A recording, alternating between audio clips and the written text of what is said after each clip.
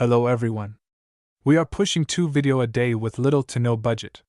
You can help with Buy Me a Coffee or Patreon. Link in the descriptions. Chapter 2776 Lifer Factions. Every state was rife with division. As long as humans were individuals, they always found ways to disagree with each other. A dispute could revolve around something as trivial as the color of a uniform to something much more influential, such as the prohibition against arming wars.I.P.S. No single human completely agreed with the stances of another human. It was impossible. Billions and trillions of humans existed in a typical state. How could all of their relations.I.P.S. possibly remain stable with each other when every single one of them represented a source of instability? The reason why many societies hadn't fallen apart was because a lot of rulers and governments had become quite good at manipulating their own people. Nationalism, education, and scapegoating were only a handful of the tools that officials used to unite different people and prevent them from clashing against each other. Yet what happened if the people in charge disagreed with each other as well? After all, the people at the top were no different when it came to disagreeing with each other. In fact, their disputes were much more consequential and damaging due to the immense power and influence they possessed. This was why political disputes were so troublesome and dangerous to people like Ves. The bystanders and people at the bottom could easily get entangled by a feud between two powerful factions that were willing to go through any means to advance their cause. As someone who suffered quite a few times from political disagreements, Ves instantly became wary. "Give me a rundown on the local politics according to your understanding," he commented. "Who do we need to watch out for? Who are the crazies who have already resorted to extremes in the past?" Gavin expected to hear this question. He already prepared a small presentation. He waved his hand, causing a small diagram to pop up that showed some of the most influential factions in the LRA. The LRA is a technocracy in theory. This means that the person at the top should be the smartest and most respected scholar in the state. The issue with that is that the current Supreme Sage has always been in charge from the beginning. He's a 400-year-old fossil who doesn't bother with any governance at all and usually engaged in extremely secretive high-level research. Ves understood the feeling. At a certain point, being in charge was an annoyance. If not for the fact that giving up all of that authority opened up the possibility of betrayal, holding on to it was a necessary evil in order to ensure that resources kept flowing in without interruption. "I take it the Supreme Sage is part of the conversative faction," Ves guessed. "You got it, boss. Due to the immense prestige of the highest leader of the LRA, the conservative faction has always been dominant. It's just that different people who formed different thoughts emerged over the course of the LRA's history. I've already mentioned the radicals. They are the second most influential faction. They are mainly united by their desire to overturn the cautious, restrained policies set by the conservatives and take on a more aggressive approach to promoting biotechnology." Ves grimaced. "These folk are the ones who benefit the most if I am able to defeat Dr. Navarro in a design duel, right?" "That's correct." Gavin slowed. "In fact, we have already begun to receive messages that likely come from this faction. The individuals who contacted us have all offered to support you in various ways. I don't want or need their help. If there is one thing that I have learned, it's that sticking our noses in a local dispute rarely benefits us in the end. We will only inherit the enemies of the people we get in bed with and increase the risk of getting screwed. We are aware of that. We have always taken great care to project ourselves as neutral visitors who are merely interested in conducting transactions. It's just that where there is a will, there is a way. As long as involving us benefits someone, it's hard for us to avoid getting entangled. The best way is to project enough strength to deter improper actions, but we aren't at that point yet. Our might is quite impressive when compared to other individual organizations, but in the face of factions that united hundreds if not thousands of different power players together, we are still small fry. Maybe the only consolation is that factions are usually rife with division as well. Tell me about the other factions in the LRA. I doubt that this state is as orderly as it seems. Scientists and researchers all look calm and collected on the surface, but when it comes to their research interests, they can be quite fanatical about pushing their own views.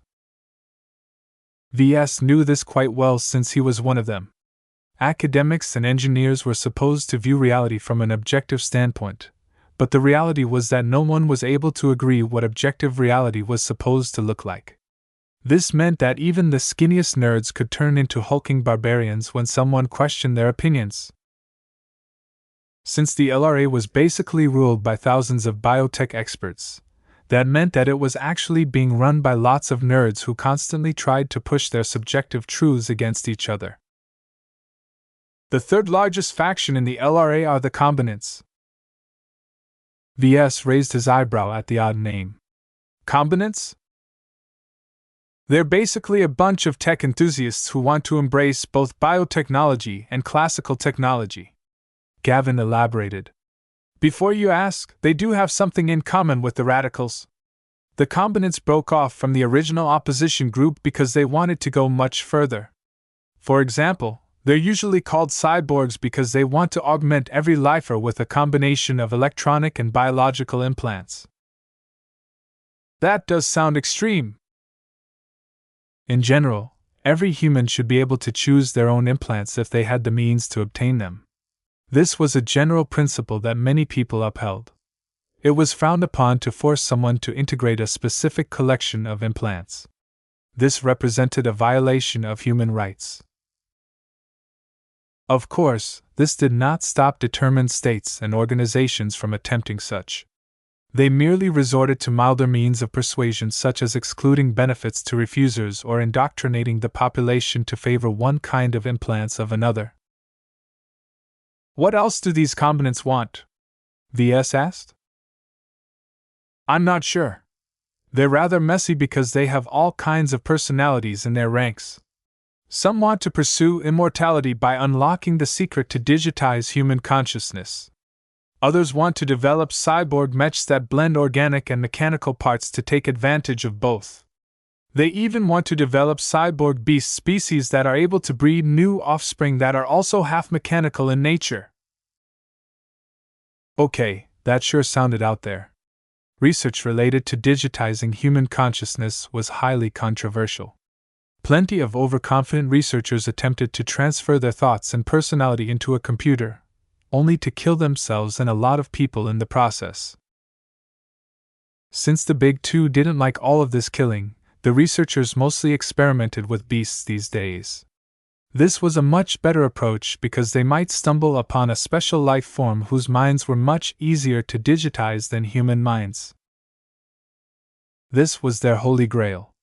As long as they could find the right species, they could study creatures and decipher what allowed them to succeed where others failed. Once the researchers cracked the secret, it wouldn't take long before a geneticist developed a new gene template that might be able to transplant the same properties to humans. As for cyborg mechs, Ves had never encountered them so far. The conservatives pushed for pure organic mechs that were grown rather than assembled. Anything that tarnished this purity would definitely attract a lot of backlash. They existed, though. Development on them was rather slow because there weren't a lot of mech designers to push these mechs forward. Cyborg mechs are even harder to design than biomechs. Ves spoke. The barrier to entry is extremely high because the amount of knowledge you need to know before you can even begin to design a cyborg mech is insane. You not only need to learn how to work with biological components, but also know all of the ways to combine them with mechanical parts without anything going wrong. Gavin nodded. This is why the Combinants are more obscure. They are constrained by their inability to expand their numbers. There aren't a lot of mech designers in this state who graduate with a balanced focus in both biotechnology and classical technology. It's either one or the other. I understand. What do they think about our upcoming design duel? That's difficult to determine, But I think they are even more excited at the prospect of our classical mechs beating biomechs. However, they don't want us to win too easily. The combinants want to show to the public that biomechs are weak, but classical mechs aren't much stronger either. In order to gain support for their agenda, the combinants have to persuade the LRA that the best way to go forward is to take the best of both worlds and combine them into cyborg mechs. There was no chance of this happening. Unless the combinants were led by genius biomech designers, it was far too difficult to come up with a cyborg mech that clearly performed better than other kinds of mechs. Cyborg mechs were rife with complexity. Not just the parts themselves, but the relation I.P.S between the parts had to be regulated. An excessive amount of variables introduced more failure points and more interconnected problems that were insanely difficult to balance. In practical terms, this meant that it was 10 or even 100 times more difficult to optimize a cyborg mech. Perhaps that might change in the future. As long as technology continued to advance, mech designers became capable of performing greater feats. Yet Ves seriously doubted that such a possible transition might happen at all. No matter how he looked at it, biomechs and classical mechs already possessed plenty of advantages on their own. Adding a third kind of mech to the mix that took far more time, knowledge, and effort to design was not competitive. Do we have to worry about the combinants messing around, Benny? That's difficult to say. I think Calabast can tell you more about the dangers coming from that direction. From what I can see, the combinants are much smaller, so their influence isn't big. Even if they want to try something, the conservatives and radicals will surely oppose them. Even if the latter two groups are opposed to each other, they are still advocates of biotechnology. They merely differ on how flexible the LRA should be in propagating their tech. All of this sounded a bit convoluted. The conservatives and radicals were enemies to each other, but didn't hesitate to band together to oppose other factions if it served their interests. Ves was beginning to see why Majestic Teal was such a complicated place to live in. The current discussion merely covered domestic politics. The friction between the different second rates of this star sector was also troublesome. Okay, I think I got the gist of the combinants. Are there any more groups that we should be worried about? Well, there are plenty of groups that I haven't mentioned yet. There are beast supremacists who want to increase the presence of living beasts in people's daily lives. There are hivers who wish to live on giant planets that are completely made out of organic matters. There are hundreds if not thousands of groups like these. Chapter 2777 Pinnacle Research. Biotechnology opened up many new possibilities to humanity. The distinctive properties of biomechs, exotic beasts, biomachines, and human augmentation conveyed advantages that classical technology couldn't match. Yet, as with any tech, not everyone liked all of the new possibilities that became viable. Just because you can, doesn't mean you should. This phrase was bandied around a lot. There were lots of applications that people abhorred or thought went too far for their liking. Yet, as long as options existed, there were always advocates who wished to embrace them. Different personalities became attracted to different possibilities. There were always supporters out there who invested in an idea no matter how crazy or harmful it sounded. This meant that the LRA was home to a lot of obscure groups and organizations that supported anything from cultivating superhumans by growing them like biomechs to converting giant exobeasts into pilotable biomachines. As Gavin shared plenty of examples, Ves became utterly bewildered by all of the nutcases in the LRA who supported these wacky ideas. Is common sense in short supply in this state? Ves despairingly asked. We're only talking about the outliers. Strictly speaking, most biotech experts are conservatives. They're the most normal people of the bunch. While they are slow to change, you can always rely on them. The radicals are obviously a bit more impatient, but they are also known for their innovations. The rest are all marginalized and don't really merit much attention. I see. The mere fact that they were talking about these other groups meant that they received much more attention than they deserved. Their ideas were extreme, but their following was too small to exert much influence.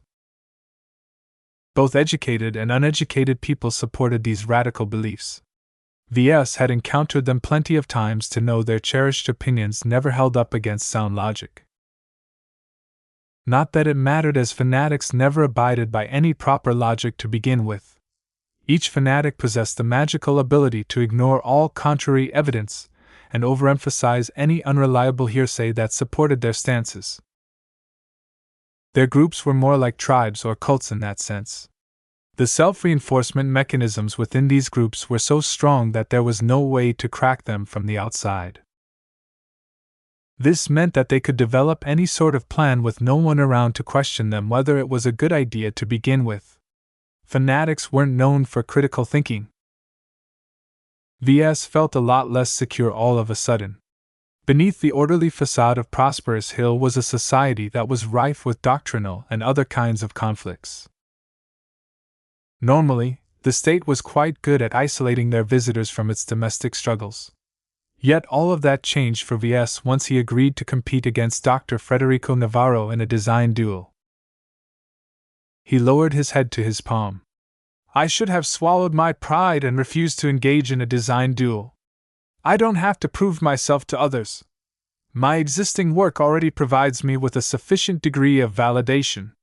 There are also more ways to gain more privileges from a state than relying on Dr. Navarro's support. Design duels were sacred and meaningful to mech designers. This was why Ves was already inclined to accept a challenge even if he didn't gain any solid benefits. There was no way out now that he accepted the challenge. Ves had no choice but to go forward from this point and make the best out of the situation. Which faction does Dr. Navarro belong to? Ves asked an important question. He didn't seem very political when we last talked with each other. According to the clues we've gathered from the galactic net, he's an ordinary conservative, Gavin answered. He's one of those normal biomech designers who believe that biotechnology will eventually succeed. They just need to work on it step by step. A single small step won't get you very far, but as long as there are thousands more steps, you can reach a lot of different places. Ves narrowed his eyes. He felt something was off. When he initially meted the journeyman, he thought that Dr. Navarro merely challenged him for professional reasons.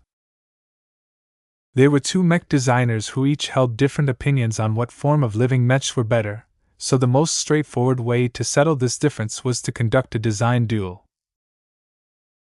Ves thought that the challenge merely revolved around this, but now he began to think that Dr. Navarro might have something else in mind. The biomech designer was an experienced journeyman in his 40s. With his calm and stable mindset towards his work, Ves felt it was unlikely for Dr. Navarro miss the greater implications of his proposed duel. Did this biomech designer deliberately aim to set up a duel that had the potential to blow up into something more? This was quite a frightening thought. Dr. Navarro had transmitted a dueling challenge to Ves months ago. Ves had made a mistake by listening to his competitive urge rather than his caution towards foreign states. If he had delved deeper into the divisions of the LRA, he could have anticipated this outcome.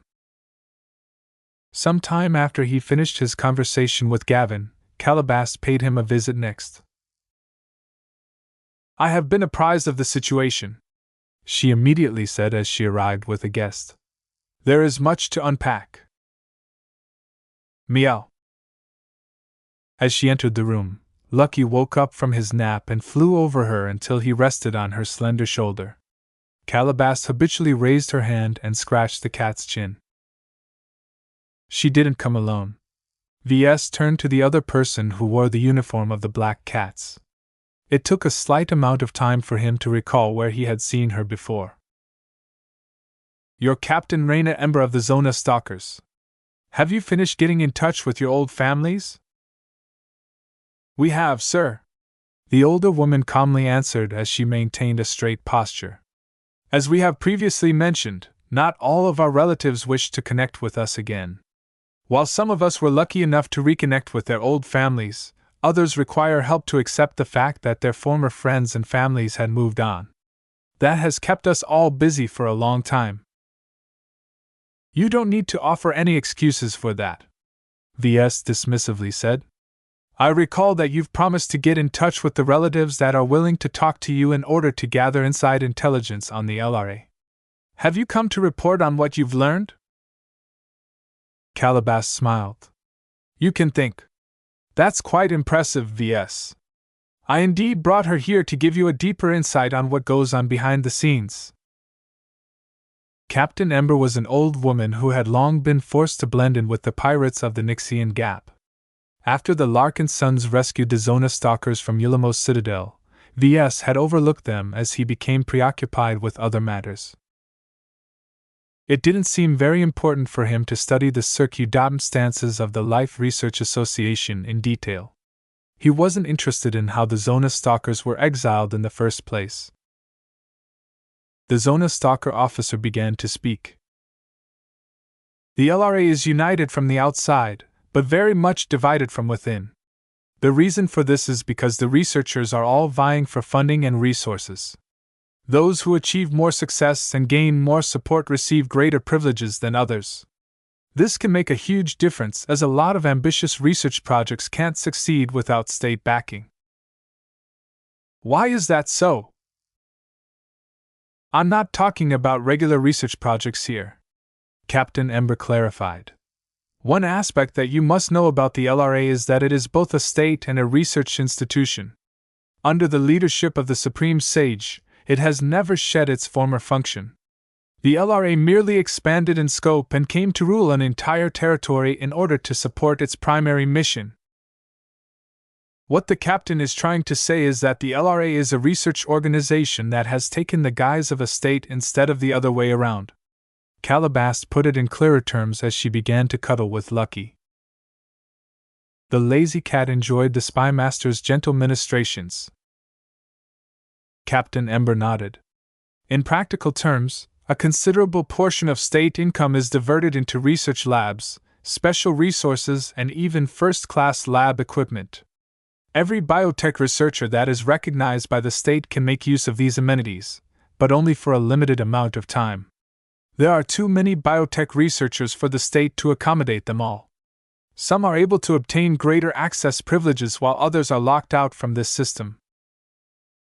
Ves began to understand the greater context. I think I understand the implications. These research labs are comparable to first-class research facilities, correct? Only on the bottom end. That is still a huge attraction to many researchers. If they are able to gather more precise data or perform experiments that they could never conduct in other circumstances, then they are much more likely to achieve a breakthrough. The Zona stalker officer nodded. This is why there is a lot of competition to access these pinnacle research facilities. People will literally kill to be able to gain a week's worth of access to these labs. Is that what happened to your group? Ves questioned. Yes. Captain Ember sighed. To put it simply, we used to work for a marginalized organization that badly wanted to receive quota to the pinnacle labs. In order to secure this quota, our superiors concocted a high-risk plan that basically amounted to performing a secret mission to obtain blackmail material on someone that has a quota. I take it this operation failed. Yes. We managed to make it out alive, but we became exposed in the process. We were no longer able to remain in the LRA. In fact, our actions have upset so many people that we had to run all the way to the Nixian Gap in order to shake off our pursuers. So that was it. The Zona stalkers had fallen victim to someone else's ambitions. Captain Ember's story ill.u.s. trotted to what extent the scientists and researchers of the LRA were willing to go to realize their ambitions. Out of curiosity, which group did you answer to? Will we have to worry about your old bosses coming back to reclaim you or anything? Heh. We're already burned, sir. We have already cut ties with the organization. We used to work for the Combinates. Combinates. No wonder your superior didn't possess a pinnacle quota, Ves remarked. Do you still have sympathies for their cause? No. My fellow Zona stalkers and I have long moved past this issue. We were never eager to become cyborgs either. We were just employed to do a specific job. That was a relief. Ves didn't look forward to adding another bunch of fanatics within the clan. I didn't bring the captain here to talk about old times, Calabast interjected into the conversation. I brought her here so you can hear her personal insights on the current matter. Your upcoming design duel has attracted a lot of interest from different parts of the LRA. Multiple parties are hyping it up on the galactic net, which means that many people from the state will pay attention to your upcoming bout. Great. That was just what he needed. While Ves did not eschew publicity, he did not want to attract attention for the wrong reasons. There was no way that all of this free publicity was benign. Ves definitely sensed malicious intent behind these very deliberate actions. Chapter 2778 Deeper Implications. Before I begin to share my perspective, let me begin by stating that I am basing all of it on second-hand information. In our line of work, sources matter. Since we don't have a strong foundation in the LRA, the information we have gathered is not necessarily true. That can skew our analyses. I'm already aware of that, Captain Ember. Just proceed with what you think about our situation, Ves impatiently said. Very well, sir, the Zona Stalker officer said as she collected her thoughts. There are many possible plots at work, so I cannot determine with a high degree of confidence which one is true. I can only state that the most likely purpose of blowing up your upcoming design duel is to exert pressure on the conservatives. Ves raised his eyebrow. Just that? What you need to understand here is that the conservatives are already under a considerable amount of pressure. Criticism and opposition to their steady approach has been mounting for centuries. If your products succeed in trouncing Dr. Navarro's creations, then the conservatives will be humiliated in full view of the public. When this shameful outcome is combined with other sources of pressure, the conservatives may no longer be able to rely on the public support they used to have. Many ordinary lifers were either indifferent or supportive of the conservatives. In their ordinary lives, they were content with the stability provided by the current regime. One of the reasons why the Supreme Sage was in charge for over 4 centuries without interruption was because he essentially guaranteed that the lower half of society was able to live well. The generous benefits and other helpful policies might end once other factions took charge. The radicals were eager to take risks and change the current course of the LRA, but that might lead to disaster if handled incorrectly. This was why the conservatives remained secure despite the weakening support from other researchers. The LRA was both a state and a research institution, and right now the former played a decisive role in keeping the dominant faction in power. Still, that doesn't sound like the complete story, Ves replied after he thought about it. Why pick out this particular design duel? Why not another one that involves seniors or masters competing against each other? Those clashes are 100 times more interesting than an ordinary design duel between 2 relatively young journeymen. Calabast frowned as well. It definitely has something to do with your identity, but we don't have enough information to make a judgment. There is just something about you that has convinced the masterminds to fit your design duel in their plans.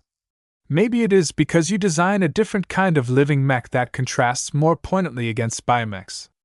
Maybe the plotters want to take advantage of your existing reputation. Also, the fact that you are just a journeyman and not a higher-ranking mech designer means that you are much easier to target. That was true. Ves seriously doubted whether a local faction wanted to screw with him if he was an honored master. Just the power, wealth, and influence that he would have at his disposal would be enough to deter anyone from casually messing with his life. That shouldn't be all there is to it, right? Ves still frowned. Captain Ember reluctantly nodded. From our talks with our relatives, we have learned that the internal stability of the LRA has become more shaky in the past few decades.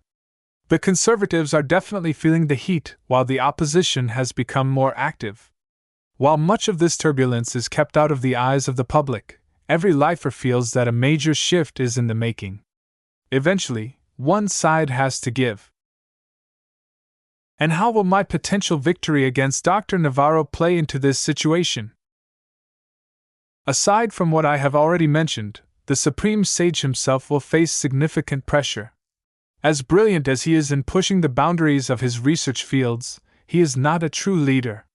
The pinnacle research facilities I've mentioned were mainly set up to further his own projects. They only became available to other LRA researchers when too many of them fell idle when the Supreme Sage was done with his studies. Still, at any given time, he occupies a large amount of labs that could have been used to accelerate the progress of plenty of rising talents. Captain Ember began to explain this angle. As long as everything was well in the LRA, the other researchers had no qualms in letting their leader hog the best labs that had been funded by the entire state. Yet if the rest of the LRA clearly wasn't doing so well, then it became less and less justifiable for Supreme Sage to occupy so many pinnacle research sites. No matter how much respect he deserved, the LRA was not supposed to be a personality cult.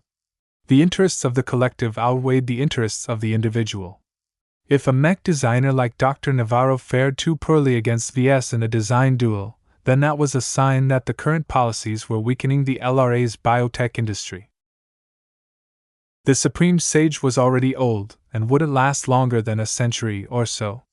When he was finally gone, how could the remainder of the biotech industry fill the void he left?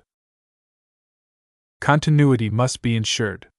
The LRA had to maintain its position as the strongest center of biotechnology in the star CLU.S.Ter. If not, it was highly doubtful whether it could maintain its current level of prosperity. In the worst-case scenario, other states might invade them in order to steal their precious pinnacle research facilities. In this context, blowing up a single design duel out of proportions made more sense to Ves. The goal of these unknown masterminds is to emphasize the relative weakness of the LRA's biomech industry. Calabas summed up the situation.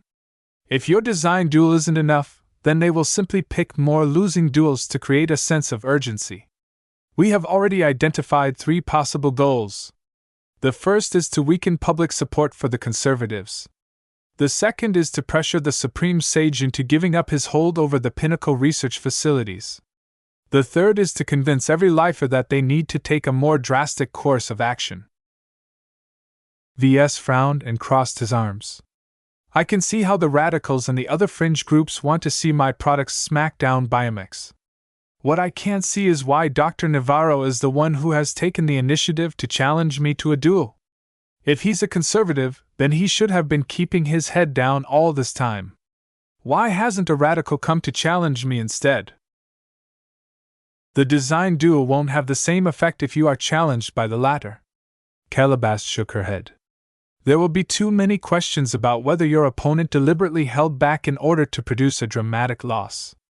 You needed to be challenged by someone who has every reason to aim for victory and no reason to throw the match.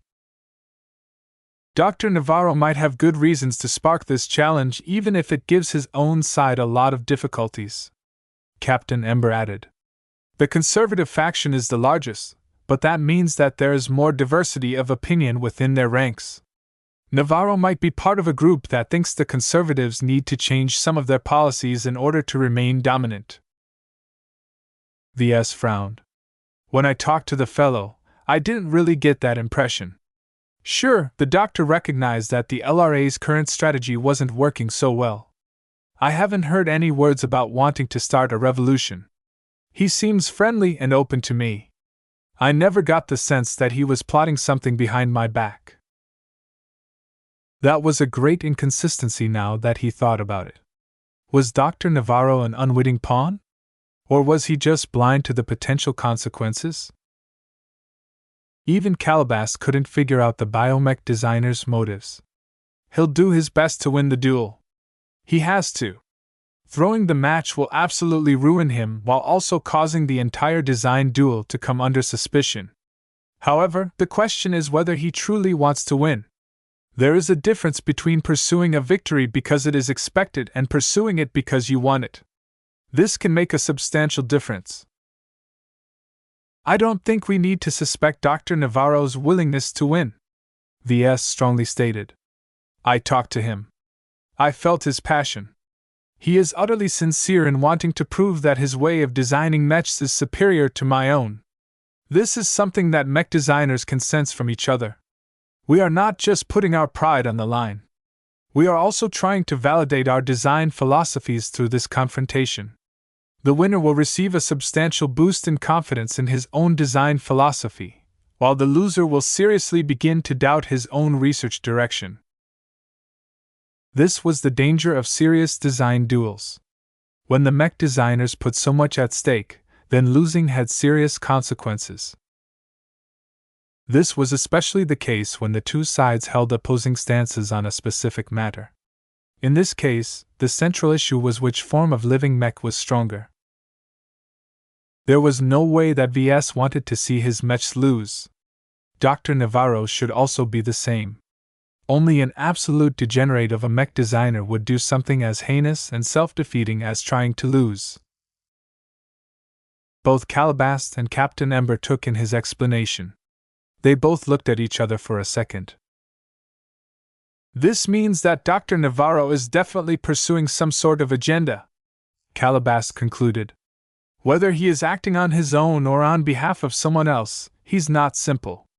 Right now, we can't determine any more than that. We'll have to investigate the local undercurrent further in order to gather more clues. I'm already planning to allocate more personnel to dig out as many information as possible from the doctor. They talked a bit further but gleaned no further insights. Ves was already happy with what he got. He had become aware of all of the interests surrounding the outcome of his design duel. To know that it could even affect the position of the Supreme Sage was daunting. Yet no matter who wanted him to win or lose, Ves did not intend to do anything different. He still planned to prepare his dueling mechs to the best of his abilities. In fact, in order for him to strengthen his mechs even further, Ves planned to perform major upgrades to their spiritual design. A grin appeared on his face. The rules of the design duel were fairly tight and all-encompassing, but they left out a major loophole. The strength of a dueling mech was limited by their physical design and their cost. This meant that neither Ves nor Dr. Navarro could apply too many improvements to their respective machines.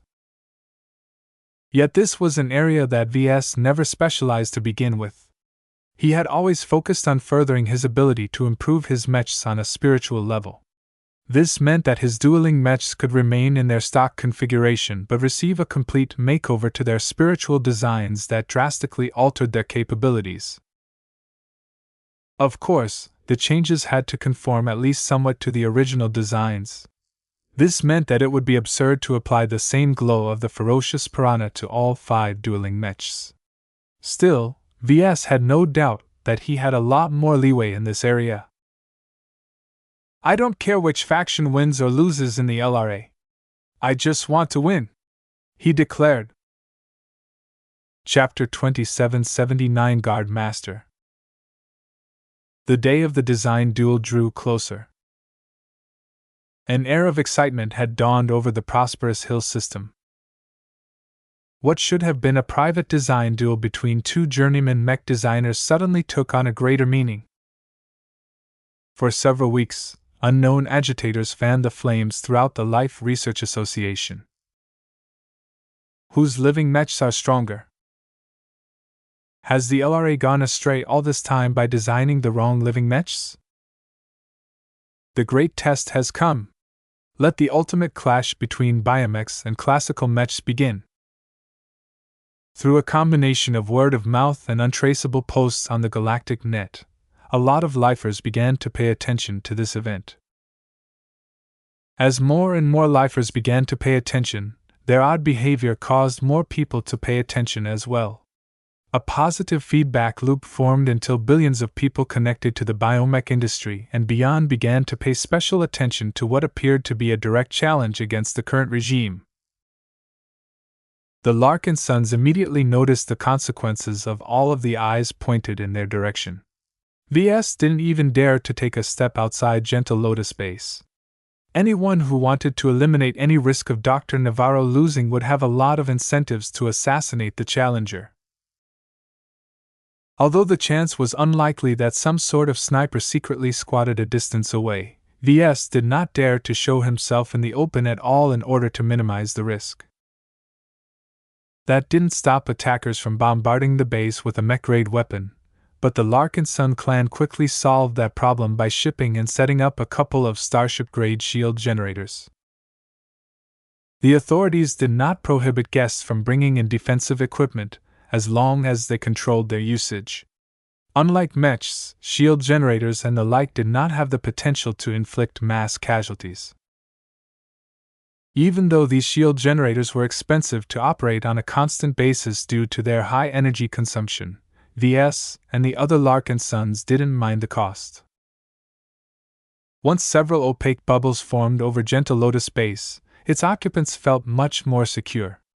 While the large shields could be overwhelmed by mass attacks, it could easily buy valuable time for help to arrive.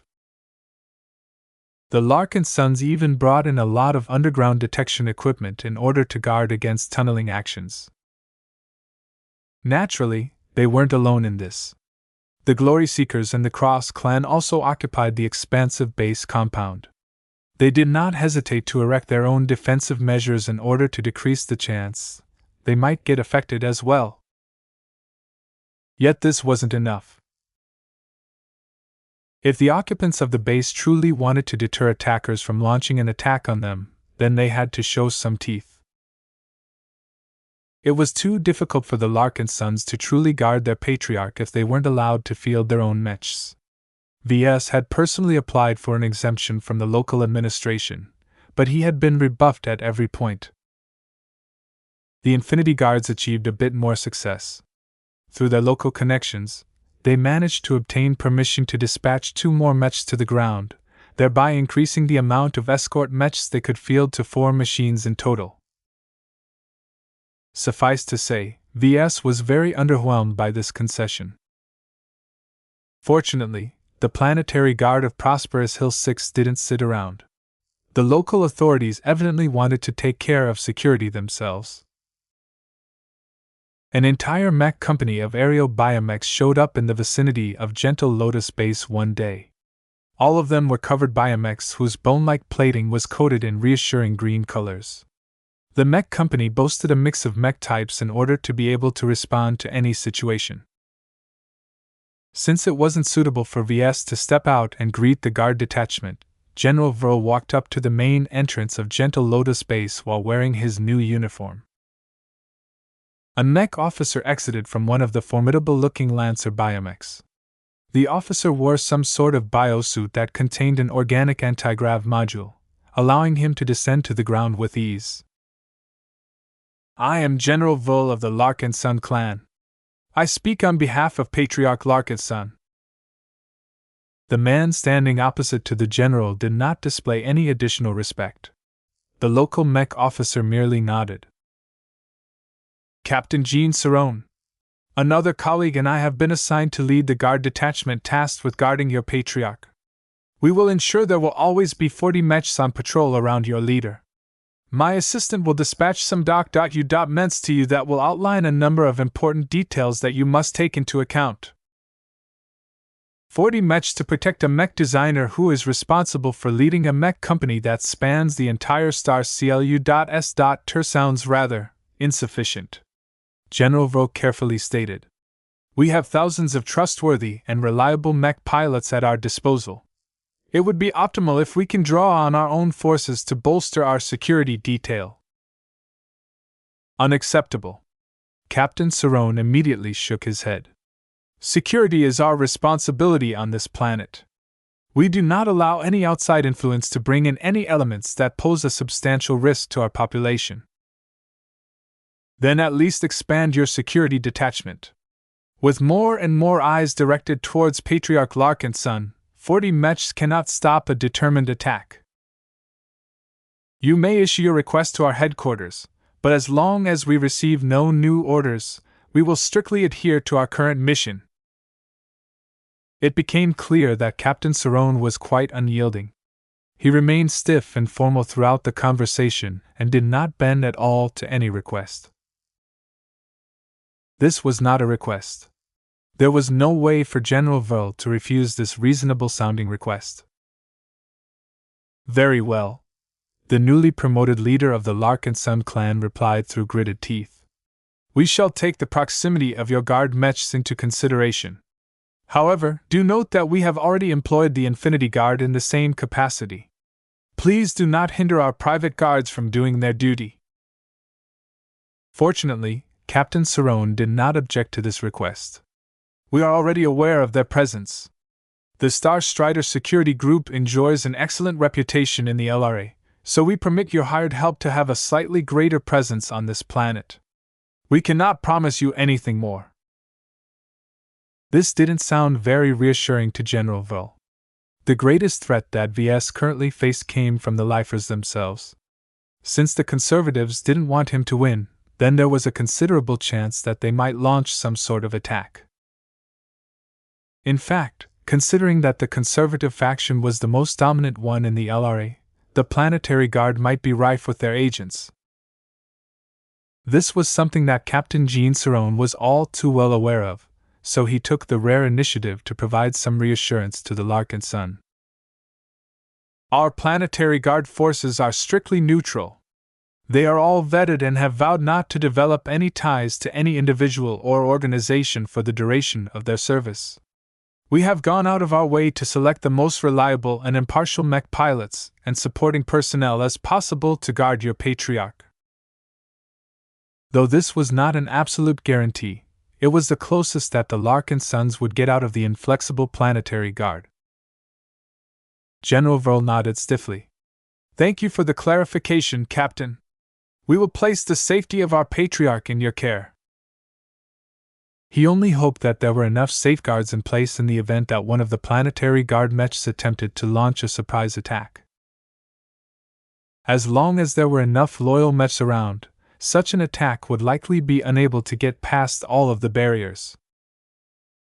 As Vril returned to the building that housed the best mech workshop in the base, he threw an admiring glance towards the 4 heavy-set night mechs stationed at the corners. The 14th Fleet dispatched 4 identical Guard Master 12X mechs to form a powerful defensive envelope around the mech workshop structure. The Guard Master 12X was explicitly designed to protect VIPs. It possessed no armaments but instead possessed a large frame as well as interlocking shield plates that could be deployed in a variety of different configurations. By default, the mech looked as if it carried a pair of foldable shields. This allowed it to block any attacks from a single direction. Yet what happened if the person they were tasked to protect was being attacked from multiple sides? Aside from banding together with other defensive mechs, the Guard Master was capable of shifting its configuration of shield plates in order to envelop a small group of humans. Under ideal circumstances, a Guard Master was able to wrap VS and anyone nearby into a sturdy, protective metal ball. In fact, this was one of the emergency measures the Infinity Guards could employ if any attackers were on the verge of breaking past the defenses. Before that point, a Guard Master would most likely wrap its entire frame around the metal ball. The Guard Master's physical structure was designed in such a way that it could easily provide all-round protection to the ball in this manner.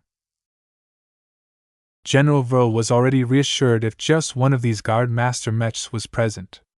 With 4 of them present at the same time, their ability to stall for time was amazing.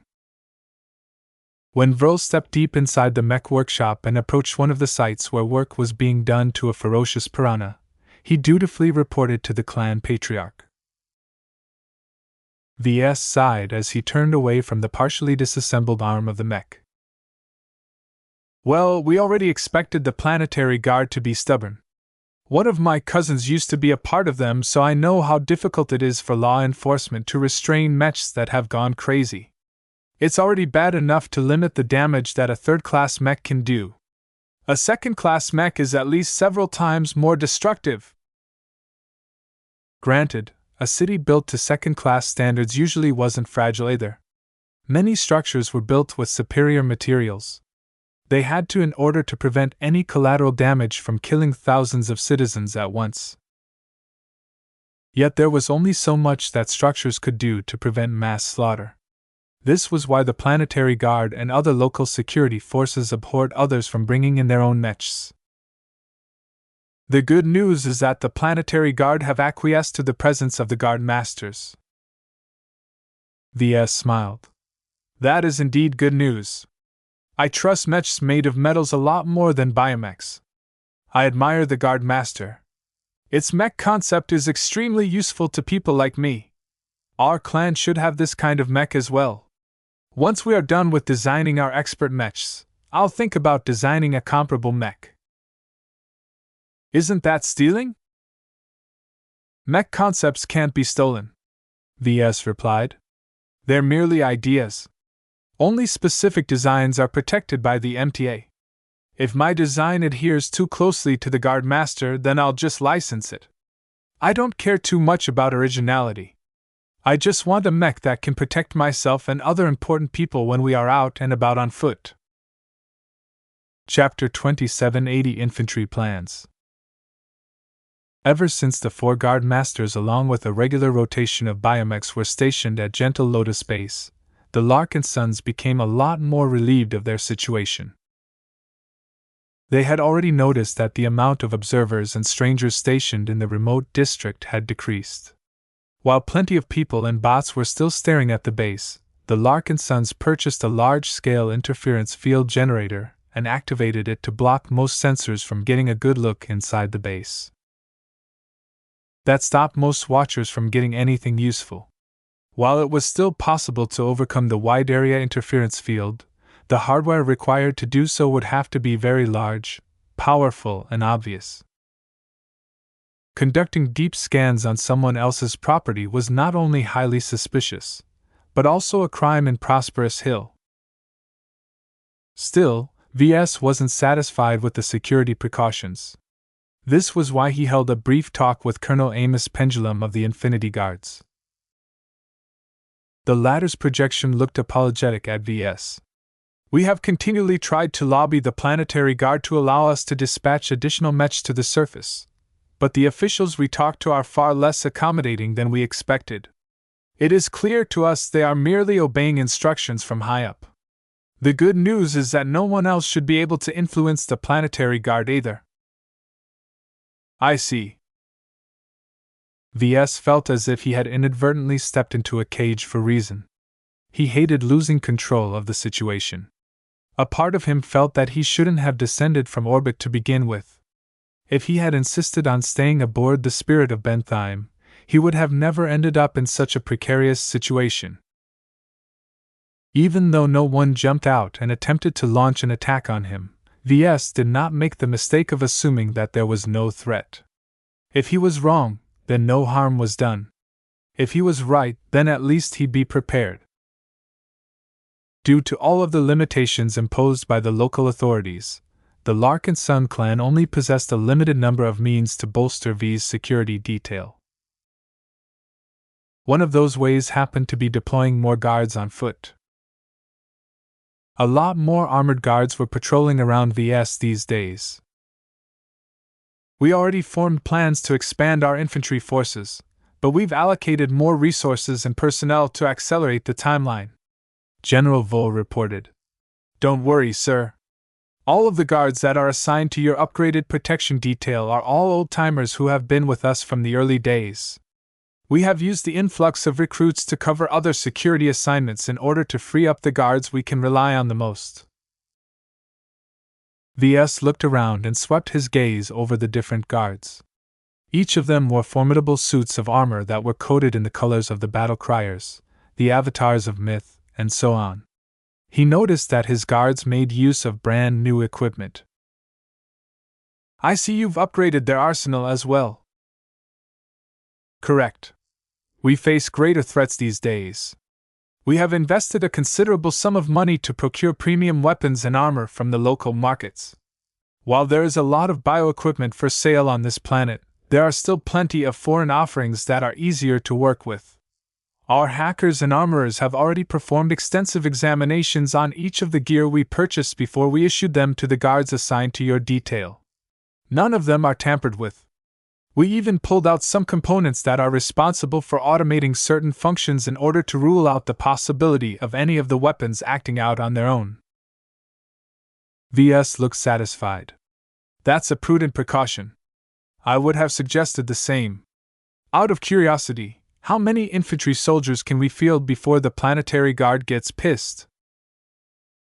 Unlimited. Really? The general smiled ruefully at him. It doesn't matter if someone fields 100-foot soldiers or 100,000-foot soldiers. A couple of mechs can easily slaughter them en masse.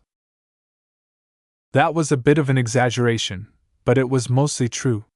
In an open field, an argument could be made that 100,000-foot soldiers could easily down any mech by firing all of their rifles at the same time. However, as long as the terrain was a bit more complex and if the mechs were already distant or behind cover, the huge machines possessed a decisive advantage. There were good reasons why the planetary guard showed an abundance of caution against mechs but completely disregarded infantry-sized threats. As long as they themselves were able to deploy as many mechs as they wished, not even 1,000,000-foot soldiers would be able to destabilize a city. Of course, we're not going to recruit, equip and field so many soldiers. General Ves shook his head. We don't need that many and we can't exert effective control over so many new recruits. What we intend to do is to bolster our guard infantry ranks by at least several thousands heads. We are also looking into hiring specialized elites such as boarding specialists, aerial assault troops, urban combat troops and so on.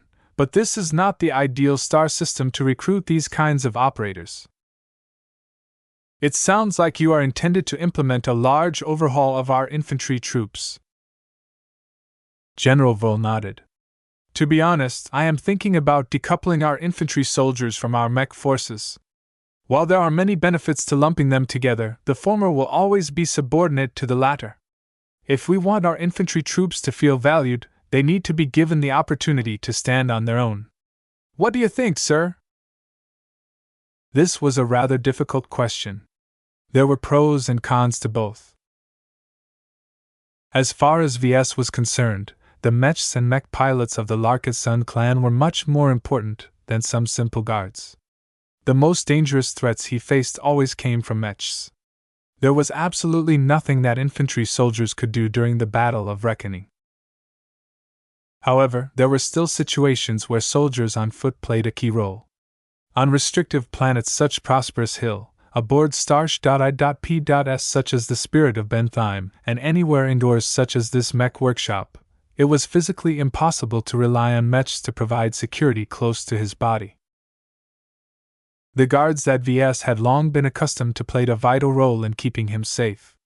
Even if they didn't do anything but walk around and scan for enemies that didn't exist, they still provided him assurance for the few times that enemies were sneaking up on him. They deserved more recognition for their service, but wouldn't get any because the mech pilots hogged all of the glory. Yet there were also reasons to keep them as part of their existing mech forces. They adopted their unit's unique esprit de corps and they possessed similar characteristics to their mech pilots. The infantry troops could also be trusted to guard the people and assets of whatever force they belonged to. A different unit, even if it was also part of the Larkinson clan, would still evoke some mistrust. You can decide this for yourself. I trust in your judgment, VS eventually said. He couldn't decide between either option. There were way too many implications and he didn't possess the expertise required to interpret them all.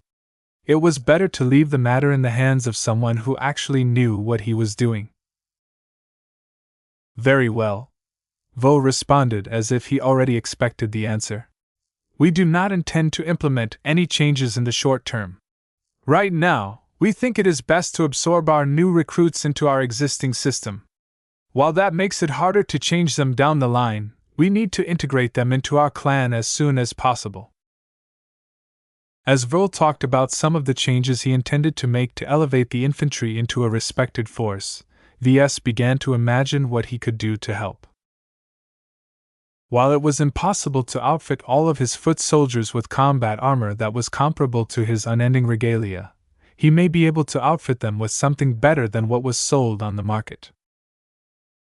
As a mech designer, he was somewhat proficient in developing simpler items such as combat armor. He might have to borrow the expertise of those who specialized in their development, but Ves could do much to apply a portion of his advantages to an exclusive suit of combat armor for the Larkinson clan.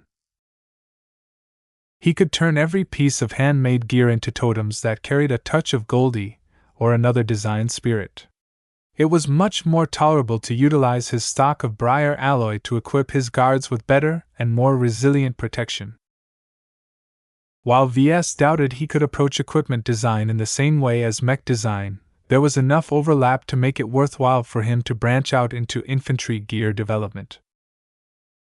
Of course, he still had to prioritize his mech design projects over any other fancy toys he felt like making. The importance of mechs far exceeded that of infantry. General Vril eventually departed in order to allow Ves to get back to work. Maybe I should invest extra effort into outfitting my honor guard. He glanced at Nita, who was still wearing a custom suit of armor that was plated with unending alloy. The combat armor worn by his other guards were far behind. He should at least do something about that before he was scheduled to attend the first phase of his design duel. Well, I'll try and squeeze more time in the next couple of days. With all of the security measures in place, there was practically no way for hostiles to penetrate the base defenses in order to take his life. It was impossible for Ves to enjoy the same level of protection when he went out. He would be at his most vulnerable when he was traveling to the dueling site. The venue itself also imposed limitations, especially when hundreds of thousands of spectators already bought tickets to the event. Ugh! Since when am I a duelist? Allowing so many civilians to attend the design duel only complicated the entire situation further. Lots of innocent people were in danger if someone decided to go loud. A strange thought entered his mind. Maybe that's the point. Those civilians are hostages. Anyone who wants to employ heavy weapons to take me out will doubtlessly kill a lot of lifer citizens. All of this blood will taint any group or faction responsible for the attack. It was one thing to kill a foreigner. It was another thing to butcher fellow citizens. There was no way that a faction would have any credibility left in the eyes of the public. These kinds of moves indicated that the people at the top were definitely paying attention to this spectacle. Their plans were quite thorough. It was too bad that Ves didn't entirely feel reassured. One way or another, someone would get impatient. Not every person was able to make rational decisions under pressure. If it turned out that Ves was gaining the upper hand, then he bet that someone would definitely intervene regardless of the cost. He needed to be ready to handle every possible situation. He still had time to prepare some additional security measures. Hey, didn't I recently obtain the Odini? The expensive system-bought object still acted as the third eye of the Valkyrie Prime. Ves hadn't bothered to take it out because he had no pressing need for its capabilities. Until now.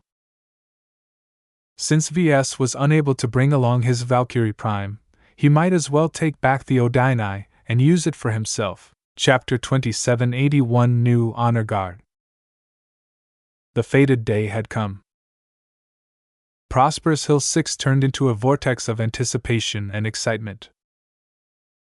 While the biotech industry dreaded what might happen during the first phase of the design duel, most lifer civilians didn't think so much.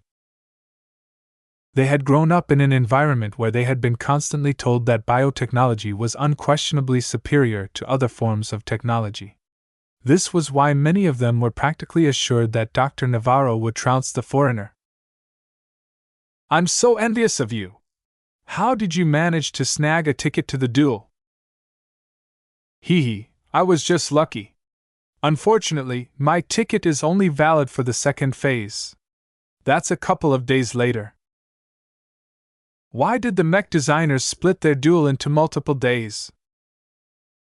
"Because it gives them time to fix up their dueling mechs." The unusual format of the design duel did much to fan everyone's interest in the duel. Even though it was annoying that the entire event was stretched out over several days, it also added to the tension of the competition. Would a mech designer who did badly in the first phase be able to make a comeback in the second phase? Still, no matter what complications might occur, most lifers believed that Dr. Navarro would prevail in the end. He enjoyed too much of a home-ground advantage to lose to some arrogant foreigner. As Ves woke up and prepared to face a momentous day, he activated a projection that tuned into one of the local news broadcasts. The projection exhibited a giant stadium that had been fully set up to host a very impactful design duel. Early fans had already arrived at the entrance. They were all chanting slogans while wearing green clothing. Security was in force as well. Ves already spotted around 200 aerial and land-bound mechs on patrol. At least the local planetary guard was being diligent this time. "Are you ready?" Gloriana asked as she approached his side. "Mel?" Clixie echoed as she was being held in her owner's arms. "It's not as if I can say no," Ves depreciating said. "The lifers will drag me out of my bed if I claim I'm sick." "They'll probably have a cure for just about anything," Gloriana joked. "I don't think they have cured aging. Not completely, at least. The LRA would be a lot more successful if it did. I heard that optimizing life-prolonging treatment is one of the Supreme Sage's biggest obsessions." "Well, he's already more than 4 centuries old. His lifespan is getting smaller and smaller. It shouldn't be a surprise that he is invested in improving life-prolonging treatment. His life is literally on the line." As Ves stepped out while chatting with his wife, he was quickly surrounded by a squad of very different-looking bodyguards. With the help of Gloriana, his assistant mech designers and some other technical personnel, he managed to provide 12 hand-picked guards with briar aloe-fortified combat armor.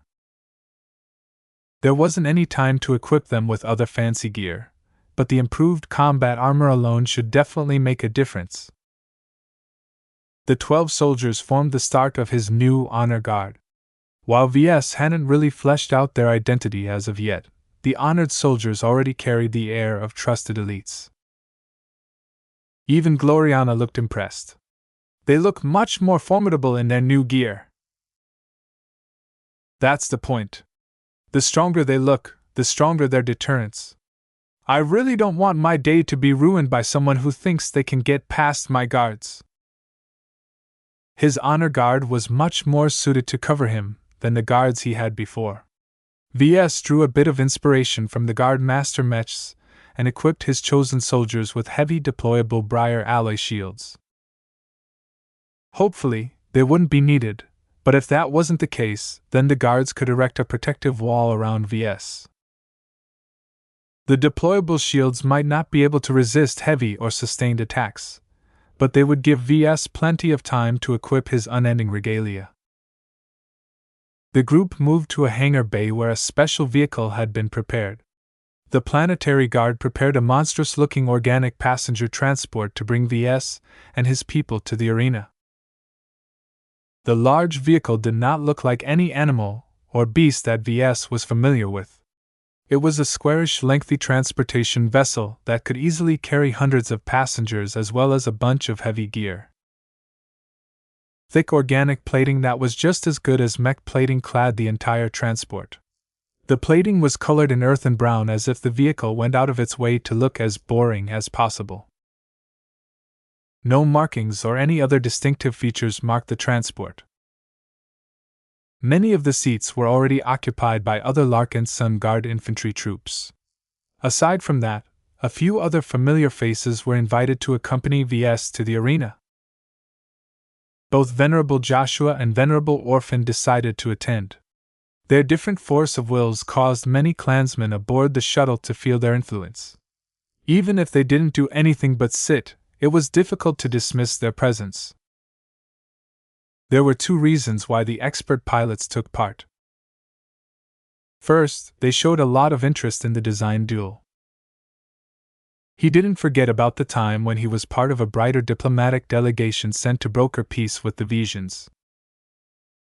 Back then, the Vesian diplomats brought along Venerable Foster for the sole purpose of denying any enemies from using indiscriminate bombardment to kill everyone with a single massed attack.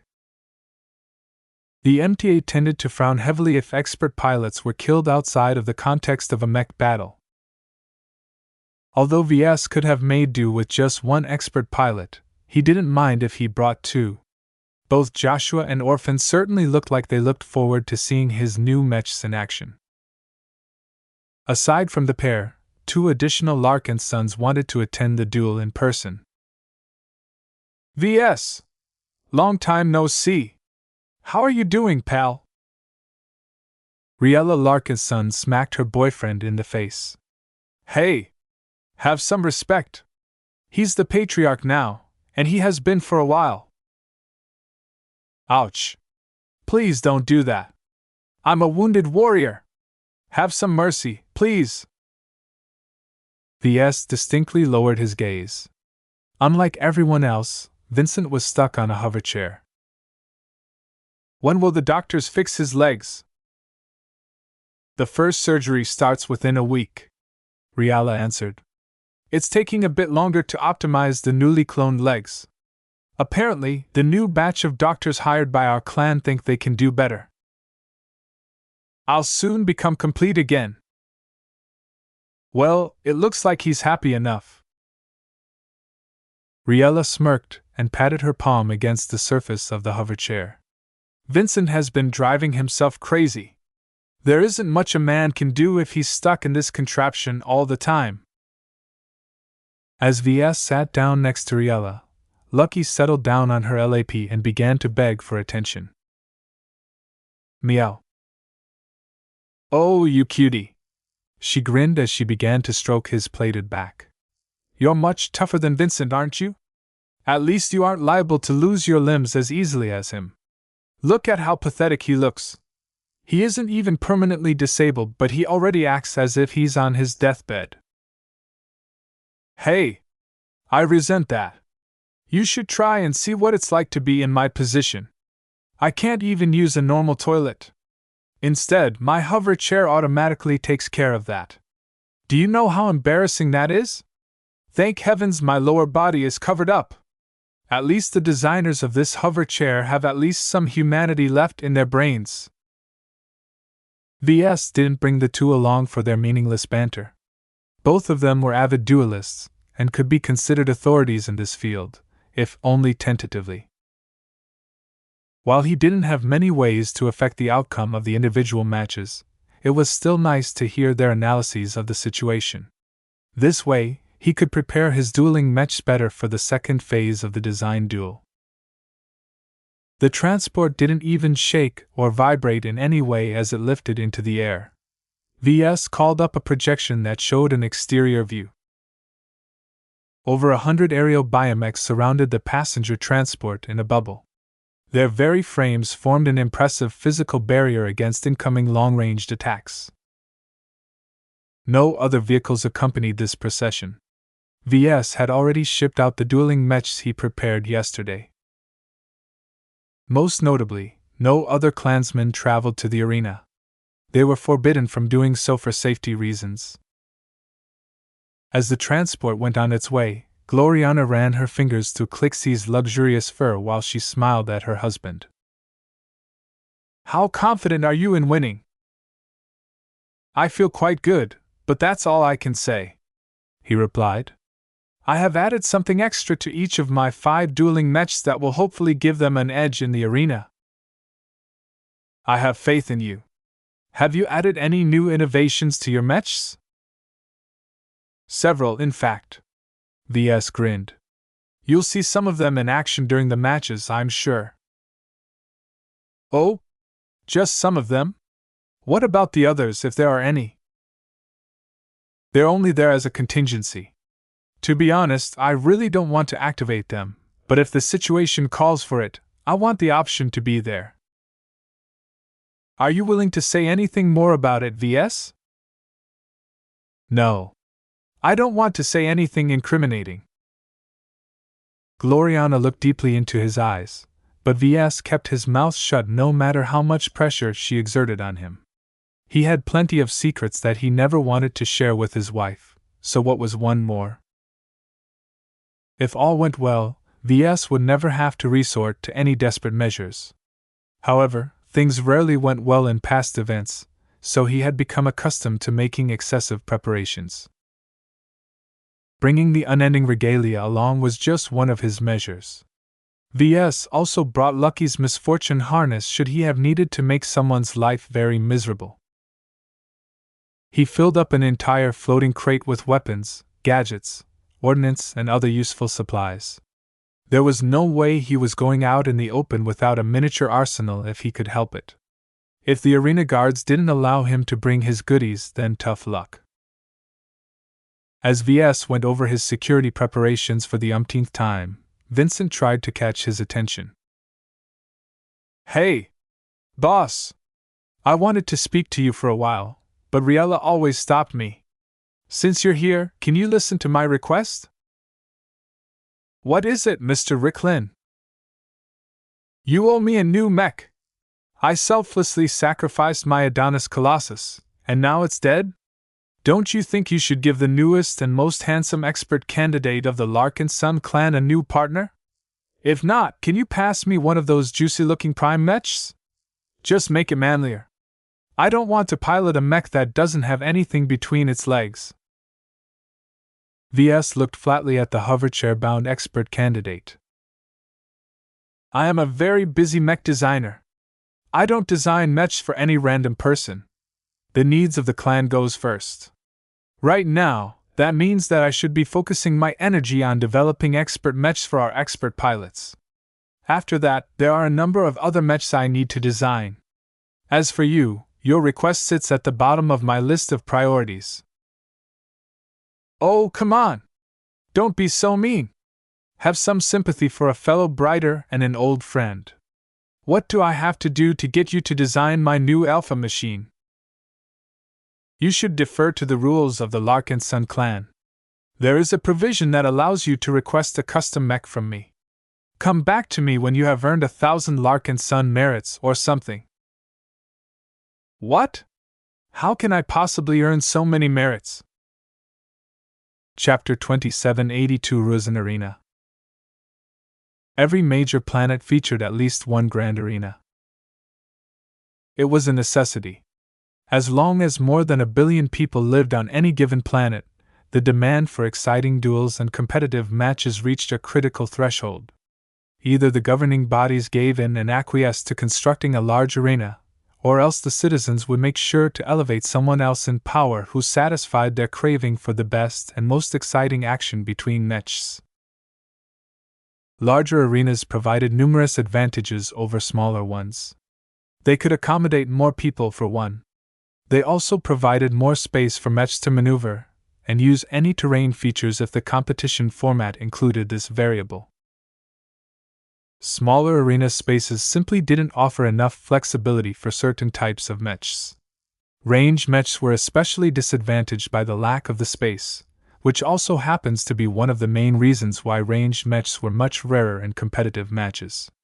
They only truly showed up in group matches and competition formats that excluded melee mechs. In any case, Prosperous Hill 6 was one of the most developed and populous planets in the region. Its grand arena reflected this in its large and unique architecture. "It looks like a crown of trees," Vincent remarked as he looked at the projection of the distant arena. Look at those odd trunks that are arcing out from the side. Those are the places where the seats are situated, Riella said. Every spectator has an elevated view of the action. I even hear that the lifers are able to grow or shrink the trees as needed, though it only happened a couple of times throughout the Rusin Arena's existence. Ves frowned as he gazed at the Rusin Arena's overall design. It sure looked impressive and wonderfully showcased the possibilities of organic architecture. Yet its overall security setup left much to be desired. Due to the fact that it was made of interconnected trees that arced out from the side, there were plenty of gaps in the structure. He could tell that the architects deliberately designed the Rusin Arena to be that way in order to make the entire structure appear open and welcoming. Yet that was exactly something that Ves did not wish to see. He preferred more traditional arena structures. At least there the amount of angles that someone could choose to attack someone else was minimal.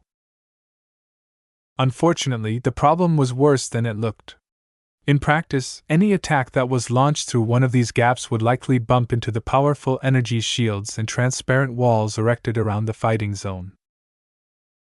Since the Rusin Arena frequently hosted matches that pitted 5 second-class mechs against the same number of opposing machines, its defensive safeguards were very robust. Additional safeguards shielded the spectators from any attacks that might have slipped through the initial layers of defense.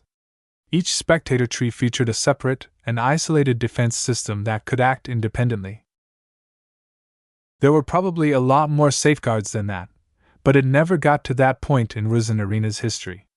It hosted more than 10,000 matches without ever suffering a breach of its initial defense layers. The operators of the Grand Arena frequently checked its defensive measures to make sure they were in good shape.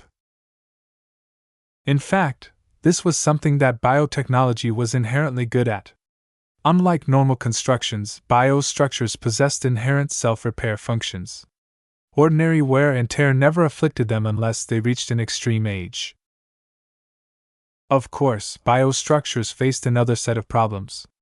Not only did they require nutrients and energy to function, they also became susceptible to heavy toxins, specific bioengineered diseases, and other threats that only living organisms worried about. They also had a finite age, though tree structures were famed for their longevity. All in all, biostructures offered greater conveniences but also introduced other problems. Ves didn't feel comfortable with them. As a mech designer, he possessed enough technical insight to know how regular structures were put together. He understood what allowed them to remain standing, how they were able to resist strong winds, and how their electrical systems worked. He lacked the same assurances when it came to biotechnology. Anything beneath the surface of biostructures was a mystery to him. Bioengineering was a well-established field, and their applications have become so refined that they were comparable in complexity to other advanced constructs such as shield generators or computer processors. Still, no matter how uncomfortable he felt about the arena, the lifers insisted on using it as the venue of choice. It didn't matter if Ves and Dr. Navarro originally booked a smaller and more modest mech arena. With all of the attention directed towards their influential design duel, the higher-ups simply decided to shift it to Rusin Arena, and that was that. It was yet another sign that his design duel had gone out of his control. Ves hoped that the actual proceedings wouldn't be tampered with. He did not want to be a part of a scripted show. He did not wish to sully his integrity as a mech designer. The heavily escorted transport eventually slowed down and descended just before Rusin Arena. A secure entrance on the ground opened up, allowing the transport as well as a couple of guard mechs to pass through. There were a lot of spaces below Rusin Arena.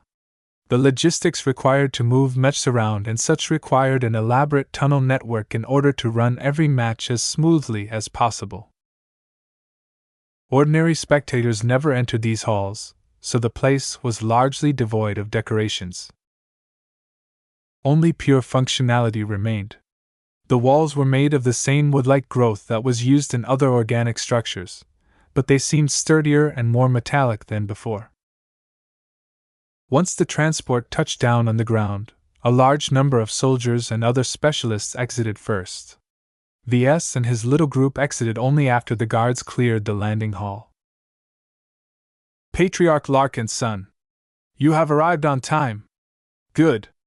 An older woman wearing a business suit approached. A gaggle of assistants followed from behind. I am Assistant Director Gisha Dumarut. I will be responsible for managing your stay at Rosen Arena. We have already received your dueling mechs.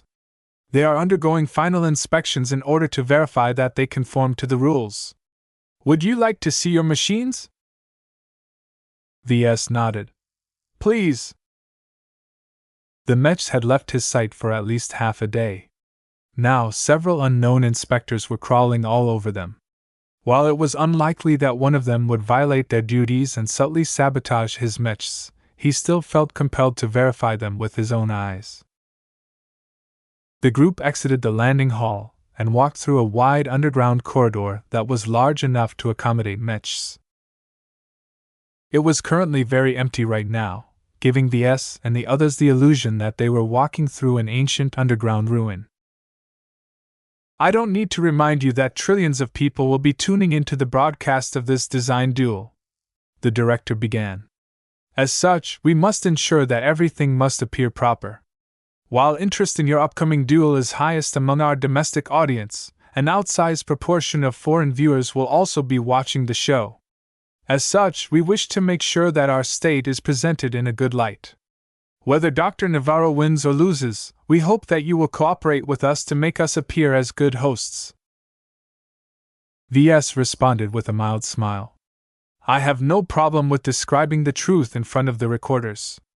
As long as you and your fellow lifers treat us well, then I have no problem with making that known. He was making his stance very clear. He was not going to lie if his hosts acted improperly. Now, he wanted to see whether the assistant director accepted this response. If not, then a very considerable problem might ensue. As I have already stated, we are under intense scrutiny. It is more important than ever to ensure that your design duel proceeds as fairly as possible.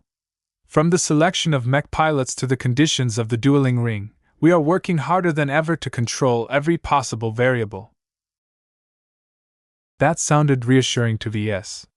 Director Dumarut basically said that the lifers had no intention to unfairly stack the deck against him. They wouldn't have been able to get away with it anyway. He was sure that plenty of mech designers and other knowledgeable people would be watching the spectacle. Perhaps some of the viewers might even be master mech designers. The observation ability of the latter was so frighteningly high that not even the limitations of projection technology hindered them all that much. This meant that any tampering, any signs of unfairness, and any odd incidents would never escape their sight. What if some foreign experts spotted a sign that the lifers were unfairly providing Dr. Navarro with an advantage?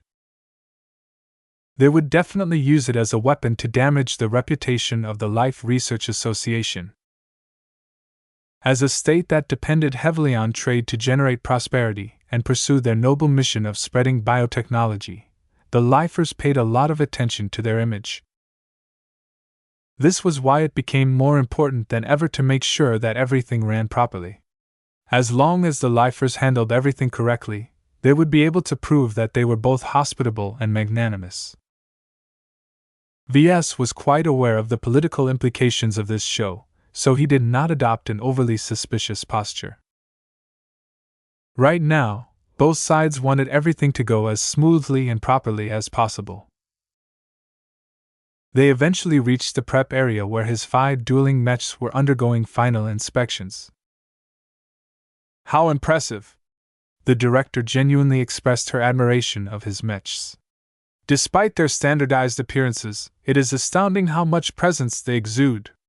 We have never seen anything like your products. I hope the characteristic glows of my mechs haven't given your staff undue problems. While it is a bit too much for our mech technicians to remain comfortable in close proximity, the seniors that have agreed to cooperate with us can easily handle the pressure. A number of older-looking men and women were buzzing around his mechs. They were perusing the data generated by power scanners while at the same time flying closer to any sections that caught their interest. VS could see that the seniors weren't suspicious that his mechs contained anything improper. Any powerful scanning device would be able to pick that up sooner or later. Instead, their faces betrayed genuine fascination. VS guessed that they must be wondering which mech component was responsible for providing glows. One of the seniors noticed the new arrivals and distanced himself from the bright warrior mech he was inspecting before lowering himself to ground level. Professor Tawan, what are your conclusions? Our verdict is the same as before. The brown-haired mech designer responded in a respectful tone. Mr. Larkinson's mechs are all in order. They are all well-designed and well-engineered. Their quality and performance is considerably higher than what journeymen are typically capable of delivering. I can tell they will not fold easily against Dr. Navarro's work. Have you found any irregularities? No, Director. Not physically, at least. However, I cannot speak about the less tangible properties of the dueling mechs. They are obviously abnormal. In what way?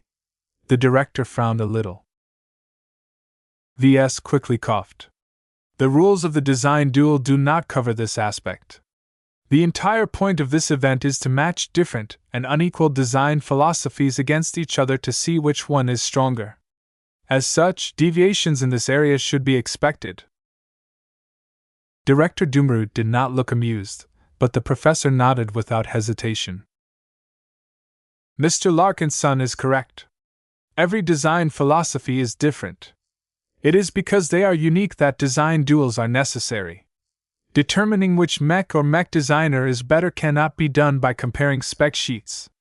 We need to see the mechs in action, and in order for the duels to have validity, the products must showcase the ability of the mech designer to the best of their ability. While I am not well versed in the design philosophy that has made these machines so remarkable, I feel they are within tolerance. Chapter 2783 Distinguished Gathering. A simple inspection was not enough to determine whether the dueling mechs were truly proper. What if someone better than VS fabricated these mechs? What if an unknown senior or master secretly assisted in the preparation of these machines? This was one of the many ways in which mech designers could cheat. That was what the seniors were for. Their connection with mechs and their sensitivity towards them granted them a good sense of judgment of whether others were involved. While the mechs that VS presented were all based on collaborative mech designs, this was nothing unusual. Many mech were designed in collaboration. The point was that the mechs had to be representative of VS. The mech designs had to conform to his design philosophy, and no one stronger should have covertly or overtly improved any aspect. Of course, there were still other ways to cheat. For example, a master mech designer could point out several problematic aspects to one of the participants of the duel. VS could think of several other ways to gain an unfair advantage. This was why it was important for someone like Professor Tawan to evaluate the dueling mechs in person and develop an overall judgment by relying on his feelings and judgment.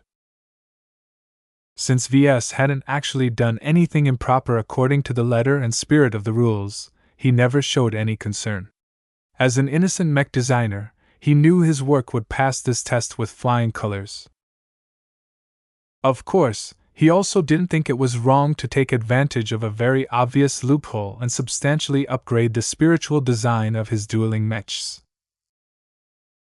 VS temporarily said goodbye to them as the assistant director guided him, his wife and the rest of his entourage to a different underground area. They eventually entered a large lift that took them upwards. It soon became clear from the winding path that they were ascending one of the winding tree structures that surrounded the main arena. The lift stopped just as it almost reached the top of the giant tree structure. The director all led them to a fortified exit that was manned by lots of armed guards. Dr. Navarro and a gathering of distinguished guests are inside. she told VS as everyone went through an extensive security check. While your guards are allowed inside, they will have to remain in the back and under restriction. VS frowned. Why? The other dignitaries have all brought their own guards. The viewing platform will become too crowded if all of the guards are mingling with our honored guests. There is no need for concern. The security measures of this viewing platform are the highest, and we have even upgraded it further in order to prepare for this occasion. He had no choice but to consent to this measure. If the others in the viewing platform agreed to this measure, then VS obviously wouldn't be able to secure an exemption. He quickly turned to Nita. Please remain alert. His tall bodyguard silently nodded. What reassured VS quite a bit was that his pets were also allowed to accompany them. The security personnel also allowed them to keep any small arms and other gadgets as long as they weren't too destructive. Evidently, the security personnel were very confident in their ability to control the situation. The entire viewing platform along with the rest of the artificial structure was completely under their control. When the group finally stepped into the large balcony-like platform, a lot of guests immediately turned their attention to the new arrivals. Gloriana hitched her breath. She not so subtly bumped her elbow against his side. How many masters are there? At least 6, VS replied. He could feel their powerful spiritual presence from this distance. There's also a bunch of seniors and other important-looking people in this place. Over 100 dignified-looking people had gathered on this platform. It was clear that they were all the most important VIPs who decided to witness the design duel. VS felt a bit worried at the concentration of so many important people. Then he relaxed as he realized why this was a clever move. All of these important masters and seniors were indispensable treasures to the LRA. The state would never allow anything to happen to them. VS even bet that each of the masters and other officials belonged to different factions. By tying all of them to a single place, any provocateurs would think twice of attacking someone in their midst. Their attacks could easily kill the wrong person and piss off a bunch of new enemies. Soon enough, Venerable Joshua and Venerable Orphan moved away. They became attracted to a gathering of lifer expert pilots. When VS glanced in their direction, he could feel the tension between their clashing force of wills. No one would feel comfortable staying in their midst. Despite their smiles and polite conversation, it was clear to him that the expert pilots didn't mind about in order to prove their strength. Mr. Larkinson, I am glad to see you again. Dr. Navarro smiled as he and his young protege approached. Our duel has taken quite a different meaning since we have last met. I hope that the changes hasn't affected your battle spirit. VS kept his smile, though inwardly he felt quite upset at the other journeyman. I am not an easily distracted mech designer. Don't worry. I did my best to prepare my dueling mechs for our upcoming confrontation. I hope you have done the same. Have no fear. It has been some time since I have last put my products to the test against a competitor. I feel quite excited to do so again and in such a grand stage. Clearly, Dr. Navarro did not seem discouraged at all. VS only regarded him with even greater suspicion. I do not feel the same way, Doctor. I did not ask for this publicity. The dynamics of this design duel has veered considerably from my expectations. I am especially upset at my inability to control the situation. Even the parameters of our duel are taken out of our hands. I apologize. Navarro bowed. I didn't mean to distress you or complicate your life any further. The situation is out of my hands, unfortunately. I am in the same position as you. I suggest it is best to go with the flow and allow this duel to proceed as if nothing has changed. It's not as if we can choose any differently. The two continued to chat a bit. VS constantly tried to probe the biomech designer's true attitude, but Dr. Navarro was annoyingly good at presenting a simple front. This was not the result that Ves wished to see. If the other journeyman showed any guilt or circumspect behavior, then that was very telling behavior. He briefly turned to Jelkin Zernzen. Perhaps Ves might have better luck with someone who exhibited much less self-control. Hello, Jelkin. Is this the first time you've attended a design duel? The teenager enthusiastically nodded. I've watched many broadcasts of it before, but this is the first time I get to witness one in person. What do you think about all of the fuss that other people have kicked up? I can't imagine that it is pleasant to see your teacher attract so much attention. I don't really understand all of the stuff that goes on above my head. I don't think that our state has to be afraid. Your mechs are quite good and might even put up a decent fight during the first phase, but I'm definitely sure my teacher's mechs will come out on top at the end of the second phase. Ves chuckled. We'll see. Jelkin's confidence wasn't unwarranted. Biomechs always enjoyed a repair advantage. The organic machines were capable of fixing smaller problems on their own while requiring much less time and effort to repair major damage. Still, the difference was still tolerable to Ves. Some repair procedures were much less cumbersome when applied to classical mechs. After exchanging a few more sentences, it became clear that he wouldn't get anything out of the young mech design student. Jelkin received enough training to know what he was and wasn't supposed to say. Even his excitable mind didn't give anything away that merited greater attention. Ves still felt the situation was fishy though. His instincts told him that he should remain vigilant. After he finished catching up with Dr. Navarro, he and his wife began to talk with some of the other guests. The first distinguished guest that approached the pair was someone they had already met once before. When I heard that you were entangled in this design duel, I decided I had to be present, Professor Werther-Klein said as he approached with a drink in hand. I hope that you are not unduly troubled by the latest turn of events. Our state is normally a lot more boring. It is just that you have come at a slightly more sensitive time than usual. I'm used to it, Ves curtly replied. Can I ask whose side you are rooting for, Professor? As a mech designer, I only root for the better mechs. As a lifer, I am always compelled to support my fellow citizens. I hope these different D.S.I.Es do not conflict today.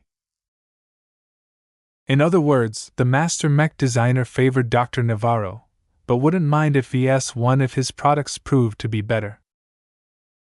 This was not a very revealing answer, though. Ves decided to be more direct. In the contest of your society, who do you favor? Professor Klein sent a knowing look at Ves. I favor stability. It would be much better for all of us if Dr. Navarro is able to prove that biomechs are competitive in the eyes of the public. Mind you, he doesn't necessarily have to win. A close loss is also sufficient. The two of you are quite evenly matched despite the differences in age. Based on your mech catalogs, Dr. Navarro has the edge in refinement, while yours are more innovative. However, the application of your products are much more useful in group battles as opposed to single duels. That was true. Ves always designed his products towards real users of mechs.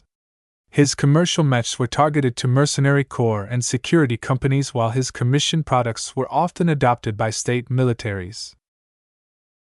None of those situations encompassed a situation where his mech designs had to be optimized for single combat.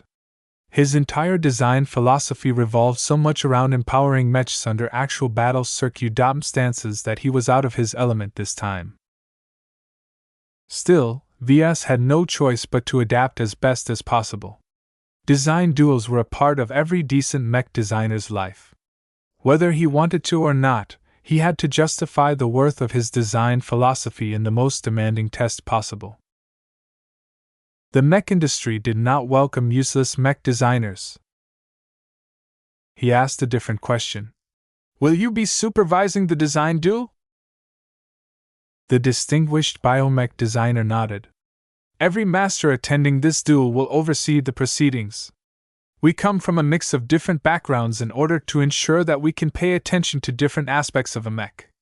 For example, I specialize in stimulating cell activity, so I will be paying close attention to Dr. Navarro's biomechs to ensure their organic tissue hasn't been tampered with.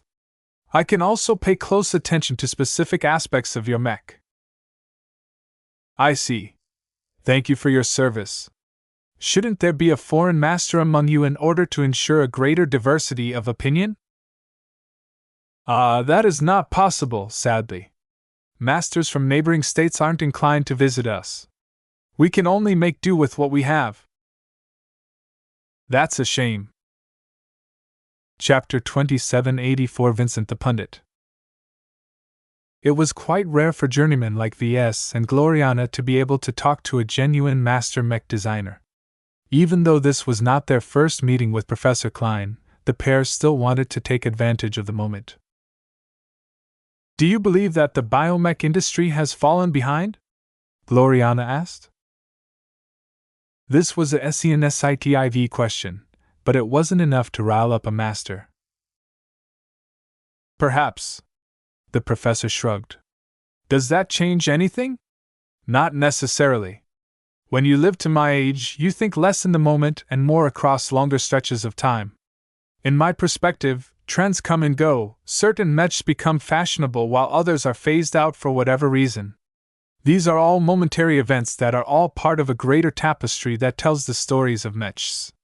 Too many people make the mistake of focusing on the part of the tapestry that is in front of them. That is a short-sighted approach. You can gain an entirely different understanding if you take a few steps back and view the tapestry as a whole.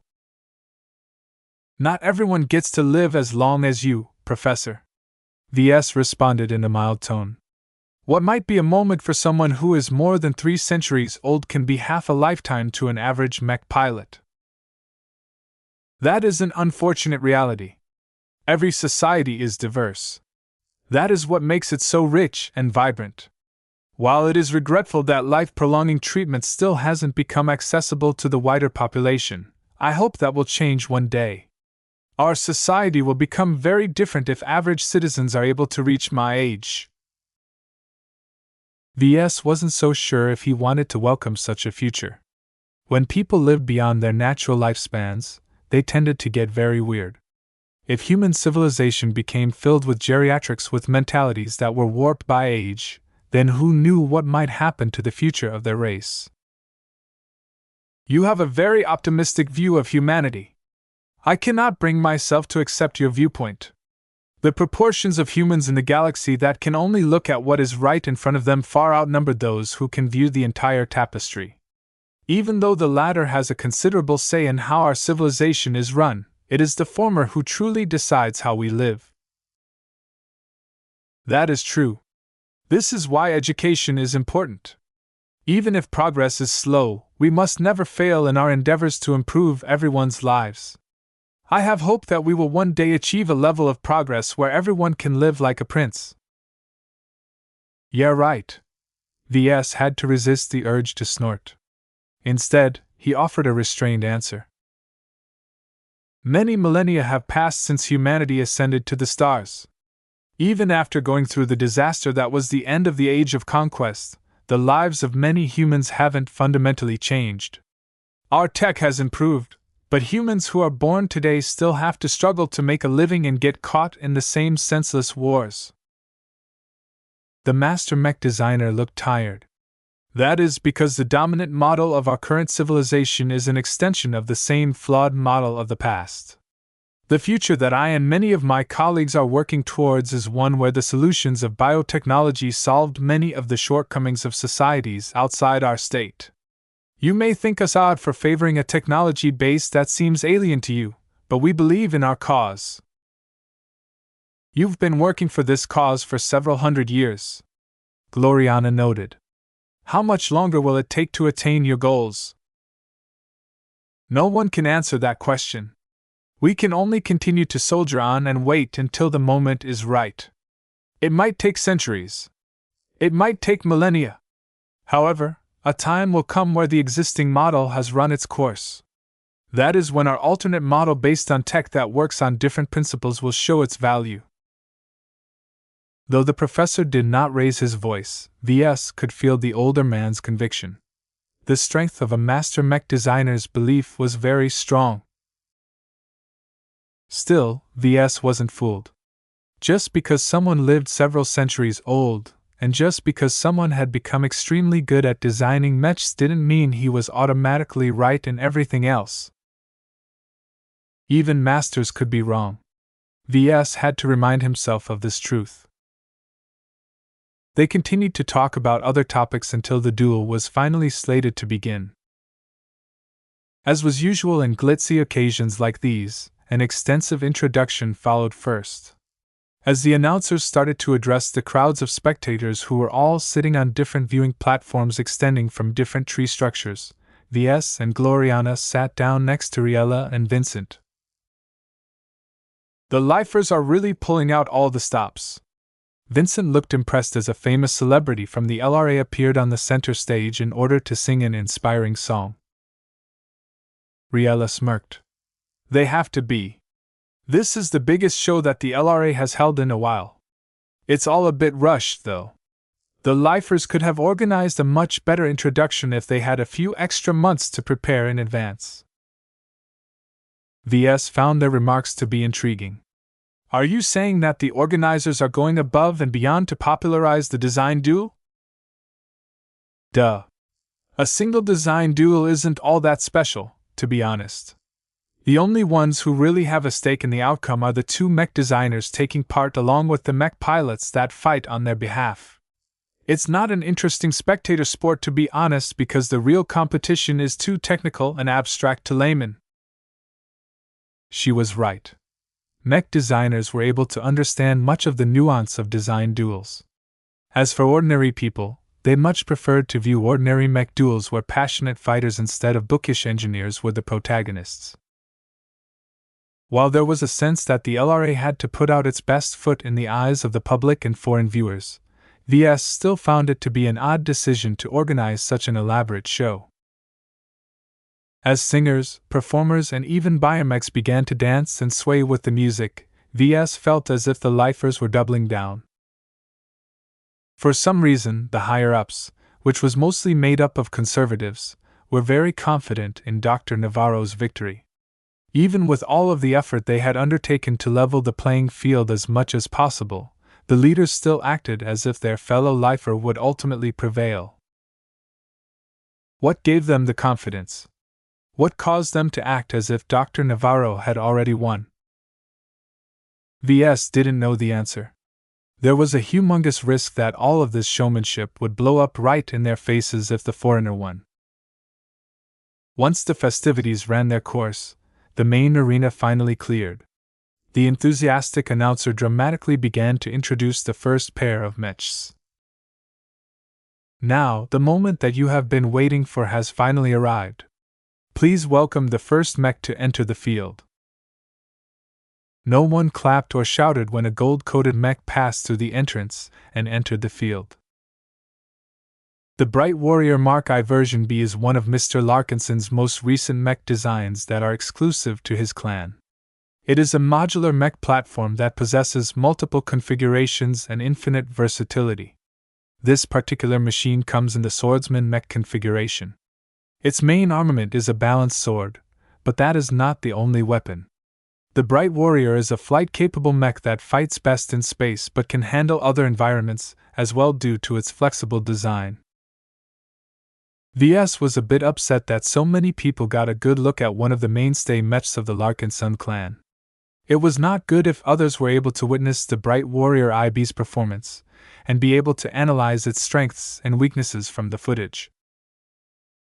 However, it was not as if his mechs would be able to remain obscure forever.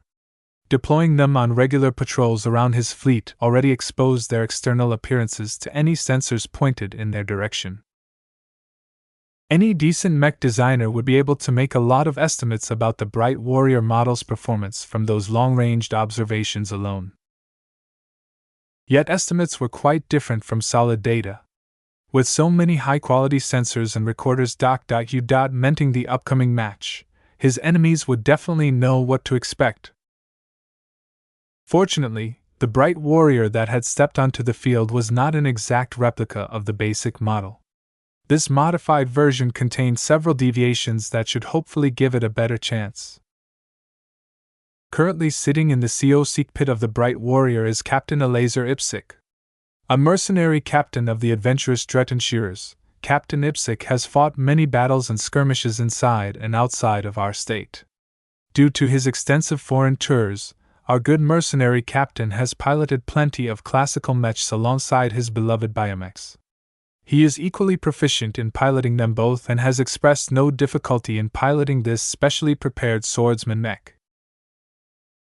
The projected profile image of Captain Ipsic displayed a typical mercenary officer. As was customary among second-class mercenaries, the captain dressed well and took pride in his work. He was anything but the sloven cowards that Ves typically associated with third-class mercenaries. He didn't know much about the man, though. The selection of mech pilots was out of his hands. He could only put his faith in the assurance that every selected mech pilot would be impartial in their evaluation of the mechs they utilized in the first and second phase of the design duel. Since the winner and loser of the design duel rested in the hands of mech pilots like Captain Ipsic, Ves felt quite uncertain how much bias would play a role. "He's been through a lot, that's for sure," Vincent commented from the side. "You can tell he's a real survivor, like me. He's been through rougher times than me, though. You can see it in the eyes. Those are the eyes of a man who has dropped into hell and used his own 2 hands to crawl out of it. Experiences like that changes people. I can also tell that Captain Ipsic really needs a girlfriend, though." Ves disregarded the last sentence but did not discount the rest. As idiotic as Vincent sounded sometimes, he was quite good with people. "How will he fight in battle?" "That depends." Vincent paused and thought. "Mech pilots like Captain Ipsic will fight with caution for the most part. It's baked in the DNA of a merc, but it's also due to his nature as a survivor. However, if he ever becomes cornered, you'll see a different side of him. Survivors can burst out a lot of strength if they feel their life is on the line." Riella looked a bit skeptical at her boyfriend. "You're just talking out of your butt, Vincent. Do I need to remind you that your butt is currently fixed to your hover chair? There's no way your psychoanalysis is accurate." "That's because you're a woman, babe. Mark my words. That fellow will fight exactly how I've described. Only true men understand other true men, and Captain Ipsic is exactly one who has proven himself in battle. The only question is whether he'll ever unveil his desperate side. The dueling ring is incomparable to an actual battlefield. Fights never result in fatalities. There's a reason why veterans and most working mech pilots underperform in the mech arena. It takes the mindset of a true competitor in order to showcase your full might on the stage." That was an interesting perspective. It sounded quite logical as well. As Ves thought about what Vincent said, the opposing biomech finally entered the dueling as well. Chapter 2785 Home Ground. The Bright Warrior in its swordsman mech configuration projected a distinct impression to the audience. Those who watched the broadcast only caught a hint of it, but the people sitting on one of the many elevated viewing platforms were able to sense its presence a bit better. Even though the audience was too far away to truly experience its glow, if they were any closer, they would have felt its welcoming embrace. This was a product of the Bright Warrior's heavily altered spiritual design. For one, he made an agreement with Goldie to play nice with whoever piloted the mech. He also dug deep into the dueling mech's spiritual DNA to widen its target audience. The Bright Warrior product line was never supposed to be piloted by non-Larkinsons. This was baked into its very identity, and served as the root of its existence. Ves envisioned the second iteration of the Bright Warrior concept as the basic and most fundamental protector of the Larkinson clan. While his other mechs may be stronger or flashier, the Bright Warrior could always be counted upon to deliver reliable performance in many different situations. As a modular mech platform that was designed with maximum compatibility in mind, the Bright Warrior was not a suitable dueling mech at all. There were many junctions where Ves and the other lead designers prioritized adaptability and universality over pure performance. A mech that was fine-tuned to accommodate a specific mech pilot would always perform better than one that attempted to be a good mech to many different mech pilots. Still, it was not as if Ves could have taken the opposite approach. The design duel format prevented the participants from learning about the mech pilots beforehand. This meant that Ves and Dr. Navarro were both forced to keep their mechs open-ended enough to accommodate different personalities and fighting styles. Therefore, what was supposed to be a traditional weakness of the Bright Warrior actually came somewhat handy at this time. Its balanced specs, wide range of motion, and great attention to its piloting experience were all capable of making any newcomer to the Bright Warrior feel at ease. Captain Ipsic has adjusted well to the Bright Warrior, Gloriana remarked as she analyzed the fluent movements of the modified mech. As an experienced mech pilot, he should already be fairly good at adapting to different mechs, but I don't see much signs of discomfort so far. Whatever you did has worked. The side projection that displayed a view of the cockpit pit showed that Captain Ipsic was sitting comfortably in his piloting chair. His body was only moderately tense, but that was normal whenever a mech pilot was about to do battle. The captain should still be getting used to piloting a living mech, Ves murmured as he observed the mech with his spiritual senses. A familiarizing period ensues any time a mech pilot interfaces with one of my products for the first time. Just like two different people meeting for the first time, the captain and his mech are just strangers. Since they're meant to fight with each other, they need to familiarize themselves with their new partner and establish a solid relationship as soon as possible. This was one of the complications associated with piloting his mechs. Ordinary machines did not possess any personality or capacity for independent thought. They were just there.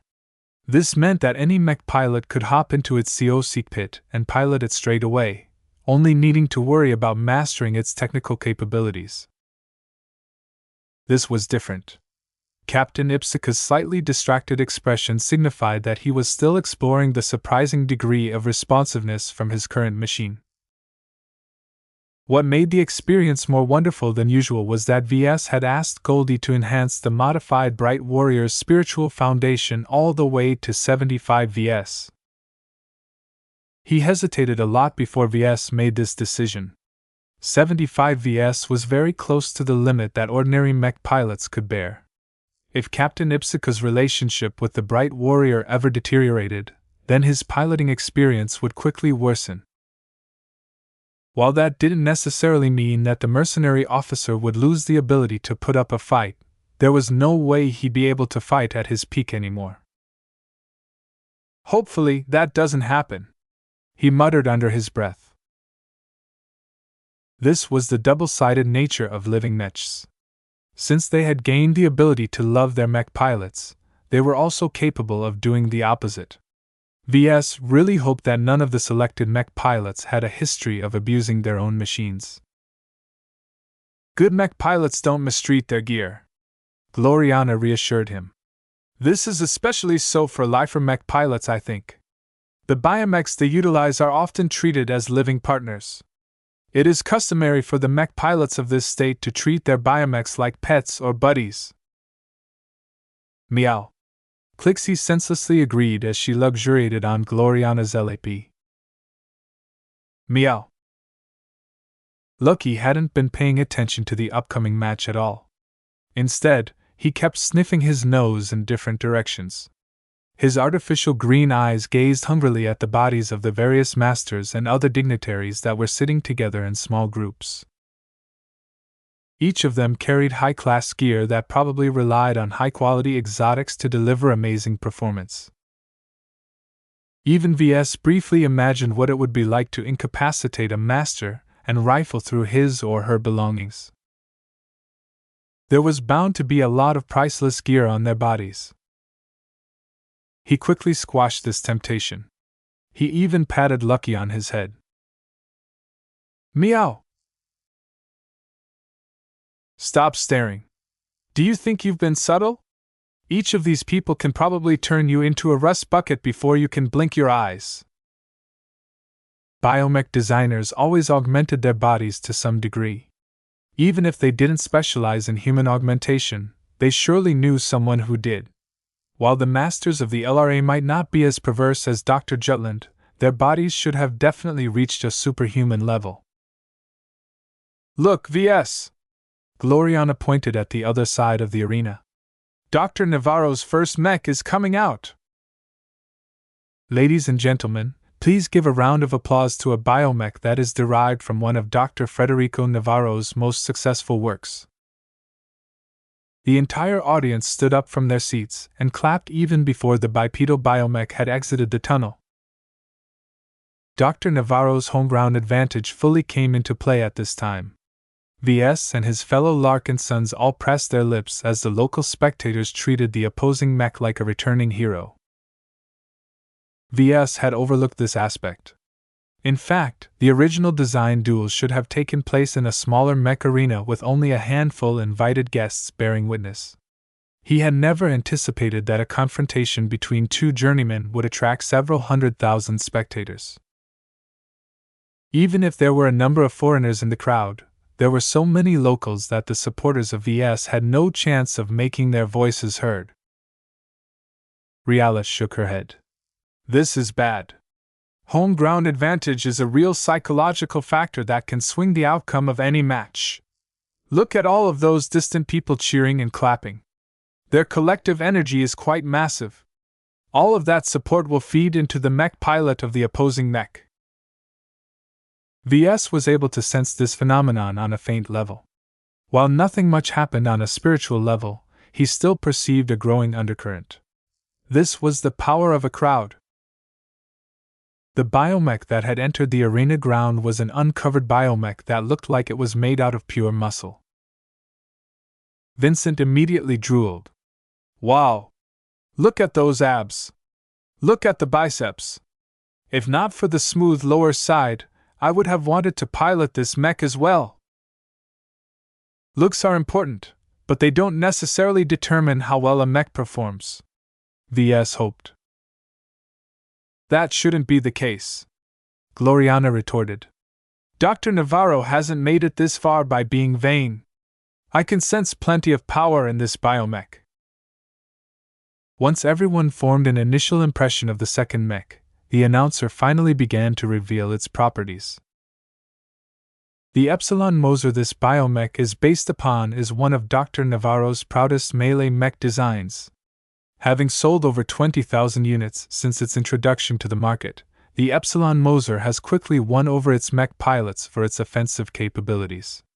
The Epsilon Moser trades protection for power and speed, allowing it to take the initiative and fight its opponents at its choosing. The base model is armed with a pair of biometal swords and a backup pistol, though it also contains a number of surprising options depending on the variant. VS had to admit that the Epsilon Moser made him worried. Its overall design truly possessed an aggressive air. No matter if the mech won or lost, its attacks were bound to pressure its opponents. Don't forget about Dr. Navarro's design philosophy, Gloriana quietly reminded him. His products are famed for their morphing ability. While this usually takes hours, which renders it impractical in combat, who knows whether he has added any short-term solutions to this modified dueling mech. VS added a lot of additional depth to his dueling mech, which meant that Dr. Navarro could easily do the same.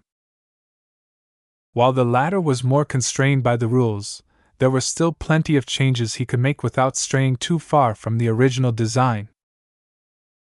The mech pilot of the modified Epsilon Moser happened to be a woman. Sitting in the CO pit of Dr. Navarro's dueling mech is Kelly Geedon. Her il.u.s. decades-long career is split up into periods. She spent the first half of her piloting career as a mech athlete of the Triton Blasters, winning numerous trophies along the way. Once her competitive career ended, she shifted over to working for a troubleshooter division under Costland Protection, a renowned security company based in this very city. As a troubleshooter, Pilot Geeden has been dispatched to many problem areas and fought many different opponents. Her combat experience is quite abundant. Damn! Vincent cursed. This woman is much more familiar with the arena. Riella grimaced as well. Kelly Geeden is clearly an old hand at this. Perhaps she never fought on a stage as big and popular as this, but she clearly looks as if she is taking in the moment. Together with the home ground advantage, I'm afraid her fighting spirit has already reached a peak. The projections showed that Kelly Geeden was grinning. She couldn't wait to bear the expectations of the crowd and beat down the opposing metal mech. In this match, the Bright Warrior and its mech pilot had turned into the villains. There was no way the local audience wanted to root for them. Instead, they threw their entire weight behind the Epsilon Moser and the Geeden, which caused this pairing to take on a heroic aura that appeared to be just as strong as one of V's glows. This was all an illusion, of course, but psychology didn't care about that. As the seconds went by, the noise from the crowd slowly faded. Eventually, they fell silent. The first duel of the first phase was about to start. Begin! The two mechs did not delay. The moment the announcer gave the signal, the opposing machines already moved. It's taking flight! The Bright Warrior instantly boosted into the air, causing it to ascend by at least 100 meters in an instant. The Epsilon Moser moved in a different direction. It had unsheathed its biometal swords from its back while at the same time dashing forward. Chapter 27 86 Different Characteristics. The initial moves made by the two mech pilots betrayed their inclinations. Captain Eleazar Ipsic was a cautious mercenary officer who had survived many sticky situations. Recklessness was not in his blood. As someone in charge, he had a responsibility to lead his subordinates well and avoid putting them in a position where their lives could easily be lost. Therefore, Ipsic favored making the best use of his time. Since there was no rule that stated that he had to launch an attack immediately, he wanted to maintain distance from his opponent in order to assess the situation further. To a grizzled veteran mech officer like Ipsic, acting without information was a quick way to end a mercenary mech pilot's career. His opponent adopted a different mindset. As a former mech athlete who fought plenty of competitive matches, Kelly Geeden knew that the usual rules of the battlefield did not necessarily apply to the dueling ring. The rhythm of a mech duel was completely different. Riella sighed. Momentum matters more than careful planning. Too many mech pilots who have never learned how to fight in the dueling ring always make this mistake. They think too much. There is no way that they can come up with a killer strategy when there are so few variables in play. In this situation, the dumber mech pilot always comes out on top. Isn't that right, Vincent? Huh? Why are you asking me? The hover chair-bound expert candidate looked befuddled. VS believed in his cousin's words. He had witnessed several mech duels himself, and was always impressed by those who exhibited more aggression. It was not a coincidence that those who pressed forward the most tended to be the most successful and celebrated mech athletes. The Bright Warrior had taken flight, but the Epsilon Moser that had sprinted forward quickly adjusted by flaring its organic flight system in order to continue its pursuit. The flight speed exhibited by the Epsilon Moser made it clear that the mech was no slouch when it came to aerial maneuvering. Damn! VS cursed. The Epsilon Moser is designed for both land-bound and aerial combat. It performs best on land, but its aerial performance is not that much worse. What's more important is that the Epsilon Moser isn't burdened by design choices that place additional burdens to it in order to allow the mech to operate in space. Gloriana noted. You can't say the same for our Bright Warriors. I already took that into account, Ves responded. I've removed several elements that are useless in planetary combat and put in something else in the capacity that has become available. Still, there was only so much he could do. The Bright Warrior was designed as a space-borne mech first, and that could never be changed. The difference it made wasn't too large, fortunately. Ves had enough time to make some targeted adjustments that increased its combat ability in the air. Their speeds aren't too far apart. The Bright Warrior kept its distance from its pursuer. Ves smiled at this sight. Ever since Juliet Stamaros joined the design department, the flight systems and other mobility systems of his mech designs received a substantial bump in improvement. Even if aerial combat was not the Bright Warrior's strong suit, it was enough for Captain Ipsic.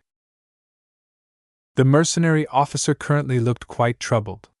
He had lost the initiative from the moment the duel commenced. Mindlessly going into the fray was not his style, but his opponent clearly thought differently. Due to the limited dimensions of the dueling ring, the two mechs began to circle around. Seeing that the Epsilon Moser wasn't able to catch up in a short amount of time, Kelly Geaton decided to employ the secondary armament of her machine. The fleshy biomecha's mouth opened up and discharged a thin green laser beam. The beam accurately struck the flight system of the Bright Warrior. While the attack was too weak to damage the protruding elements of the classical mech, the Epsilon Moser already released a second laser beam. This time, the Bright Warrior dodged an instant before the second release, causing most of the beam to splash harmlessly against the energy shield erected to contain the duel. Captain Ipsic did not let his opponent attack his mech with impunity. The Bright Warrior pulled out a backup pistol and started to fire back at its pursuer. Unlike ordinary flesh, the matter that made up much of the biomecha's structure was based from exobeasts that had evolved to survive very hostile environments. The heat that struck the exotic's reinforced flesh only caused its outer surface to dry and blacken for a bit. This was hardly enough to injure the biomech. Riella sighed. Something has to change. Pursuits always end up favoring the chasing side. Just look at the two circling around.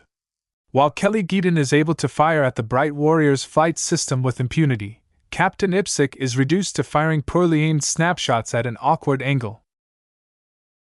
It was not that easy for humans to fire behind them. While mechs possessed more conveniences such as being able to rely on a rear sensor to observe its target without turning its head, it was still awkward for a humanoid mech to fire a weapon towards the rear. Any laser beam that struck the undaunted Epsilon Moser merely impacted its front, which ruled out the possibility of inflicting any crippling damage. Though Captain Ipsic was cautious by nature, he wasn't stupid. Seeing that his current approach didn't work, he commanded his mech to holster its pistol and turn around. He was no longer avoiding the clash. A huge cheer of excitement came from the crowd as the Bright Warrior lifted its two-handed sword and closed in on its opposition. Clang! The Epsilon Moser's attempt to chop the Bright Warrior failed when the latter zipped to the side to avoid one blade while blocking the other that couldn't be avoided. As the two mechs passed each other by, they quickly circled around in order to perform another exchange of blows. Clang! The shorter and slimmer biometal blades held up well against the solid alloy sword of the Bright Warrior. This time, the differences between the two mechs became more pronounced. The mass of the two mechs was roughly even, but the Epsilon Moser was able to exert more strength. The Bright Warrior was a bit more rigid and solid. This served the mech fairly well when one of its opponent's swords slashed against its CHST plating. The momentum behind the attack left a modest groove in the CHST armor of the Bright Warrior. Ves and every other Larkinson winced at the sight. The opponent managed to land the first true blow. This is just the start, Ves said as if to console himself. The Bright Warrior's CHST armor can still take a lot of hits. As a lifer mech pilot, Captain Ipsic was well aware that uncovered biomechs did not possess any thick exterior plating. This meant that it was a bit easier to inflict damage to them with lighter attacks. In contrast, mechs with hard outer shells such as nearly every classical mech in existence possessed solid armor that was capable of bouncing off weaker attacks. The short swords in the hands of the Epsilon Moser would never be able to score such a powerful hit against the strongest section of the Bright Warrior if not for getting a head start. Therefore, the obvious conclusion was that it was better for Bright Warrior to push up right into the face of the Epsilon Moser. If you want to brawl, then I'll satisfy your wish. Captain Ipsic finally showed some heat as his Bright Warrior no longer parted from the Epsilon Moser. Instead, the two mechs stayed in close range and started to clash against each other with no hint of retreat. Kill the garbage can! Chop off the arms of that classical mech! Biomechs forevers! In contrast, the Bright Warrior's single blade missed the mark more often than not. Captain Ipsic may be a competent mech pilot, but his opponent was just as skilled.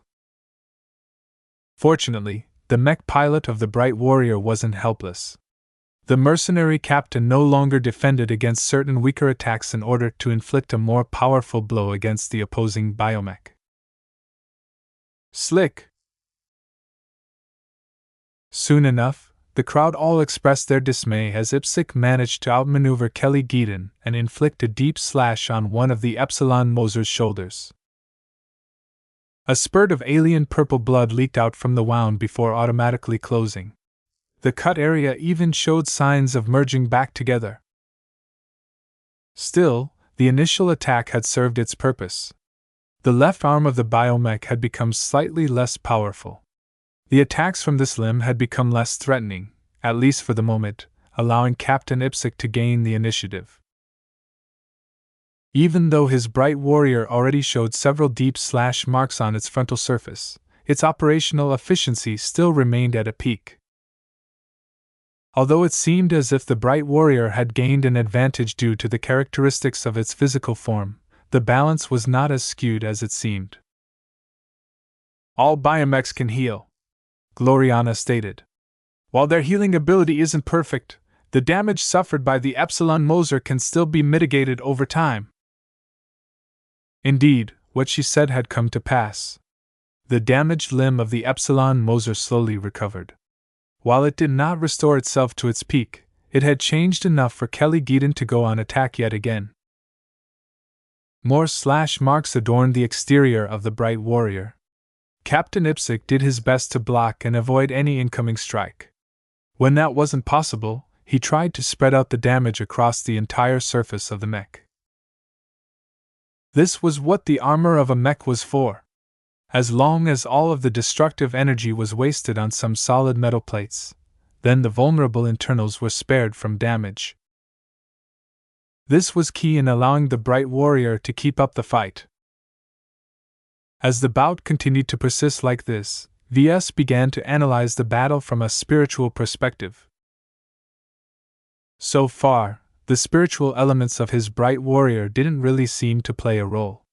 While Captain Ipsic had rapidly gained a lot of proficiency in piloting his current mech, his progress wouldn't have been much different if he piloted a lifeless mech.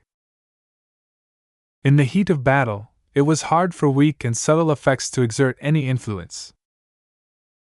The glow of the golden cat seemingly played no role in this duel.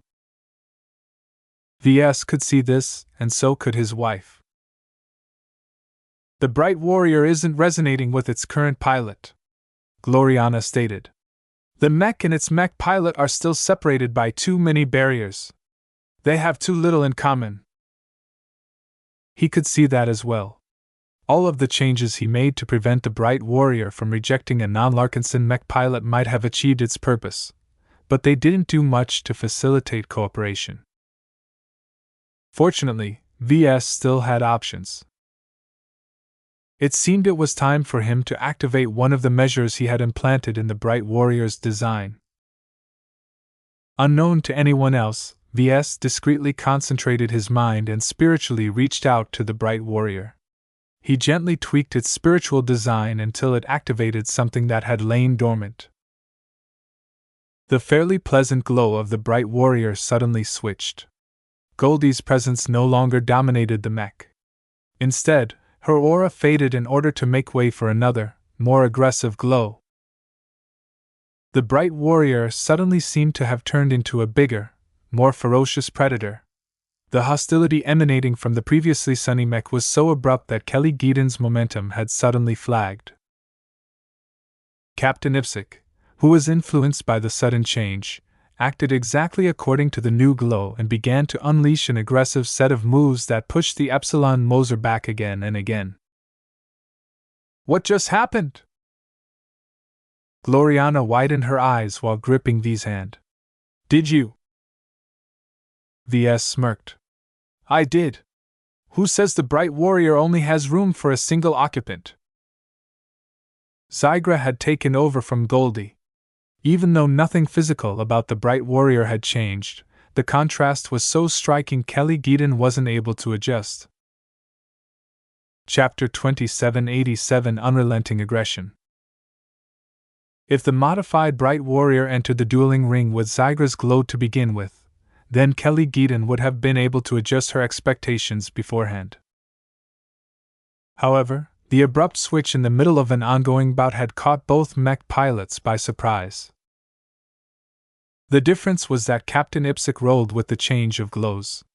The new presence that seemed to have swept over the battle-scarred bright warrior was aggressive, but most of its ire was directed outwards. Since the mercenary officer already directed its ire towards his opponent, he meshed pretty well with Zygra. It didn't matter if they were strangers to each other. Since both of them were united by a common purpose, they rapidly got along with each other. As long as Ipsic did everything possible to take down his opponent, Zygra would have his back every step of the way. How come Captain Ipsic has gone crazy? The mech has changed somehow. Is this the special ability of the bright warrior? How fascinating. The master mech designers and other dignitaries weren't as ignorant as other people. They were able to reach closer to the truth. With their powerful spirits, they were easily able to sense the altered glow of V's mech. Even though they quickly realized that the change hadn't actually changed the physical performance of the mech in any way, the effect it had on the mech pilot was quite profound. Normally, Goldie exuded a bright and inspiring presence. Her distinct aura was not only useful in encouraging every clansman to develop a common bond with each other, it was also helpful in keeping large amounts of Larkinson mech pilots in high spirits during battle. However, its effectiveness in crowds did not translate to the current setting. Goldie still worked best when she was paired with a Larkinson mech pilot. Since this wasn't the case anymore, then what about letting another design spirit take her place? It sounded simple, but it really wasn't. The bright warrior was never designed to accommodate other design spirits. Doing so rashly led to various compatibility problems. In the worst case, the spiritual foundation of the mech actively rejected the foreign design spirit. In order to avoid this outcome, Ves had invested his own energy into modifying the spiritual foundation of his dueling mechs. He did something that he had never truly done before, and that was opening up his mechs. He did not just open them up to mech pilots outside of their initial target audience. This was why the Bright Warrior, which was a model that was only ever designed to represent Goldie, was unexpectedly able to accommodate Zygra. Of course, there were a number of problems. First, the fit between the Bright Warrior and its new design spirit was not good. This was why Goldie was still present in the background. Her role had been relegated to keeping the mech placated. If she was removed from the picture, then the mech itself would have likely clashed against the foreign intrusion. It didn't help that the mech had been enhanced to 75 Vs by feeding it with Goldie's spiritual energy. This not only made the living mech stronger, but also caused it to grow closer to the golden cat. All of this meant that the Bright Warrior could have embodied Zygra better if it was designed to accommodate the aggressive design spirit from the beginning. As it was, the hasty modifications that Ves had made barely allowed the mech pilot, and new design spirit to work towards a common end. Defeating the enemy came first. This was something that they all agreed upon, and this was why the altered Bright Warrior had turned into an unrelenting attacker without showing any major inconsistencies. The reaction from the crowd had changed along with the swing in momentum. The biometal swords wielded by the Epsilon Moser were having a hard time blocking the fast and powerful strikes of its opponent. Inside the COC pit, Kelly Geaton began to show more and more frustration on her face. She gritted her teeth as she felt as if she was being pressured on multiple sides. Physically, the aggressive Bright Warrior put the defensive capabilities of her biomech to the test.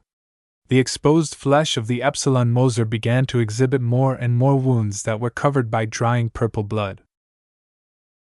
Every so often, a sword would break through the Epsilon Moser's guard and score another wound onto its upper body.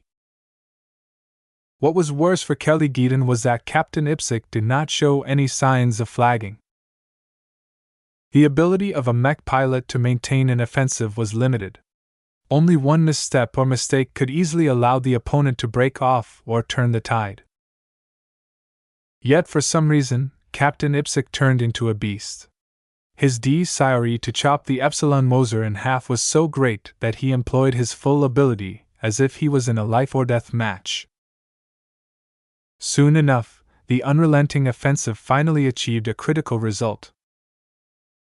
As the flying and spiraling mechs continued to press their weapons against each other, the Bright Warrior suddenly overloaded its flight system and boosters, causing it to push itself forward with much greater force than it displayed before.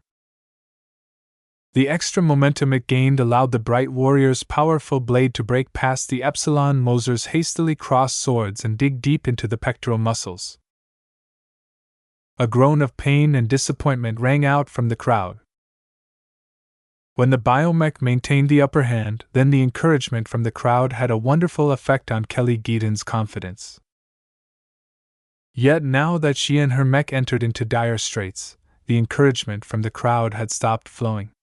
Instead, the spectators began to express all kinds of negative emotions. Anger, dismay, disappointment, and unwillingness continued to flow from them all, causing the entire arena to take on a different atmosphere. "I don't know how Captain Ipsic turned into such a maniac, but I like it." Riala grinned. "He has finally stopped holding back and started to show everyone what a real man is capable of," Vincent echoed. Gloriana looked amazed as well.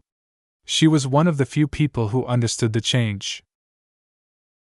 She was amazed not only by how Ves managed to enable such a switch to take place, but also at how Captain Ipsic underwent such a drastic swing. His combat effectiveness had practically jumped by 50%. This was while he was still piloting the same mech with the same physical properties as before. Ves continued to smile at the sight. The events that took place vindicated his theories. The strength of a mech was merely one factor that decided its battle effectiveness. The fit between the mech and mech pilot was another factor that could make a major difference.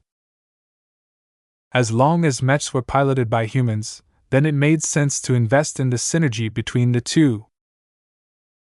Gloriana eventually wasn't able to hold in her curiosity. "How come Ipsic is able to sustain his assault for so long? Did you do anything extra?"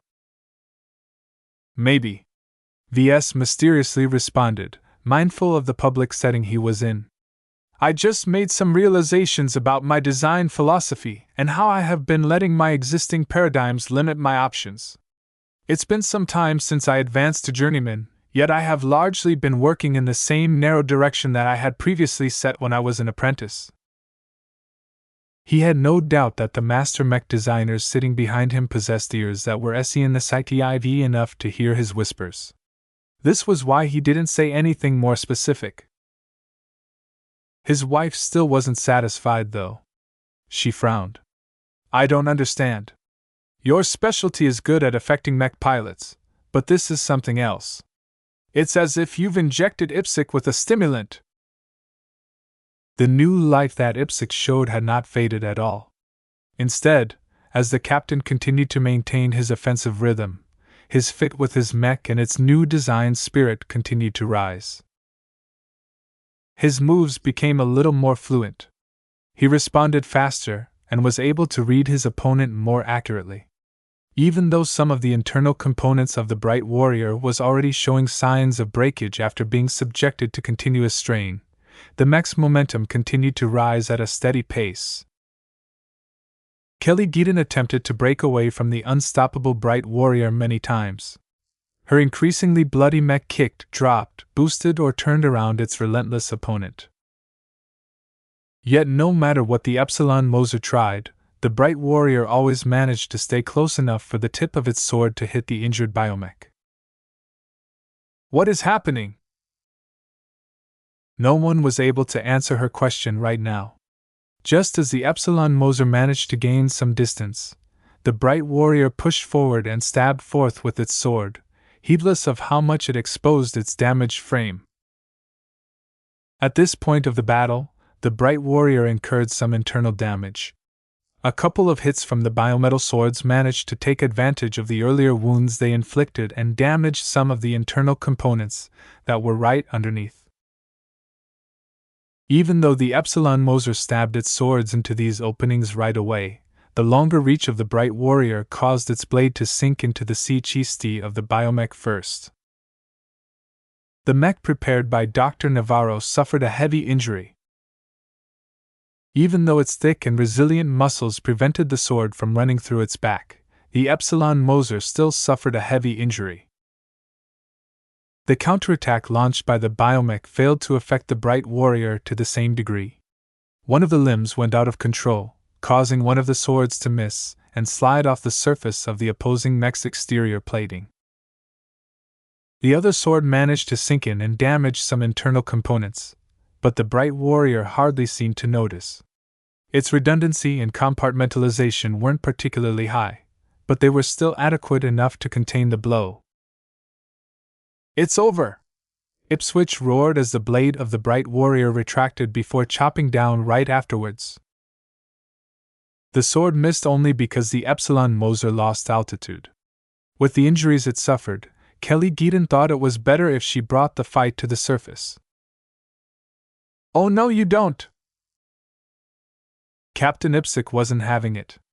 The Bright Warrior dove down with greater speed as it still retained more of its power.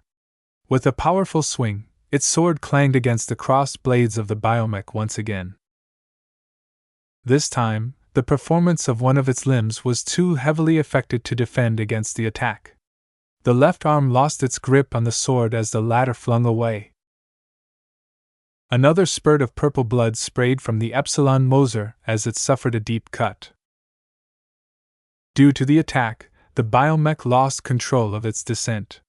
It fell faster than before and crashed straight onto the surface with more force than was considered safe. It didn't even have time to correct its posture. Its flight system was crushed flat. "Finish the biomech!" Vincent excitedly roared. The Bright Warrior seemed to have reached the peak of its aggression. After adjusting its flight, it dove straight at the prone mech. Yet before the tip of its sword was able to drive home, a signal sounded out. "The first match is over. Captain Eleazar Ipsic has won." Safety measures instantly came under play. An energy shield formed over the prone biomech, preventing it from getting exposed to any further attacks. Powerful gravitic modules underneath the arena acted upon the diving Bright Warrior, pushing it upwards and causing its falling momentum to bleed away. Though the mech looked as if it desperately wanted to finish off its opponent, the match was already over. The crowd fell silent. "How could this be?" someone questioned. "How could one of our biomechs lose that easily?" The audience was in disbelief. They couldn't believe that a well-regarded mech had lost in such a clear and obvious fashion. The match wasn't even close at the end. Don't lose hope. We still have 4 more matches to go, and this is just the first phase. There are 9 more matches for our biomechs to gain the upper hand. Now that we know what these trash cans can do, our mech pilots won't fall for the same trick twice. The mood among the spectators gradually stabilized. There were plenty of chances for Dr. Navarro and his mechs to compensate for this loss. Chapter 2788 Interesting Matchups. Ves Larkinson has won the first match of the design duel. The first match ended in a clear victory for Ves. Captain Eleazar Ipsic rode the emotions induced by his bright warrior and thrashed the Epsilon Moser piloted by Kelly Geedon. Even though the 2 mech pilots came from different backgrounds and pursued different careers, their skill in battle was roughly even. The variables that decided the match came down to the qualities of the mechs and how well they cooperated with their pilots. The strength of the mechs were roughly even. They had to be in order to make the match fair. What differed was where they focused their strengths, which in turn provided different possibilities to their mech pilots. It was still a bit of a gamble to determine whether the mech pilots were able to utilize the strengths of their mechs to their best effect. This was an area that Ves focused on a lot in his work. His ongoing partnership with Gloriana had steered him into becoming even more sensitive towards increasing the fit between mech and mech pilot. Yet the problem of doing so in this design duel was that both participants went in blind during the first phase of the design duel. Neither of them knew exactly who would enter the COC pit, so they had to keep their dueling mechs open to many different personalities and fighting styles. This entailed making lots of unpalatable compromises. Yet Ves had an advantage in this aspect. The malleability of a mech's spiritual foundation granted him a unique advantage. It was a realization that he had always been aware of before but never utilized to the greatest degree. He was able to alter a mech while it was in the middle of a fight. It sounded so obvious to him, but that was exactly why he overlooked its value. Any other mech designer would have become green with envy if they learned what Ves was capable of doing. Other mech designers such as Dr. Navarro, Gloriana and Kedis had no choice but to sit around and do nothing while their products were put into action, whether on the battlefield or in the mech arena. In fact, Ves didn't have to intervene in person just then. He could have programmed an automatic routine that would have released the right design spirit in the right situation. It was just that he lacked the time to set it up and wanted to exert more control of the process.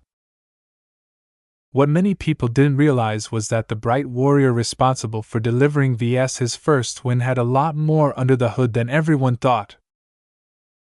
The bright warrior didn't just have 2 design spirits. It actually held 5 in total. This was one of the new concepts that he had come up with. While it was not to allow multiple design spirits to inhabit a single mech design all the time, what if Ves set up a rotation? This could be a game changer. Of course, this did not work for every mech. The Valkyrie Redeemer, for example, was so female-centric that it would definitely reject a macho design spirit like Bravo. It might tolerate a female design spirit like Kalanxo, but only reluctantly. This was where a relatively open mech design like the Bright Warrior came in. Due to its overall design direction, the mech was inclusive. This turned it into a universal platform that could play host to many different design spirits, as long as they weren't too extreme.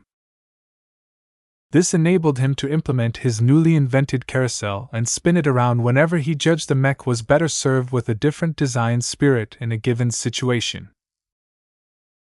Although the alternate design spirits weren't able to exert that much influence through a mech that was not designed to take advantage of their unique traits, the base effect of their glows was already enough to change the situation. This was why Gloriana began to look at the Bright Warrior design in a new light. This has a lot of potential. If we came up with a mech that is specifically designed to take advantage of this possibility, then... Her body shook with excitement. She ravenously turned to Ves and grabbed him by the arms.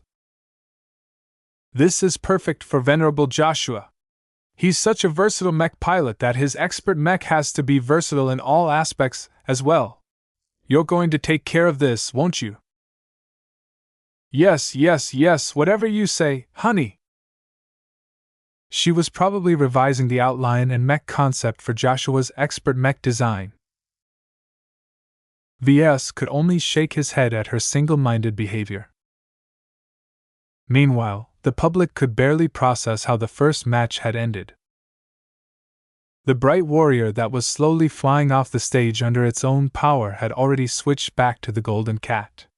However, the memory of the mech displaying unrelenting aggression just a moment ago was still seared in everyone's mind. How can this be? The Epsilon Moser model is way stronger than this. Its regeneration ability barely had time to show its value. That's what made this loss so bad for us. Captain Ipsic is one of us, remember? He knows what biomechs are good at, especially uncovered ones like the Epsilon Moser. Since he is piloting a metal mech, he can't adopt the same approach anymore. He needs to finish the match quickly before the match goes on for too long. The first match-U.S. trotted the classic considerations of battles between classical mechs and biomechs. The latter generally fared better in attrition battles. Depending on their properties and how they were used, biomechs could last for quite a long time. Their physical restoration capabilities were much more practical than the self-repair mechanisms of classical mechs. Unfortunately, the first match proceeded way too intensely for Kelly Geaton to cope. Even though it was not a big deal when she held the initiative, the moment she lost it, her mech failed to stall out the assault or escape from it. If it was able to buy some time, the Epsilon Moser could have gained a small reset which allowed it to resume the fight with renewed power. Avid and experienced fans of competitive matches knew that the initial result was rarely indicative of the final outcome. The design duel had only progressed by 10%. Anything could happen in the remaining 90%. Just wait. We know what the foreigner's mechs are capable of now. If this is all his mechs can do, then we can definitely beat the next ones. The amateurs came up with all kinds of explanations, some of which were quite reasonable. Yet Ves wasn't interested in their random opinions. Even though he was looking elsewhere, his ears were closely tuned to whatever sounds the six masters of the LRA were saying. Sadly, they just sat there sipping their tea or other favorite drinks. None of them spoke up. Either they were communicating through their implants, or they were simply being pretentious. Ves currently favored the latter theory. Their expressions were all tranquil and calm, as if they were sages who disdained to intervene in a trivial journeyman-level design duel. He felt someone's gaze on him. Ves turned his head to see Dr. Navarro nodding at him. The biomech designer acknowledged his loss. Good show. The challenger spoke. Even though I do not agree with the premise of your design philosophy, its value is not in doubt. However, it takes a lot more than a single match win to prove that your mechs are truly alive. Ves merely smiled back. We shall see. I'm quite interested in what kind of mech pilots will show up next. The ones we have seen so far are certainly colorful, though I find it odd that only one of them has arena experience. Dr. Navarro did not agree with him. Miss Geaton's experience as a mech athlete did not avail her in the end. Besides, it doesn't matter too much if there are differences in strength. She will pilot your mech during the second phase. That wasn't entirely fair still. If Dr. Navarro always received the stronger mech pilot during the matches in the first phase, then his biomechs would incur less damage due to better performance. This in turn meant that it was a lot less cumbersome to repair the organic machines after the end of the first phase. Ves didn't bother to quibble over this matter, though. If the bias was too obvious, then Ves wouldn't be the only person who understood the implications. The LRA would lose a lot of credibility if such a plot existed and became exposed. Once the downed Epsilon Moser was carted out of the arena, the second pair of mechs and mech pilots entered the stage. Our second match is a clash of warriors, literally this time. Two defensive mechs will be attempting to wear each other down. Which armored colossus will fall first? The two knight mechs that appeared in view might possess the same role, but functioned very differently. On the left, we have yet another bright warrior mech, but this time outfitted in its knight mech configuration. On the right, we have Dr. Navarro's impressive-looking dragon-scale warrior. Both mechs are made to withstand immense punishment. This will be a real slugfest. Ugh, I hate this boring matchup, Vincent complained. Whose idea was it to pit one defensive mech against another defensive mech? These clashes last forever. However, the match quickly revealed something that introduced some much-needed excitement. It turned out that both of them were young. Now this match is a breath of fresh air. The next match will be fought between two rising stars.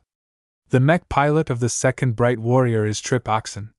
He is the 17th ranked elite graduate of Greenstar Academy. The mech pilot of the dragon scale warrior is Xenon Diabavros, who is also an elite graduate, this time from the Dorman Piloting Institute. He is the 14th ranked mech cadet of his class. Ves frowned a bit when he heard that. He only relaxed when someone mentioned that Greenstar Academy was slightly better regarded than the Dorman Piloting Institute. Of course, the differences were minor and subjective. The two were pretty much even in many aspects, and so were the mech pilots. Why choose younger mech pilots this time? He questioned. It could be to test whether your mechs are easy to pick up or not, Riella guessed. It could also be a way for the LRA to showcase their comprehensive strength to the public. The lifers must be quite confident in the performance of these rookies if they chose this pair to fight the second match. Vincent did not think much of these so-called elite graduates. These fellows have to work for it if they want to screw up in front of a crowd. Anyone can pilot a knight mech. They're easy to learn and easy to master. Even someone who has lost half a brain can still be useful with a knight mech. Don't let Janzi hear you saying that. While Vincent had a point, knight mechs were capable of performing in many different ways. Their mission might be simple, but a creative mech pilot could always find new ways to leverage a knight mech's capabilities. Chapter 2789 Dragon Scale Warrior. Trip Oxen and Xenon Diabavros possessed a lot more similarities than the last pairing. They were both young. They were both elite graduates. They both specialized in piloting knight mechs. They both minored in piloting classical mechs. It was like pitting them against mirrors of each other. Of course, this was just the first impression. Ves was sure that he'd be able to witness their individual differences soon enough. The arena operators did not delay too long. After providing the audience with a brief introduction of the mechs and mech pilots, the match soon commenced. They're colliding against each other. This time, both mech pilots had no intentions of stalling the fight. Both Oxen and Bavros drove their mechs towards each other while pressing their entire frames against their enormous tower shields. Boom! Ves could practically feel the air ripple as a thunderous collision took place. The two mechs bounced back after suffering various degrees of damage from their reckless collision. He wasn't sure what the point of it was, but the two mechs immediately closed in on each other before hacking at each other's shields with their one-handed swords. Sparks flew and sharp noises sounded out as the two knight mechs hacked their swords and bumped their shields against each other without any interruption. Knowledgeable mech insiders and mech fanatics knew that this was just the start. When two defensive mechs were pitted against each other, it was virtually impossible for one of them to achieve a decisive victory in the first couple of minutes. Instead, the mechs had to outlast their opposition.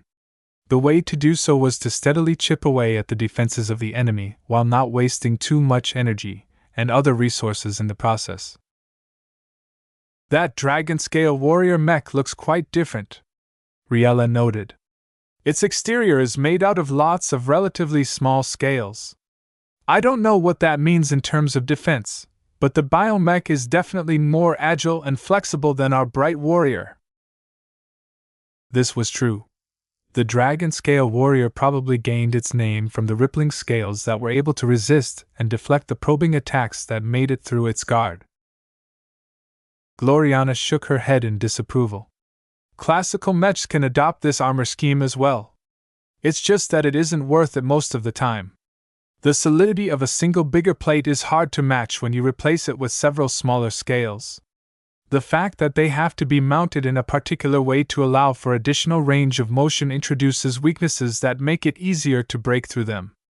They also offer less defense against blunt force trauma since they are comparable to a tough hide rather than armor. Ves agreed with her assessment as well, but he was sure that the dragon-scale warrior had something special in store. Otherwise, it didn't make much sense to design it as a commercial mech. Several minutes went by. The excitement level from the crowd had dimmed once they observed how slowly the mechs incurred damage. Many sword strikes deflected off the curved shield or bounced off the armor of the mechs. The offensive power of the mechs was relatively low, especially when pitted against the defenses of another knight mech. Man, whose idea was it to pit two knight mechs against each other? The first match was much more exciting. Can we refund our ticket? Some viewers even started to yawn. Despite the youth of the two mech pilots, neither of them attempted to pull off any flashy moves. It was as if their minds had just blanked out, regressing them into more primitive versions of themselves who only knew how to hack and slash. Only the mech insiders knew better. Knight mechs weren't designed to pull off brilliant maneuvers in the first place. They were built to slug it out like this. Before either mech pilot could put their talents to use, they had to change the circumstances and do their best to expose a new weak point in the opposing mechs. The differences between the two sides soon became evident. It's just as I expected. The dragon-scale warrior is less durable, Gloriana concluded. Just look at the gap in its arm. It only took 2 slashes to wear away a portion of the scales. The bright warrior became more aggressive as a response. Pilot Oxen began to exhibit some of the restlessness of his youth. The sword wielded by his mech attempted to attack this weak point many times. Of course, Pilot Bavros was well aware of the danger. The dragon-scale warrior positioned itself so that its shield blocked every attack directed against the exposed limb. Its bone surface gained more and more cracks than chi.p.s. Even if the bright warrior was unable to break it in a couple of blows, continued attacks on the same section steadily caused the bone shield to be dismantled. While the bright warrior's metal tower shield incurred similar damage, Bavros was currently on the back foot of this ongoing clash. The dragon-scale warrior would definitely fold first at this rate. Ves did not expect his mech to gain the upper hand so quickly. It was not that good of a knight mech considering that it was based off a modular mech platform. Yet its simple, beginner-friendly design characteristics allowed Trip Oxen to learn the ins and outs of his mech remarkably quickly. In contrast, the dragon-scale warrior deviated substantially from other ordinary knight mechs. Its abnormal armor scheme and added flexibility increased its learning curve and forced Xenon Diabavros to spend more time on how to leverage these properties to the best effect. While the mech pilot of the organic mech slowly began to pull off more extreme moves, it was still difficult to reverse the situation in a short amount of time. Growing impatient with the lack of progress, Oxen decided to take a risk. His bright warrior kicked out against the lower side of the dragon-scale warrior's shield. This caused the solid bone object to tilt. A sword instantly threaded through a gap in the defense and impacted the chi of the dragon-scale warrior. Even though the scales were thicker and sturdier at this section, the stab still caused a few of them to scatter. However, the wounded mech did not suffer this attack without hitting back. Rather than mounting a hasty and flawed defense, Bavros decided to take advantage of the bright warrior's exposed posture. The dragon scale warrior hacked at the arm of the classical mech with a biometal sword, causing its thinner arm plating to deform. The two mechs quickly inflicted a couple more telling blows until Bavros finally managed to extricate himself out of the tricky situation. When the dragon scale warrior kicked its agile legs against the bright warrior's shield, it used the surface as a platform in order to gain some distance. For a moment, the two mechs were separated. "Both of them have taken a beating," Ves murmured. The bright warrior received less injuries. While several sections of its thick and sturdy armor featured sword marks, its armor coverage was still intact. The only worrisome aspect was that its tower shield was already starting to crumble. Its middle section had taken the brunt of the beating, and was already showing signs of cracking in half. The dragon scale warrior was in a similar situation. Its bone shield was a bit less massive than a solid metal shield, but its odd organic structure provided it with a bit more stability. The mech itself displayed some concerning injuries. Its C-chiste in one of its limbs displayed traces of purple blood where the broken or torn scales failed to withstand the incoming attacks. Yet something remarkable happened as the mech separated. The flesh underneath the damaged or missing scales rippled. In just a couple of seconds, any scales that were still attached to the mech got absorbed into the flesh.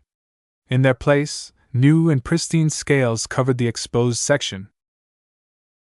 "What?" Ves leaned forward as he observed the projection that displayed a close-up of this phenomenon. "The dragon scale warrior can do that?" Now that the biomech restored its exterior protection, Bavros drove the rejuvenated mech forward with renewed confidence. Even though both mechs fought against each other at the same intensity as before, Bavros began to show the true capabilities of his biomech. He took advantage of the regeneration capabilities of the dragon scale warrior. By accepting a moderate blow, Bavros was able to hit back just as hard against his opponent. Even though the solid metal armor of the bright warrior was not that easy to penetrate, every blow added up. While the bright warrior's C-chiste and limb armor slowly incurred more scars, the dragon scale warrior received more serious injuries due to the weaker protection ability of its scales. Bavros didn't care. The dragon scale warrior slowly replenished its missing scales, drawing upon a vast reserve of energy and nutrients that were deposited in the center of the biomech.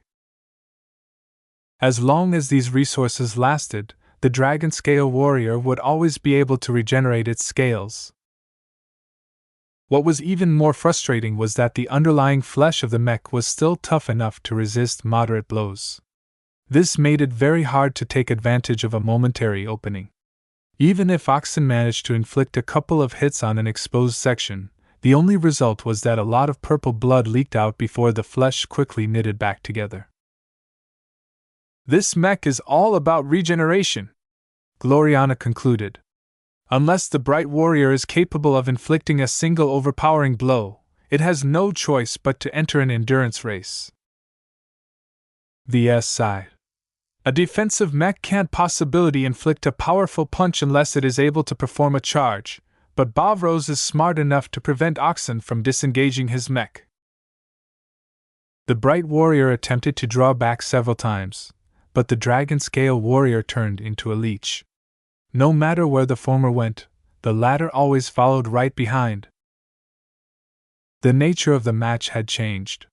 Since there was no feasible way for the bright warrior to win by overpowering its opponent, its mech pilot decided to conserve its energy. The metallic mech no longer performed any wasteful moves and remained on the defensive a lot more than usual. The dragon scale warrior was different. Its active regeneration allowed it to maintain its peak condition longer, but that came at the expense of its total operation time. With every minute that passed, the mech expended more and more energy and nutrients. The regeneration process was so intensive that the mech even started to release steam due to the buildup of heat. As the organic mech grew hotter, so did its fighting approach. The dragon scale warrior launched attack with the fury of an offensive mech rather than a defensive mech. Its scales rippled in the light as its flexible limbs allowed the biomech to inflict damage from trickier angles. The bright warrior was suffering serious damage. With repeated blows, its shield was slowly crumbling and its CHST armor exhibited more damage. Its limbs began to suffer some hits as well. Unlike its opponent, the bright warrior wasn't able to regenerate its damage. Even though it would definitely be able to outlast its opponent if the fight went on, this didn't matter if the aggressive dragon scale warrior was able to cripple the opposing mech. The bright warrior needed a hand, and Ves knew where to find it. He concentrated his mind and repeated the same steps as before. The only difference was that he drew out a different design spirit. As Goldie receded yet again, a different presence came to the fore. Kilankso emerged from the shadows.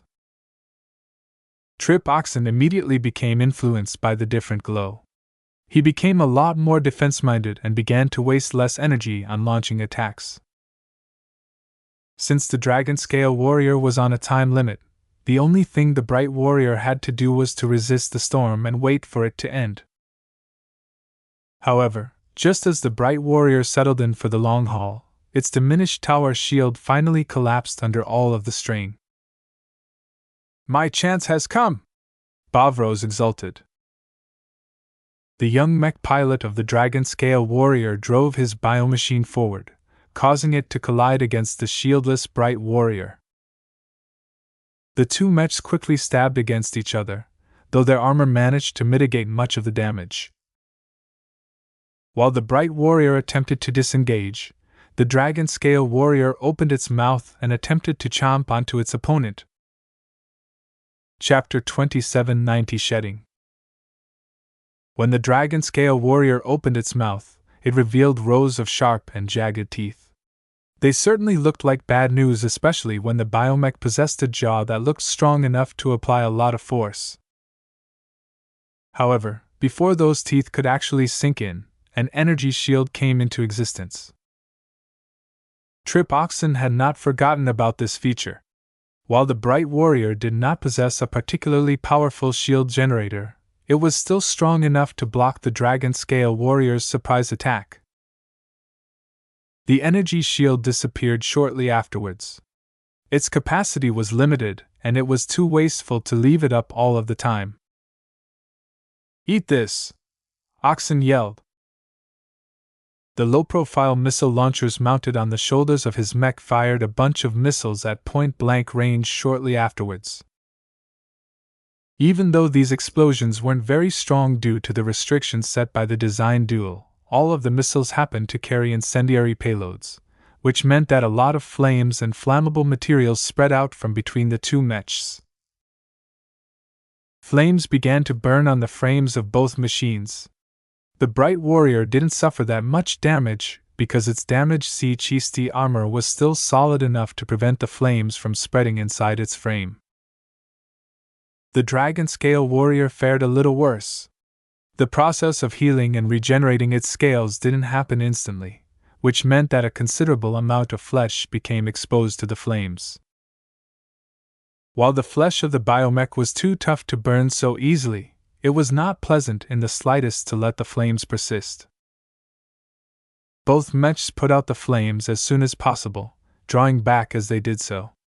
The stab wounds they inflicted on each other looked serious but hadn't sunk too deep, thereby limiting the impact on their performance. Even so, the battle had definitely entered a new phase. The dragon scale warrior had exposed a third weapon in the form of its sharp teeth. While its range was absurdly short, they still looked deadly enough to cause serious damage. The dragon scale warrior had ACCU.mule at even more heat, but that did not stop Bavros from continuing his assault. The biomech stormed towards the bright warrior and began to push the classical mech back. At this point of the match, both mechs had lost their shields. This not only removed some obstacles in their way but also allowed them to wield their weapons with greater force. Continuous clangs sounded as the two flying mechs crossed blades again and again. At this time, the bright warrior had given up on launching attacks. Oxen firmly tried to block or mitigate every incoming blow in the hopes of tiring out the opponent. He was performing quite well in this capacity. Against a single opponent, the Knight Mech Specialist was quite proficient in blocking and evading attacks. This frustrated Bavros as his dragon-scale warrior had already expended a lot of resources on regenerating its wounds and was expending even more energy to maintain its current assault. The bright warrior still put up a lot of resistance despite incurring some internal injuries. Its altered glow not only caused Oxen to become more efficient at defending his mech, but also made Bavros feel as if none of his attacks had any effect. The mech pilot of the biomech grimaced. "This is just an illusion." He was not unaware of the power of glows. It was just that experiencing it was considerably different than reading about it. There was just something about glows that caused him to look at LMC mechs in a different light. Under other circumstances, Bavros preferred to admire a mech that could make him feel this way. This was not the time to listen to those impulses, though. After making a few considerations, he decided to activate one of the dragon-scale warrior's most desperate solutions. "It's drawing back." The biomech uncharacteristically pulled back. It flew away from the bright warrior, causing Oxen to become suspicious. Even though the move favored him because his intention was to stall the fight, he was not naive enough to assume his opponent would play along. He listened to his instincts and reluctantly drove his mech forward. The dragon-scale warrior did not intend to stay away for long. It just needed to buy a few seconds of time to initiate one of its special features. "Purge!" Bavros shouted. The dragon-scale warrior suddenly released a lot of steam. Not only that, the mech actively shed all of its remaining scales. The bone-like material fell from the skies and clattered onto the ground like hail. What was notable about the growing pile of scales was that they appeared hot. This was because the dragon-scale warrior actively transferred a significant portion of excess heat to them before shedding them from its frame. The results of this transformation were obvious. Not only did the biomech got rid of a lot of mass, it also vented much of its heat in rapid tempo. The exposed flesh of the dragon-scale warrior had also shrunk as a consequence. Of course, the downsides were also clear. The defensive properties of the dragon-scale warrior were no longer as comparable as before. It also expended a lot of energy to enable the transformation, which meant that it shouldn't be too far from running out of juice. Yet at this time, the scaleless biomech turned into a completely different machine. It zipped forward but circled to the side before the bright warrior was halfway to turning around itself. The shrunken and unburdened biomech wasn't fast enough to reach the rear of its opponent, but it was still able to dive forth and transfer its entire momentum in an attack that was about to inflict serious damage to the weapon arm of the bright warrior. Fortunately, the classical mech activated its shield generator, causing the incoming attack to be stopped in exchange for exhausting the defensive option. "Damn!"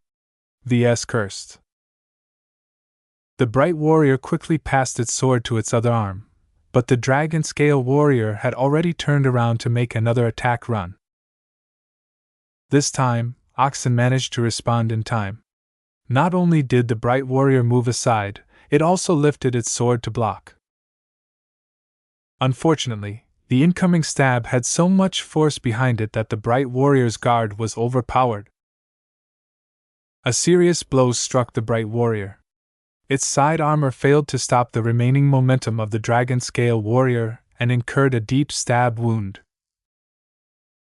This time, the classical mech suffered a substantial problem in transferring power. The LMC mech's responsiveness decreased considerably, causing its defensive posture to fail. Ves tightly gripped his hands. He had not lost hope completely as of yet. Even as the transformed dragon-scale warrior inflicted major damage, its exhaustion was very much evident. The mech was definitely overexerting itself in order to sustain this performance. Just as he thought that the dragon-scale warrior was about to run out of steam, the mech practically contorted itself in order to reach around the bright warrior flagging guard and sink its sword into one of the stab wounds it had already made. Since the attack struck at a different angle, the penetrating blade damaged a different set of components. A few volatile elements within the bright warrior exploded, causing the mech to lose most of its functionality. It's over! Ves groaned. He knew exactly what kind of damage his mech had suffered. Since the bright warrior was not a true defensive mech, its redundancy and compartmentalization only stretched so far.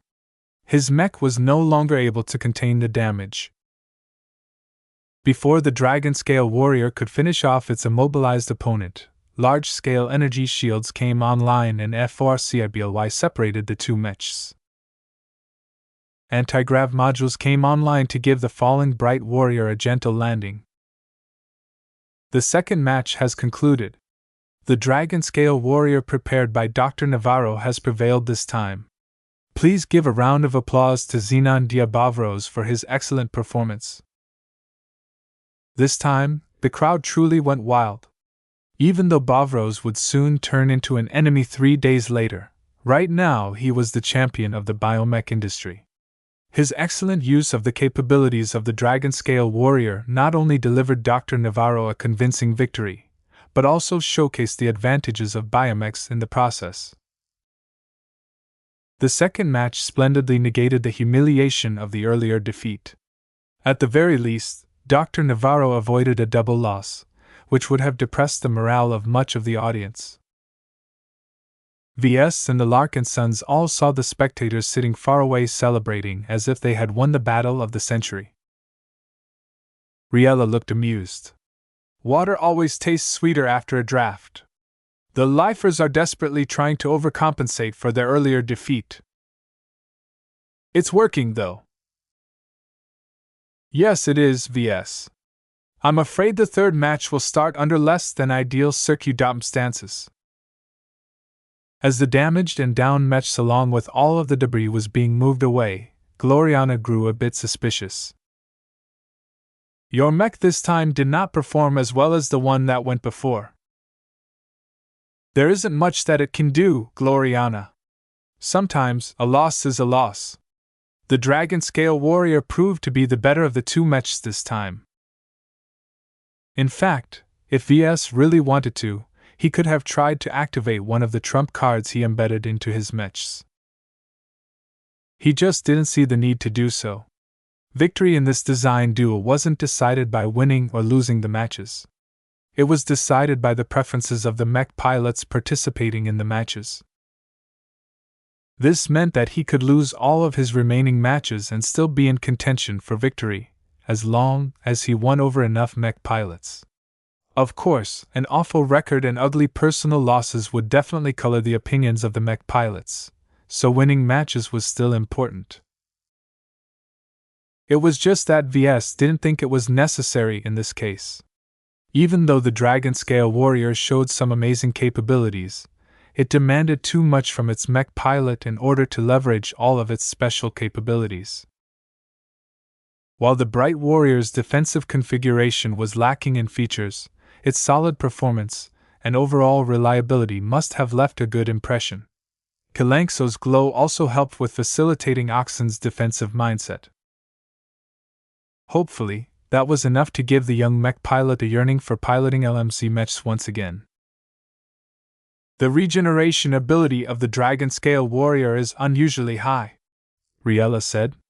Are biomechs always that hard to deal with, or is this one just special? It's the latter, Ves responded. The dragon-scale warrior is based around it, so it doesn't actually do anything else.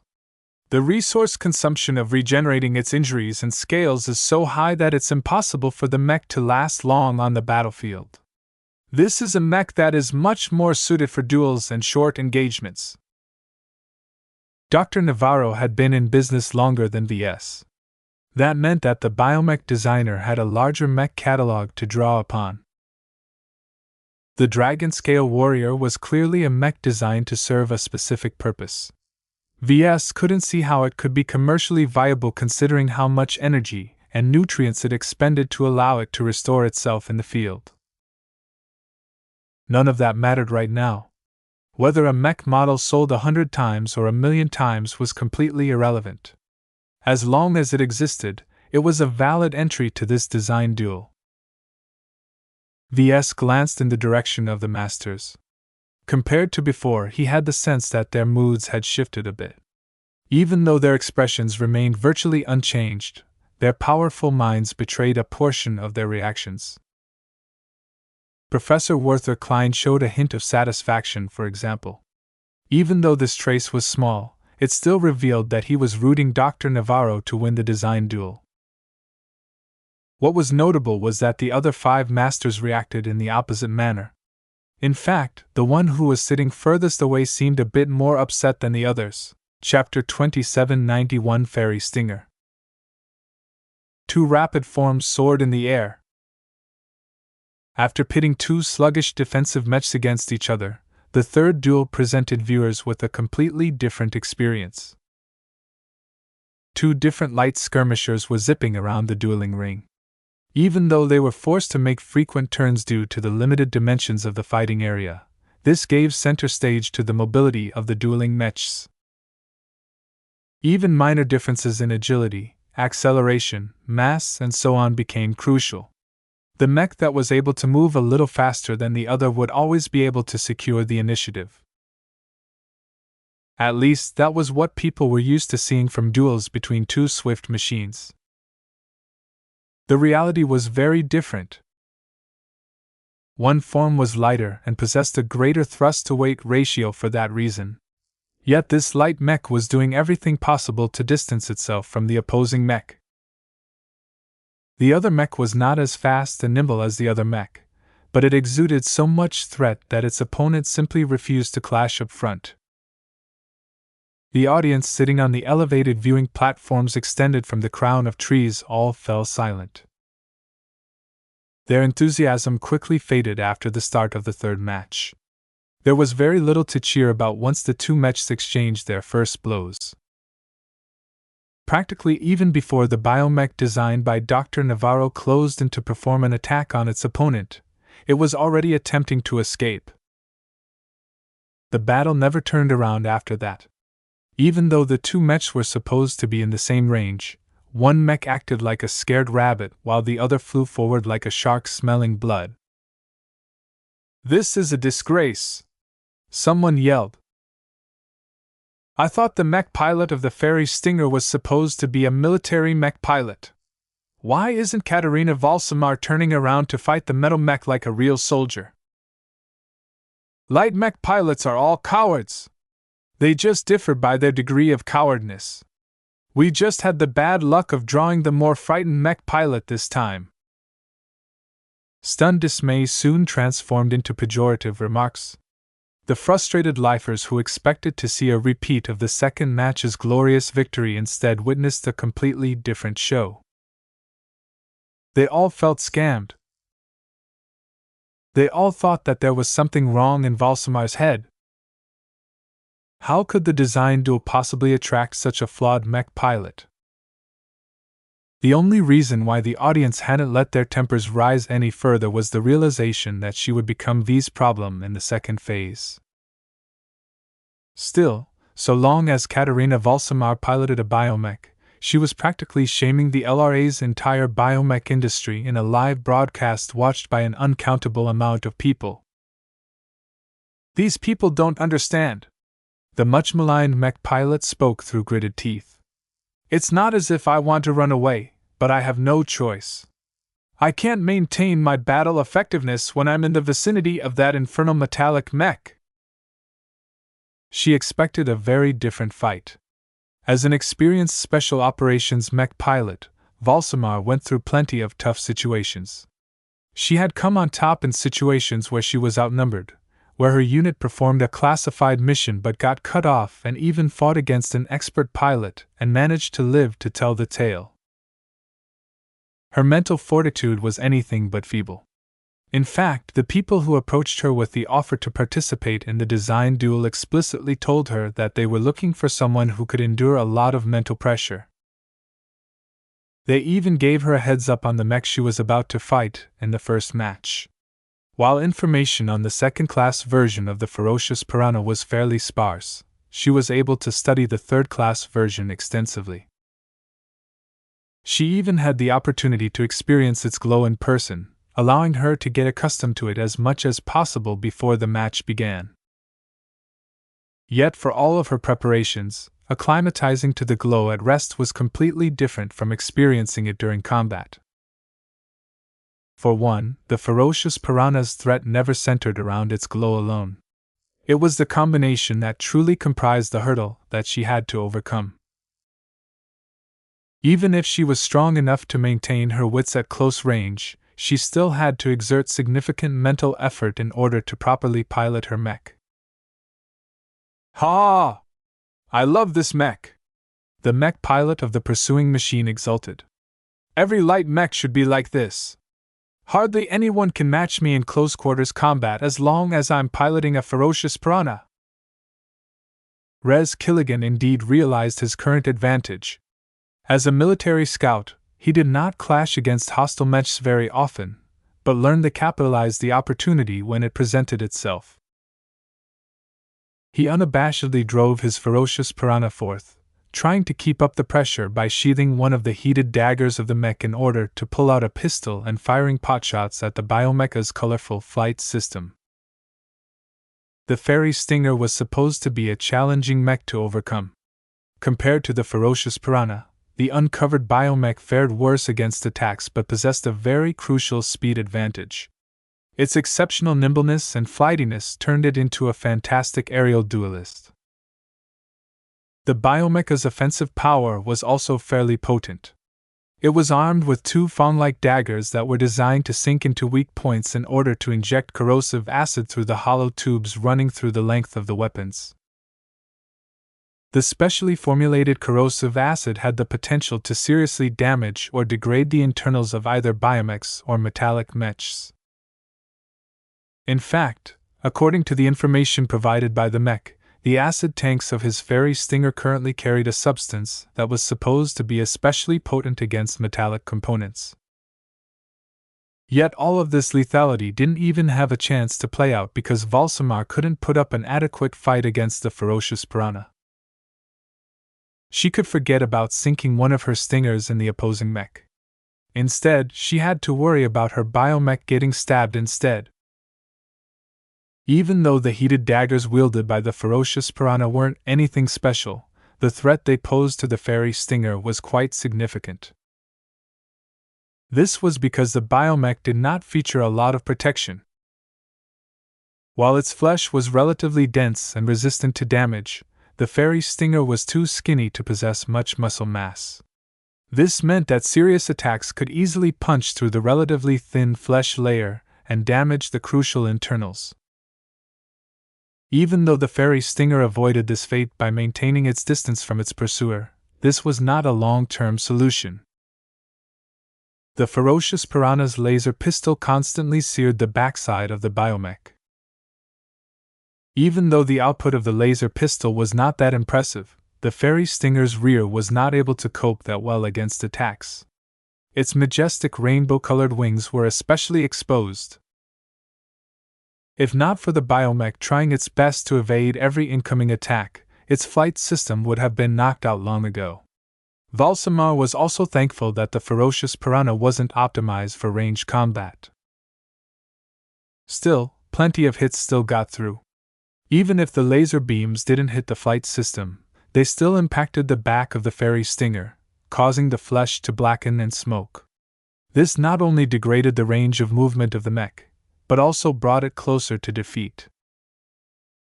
To its credit, the Fairy Stinger was not without solutions of its own. It sheathed one of its daggers as well in order to pull out a biopistol. Different from the weapon wielded by the ferocious piranha, the biopistol was capable of integrating into the palm of the fairy stinger. This increased integration brought numerous benefits, such as added stability and more efficient transfer of heat and energy. Instead of firing energy beams or solid projectiles, the biopistol fired a different payload. As the weapon fired, fleshy orbs accelerated forward at massive speeds and either impacted the pursuing mech or exploded around it if they missed the mark. As the orbs ruptured, they released a small but potent quantity of corrosive acid. Lots of acid splattered onto the surface of the ferocious piranha if the orbs hit the mech, but even the ones that exploded in the vicinity managed to spray a few splatters onto the side of the chasing mech. This caused the mech to slowly accumulate smoking pits onto its surface. Yet no matter how much acid stuck onto the ferocious piranha, the substance's ability to melt through its armor was notably slow. The reason why the ferocious piranha was not as swift as the fairy stinger was because it boasted better protection. Its thin but well-regarded armor system provided it with enough of a buffer for Ves Larkinson to completely ignore the threat of the biopistol. A few successive laser strikes managed to impact one of the wings of the fairy stinger. The biomecha's flight destabilized a bit as it wasn't able to accelerate as well as before. "You have no choice!" Killingon shouted.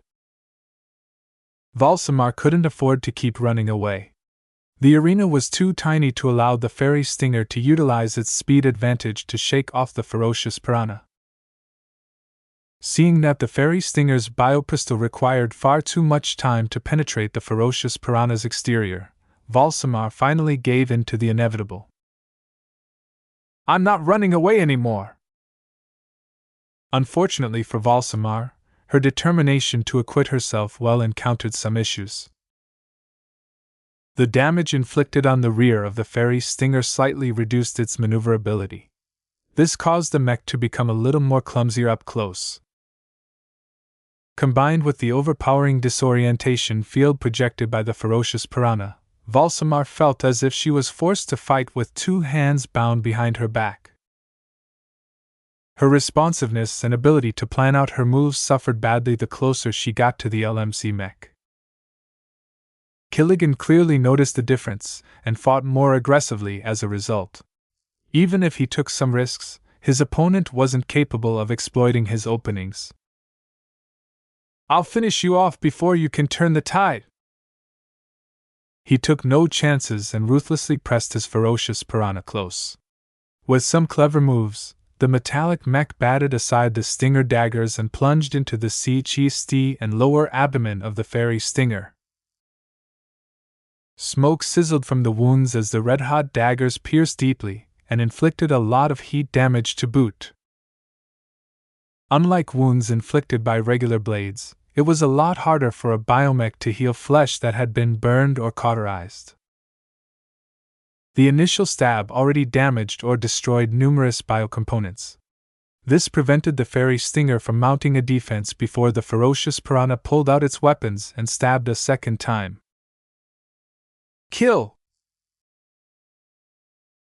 A succession of stabs ensued as heated dagger after heated dagger turned the chest of the biomech into an ugly rendition of a victim of a serious killer. Upon the 14th stab, a massive energy shield FRCIBLY bounced the dagger aside. The third match has ended. Mr. Larkinson has achieved his second victory in the first phase. The score is now 2-1 in favor of our foreign visitor. The end of this match felt like a relief to all of the lifers. The audience had long accepted the possibility of defeat. They could only hope that Dr. Navarro would be able to improve the fairy stinger before the next phase commenced. "We only have 2 more chances left to gain the upper hand today. Please don't drop the ball again." Chapter 2792 Froken. The fourth match featured one of V's most iconic mechs. The Valkyrie Redeemer had captured the imagination of many people in the Komodo Star sector. Even foreigners who paid attention to foreign affairs envied the Hexers for being able to make use of a mech with so many capabilities. The mech had already played a starring role in the Komodo War. Many female Hexer mech pilots dreamed of piloting the spear-wielding machine in combat. Those that did always felt blessed as their minds directly came in touch with the presence of the superior mother. Not a single unit that deployed Valkyrie Redeemers suffered from morale problems. In fact, the commanders frequently had to rein in their subordinates because they had grown too enthused with charging their mechs forward. The Valkyrie Redeemer and its variants always performed at their best when on the attack. Aside from the Hex Army, the Golden Skull Alliance also adopted the same mech model. Both the Glory Seekers and the Penitent Sisters used the Valkyrie mechs to good effect during the last battle. The Penitent Sisters, together with Venerable Joshua, even used this mech to pull of the most extraordinary feat of the Battle of Reckoning. Now, the Valkyrie Redeemer made another appearance outside of the raging battlefields of the Komodo War. The moment this mech showed in the dueling ring, many women became captivated by the feminine mech. The Valkyrie Redeemer exuded a sense of feminine strength that felt strangely empowering to those who identified with its gender. Many female mech pilots felt the irrational urge to pilot it in battle. "So this is the highly regarded Valkyrie Redeemer," a visiting mech designer spoke. "I can see why it has managed to conquer the hearts of those bigoted women. A mech like this appeals to some of their greatest D.E.S.I.R.es and aspirations. Mr. Larkinson is an excellent marketer." Indeed, a lot of people regretted that the LMC didn't sell the Valkyrie Redeemer to the public. Not even stealing or copying helped. Its anti-theft systems were so good that any non-hexer would have a very hard time interfacing with a living mech that was unwilling. Yet that was what made the current sight so odd to those who were familiar with the remarkable mech model. For the first time, the Valkyrie Redeemer was being piloted by a mech pilot who wasn't a Hexer or a Larkinson. Not only that, but the mech pilot in question was very obviously a man instead of woman. If you think that this little trick can fool me, then think again." Ves grinned. The mech pilot selected to fight with the Valkyrie Redeemer was a lifer mech pilot called Carter Day. Compared to the military mech pilots of the last two matches, Carter appeared to be a bit underwhelming. He was just an average employee of a local security company. Since Prosperous Hill 6 was so strictly regulated, the security companies based in Villain didn't get to do much. Only a couple of mechs were allowed to escort or guard certain facilities at a time, so there wasn't much work available. The lack of mechs also meant that there were remarkably few mech-related incidents. Carter Day could count on one hand how many times he fought an actual battle throughout his 20-year career. A male mech pilot who pursued a steady job and didn't have much actual battle experience should have been a poor fit with the Valkyrie Redeemer. However, as the battle commenced, Carter had little difficulty with adjusting to the quirks of his new mech and quickly began to utilize it in a proficient manner. His battle experience might be lacking, but his basic skills were highly polished. He was still a second-class mech pilot, and that counted for something. By practicing and keeping up his skills over a long period of time, his fundamentals were pretty solid.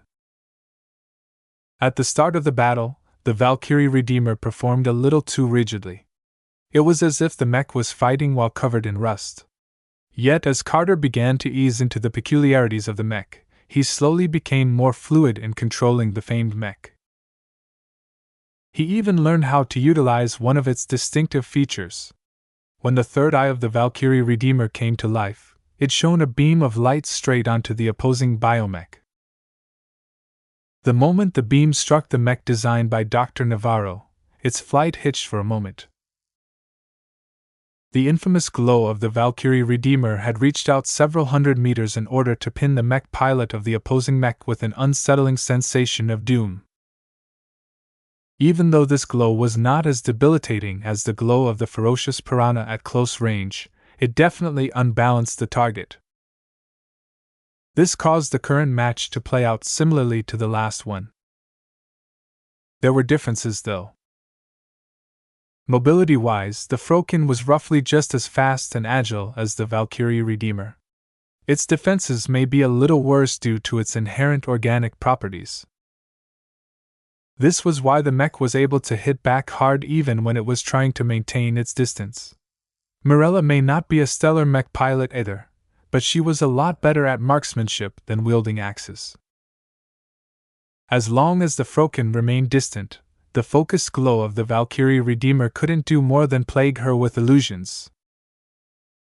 "I won't fold!" She gritted her teeth.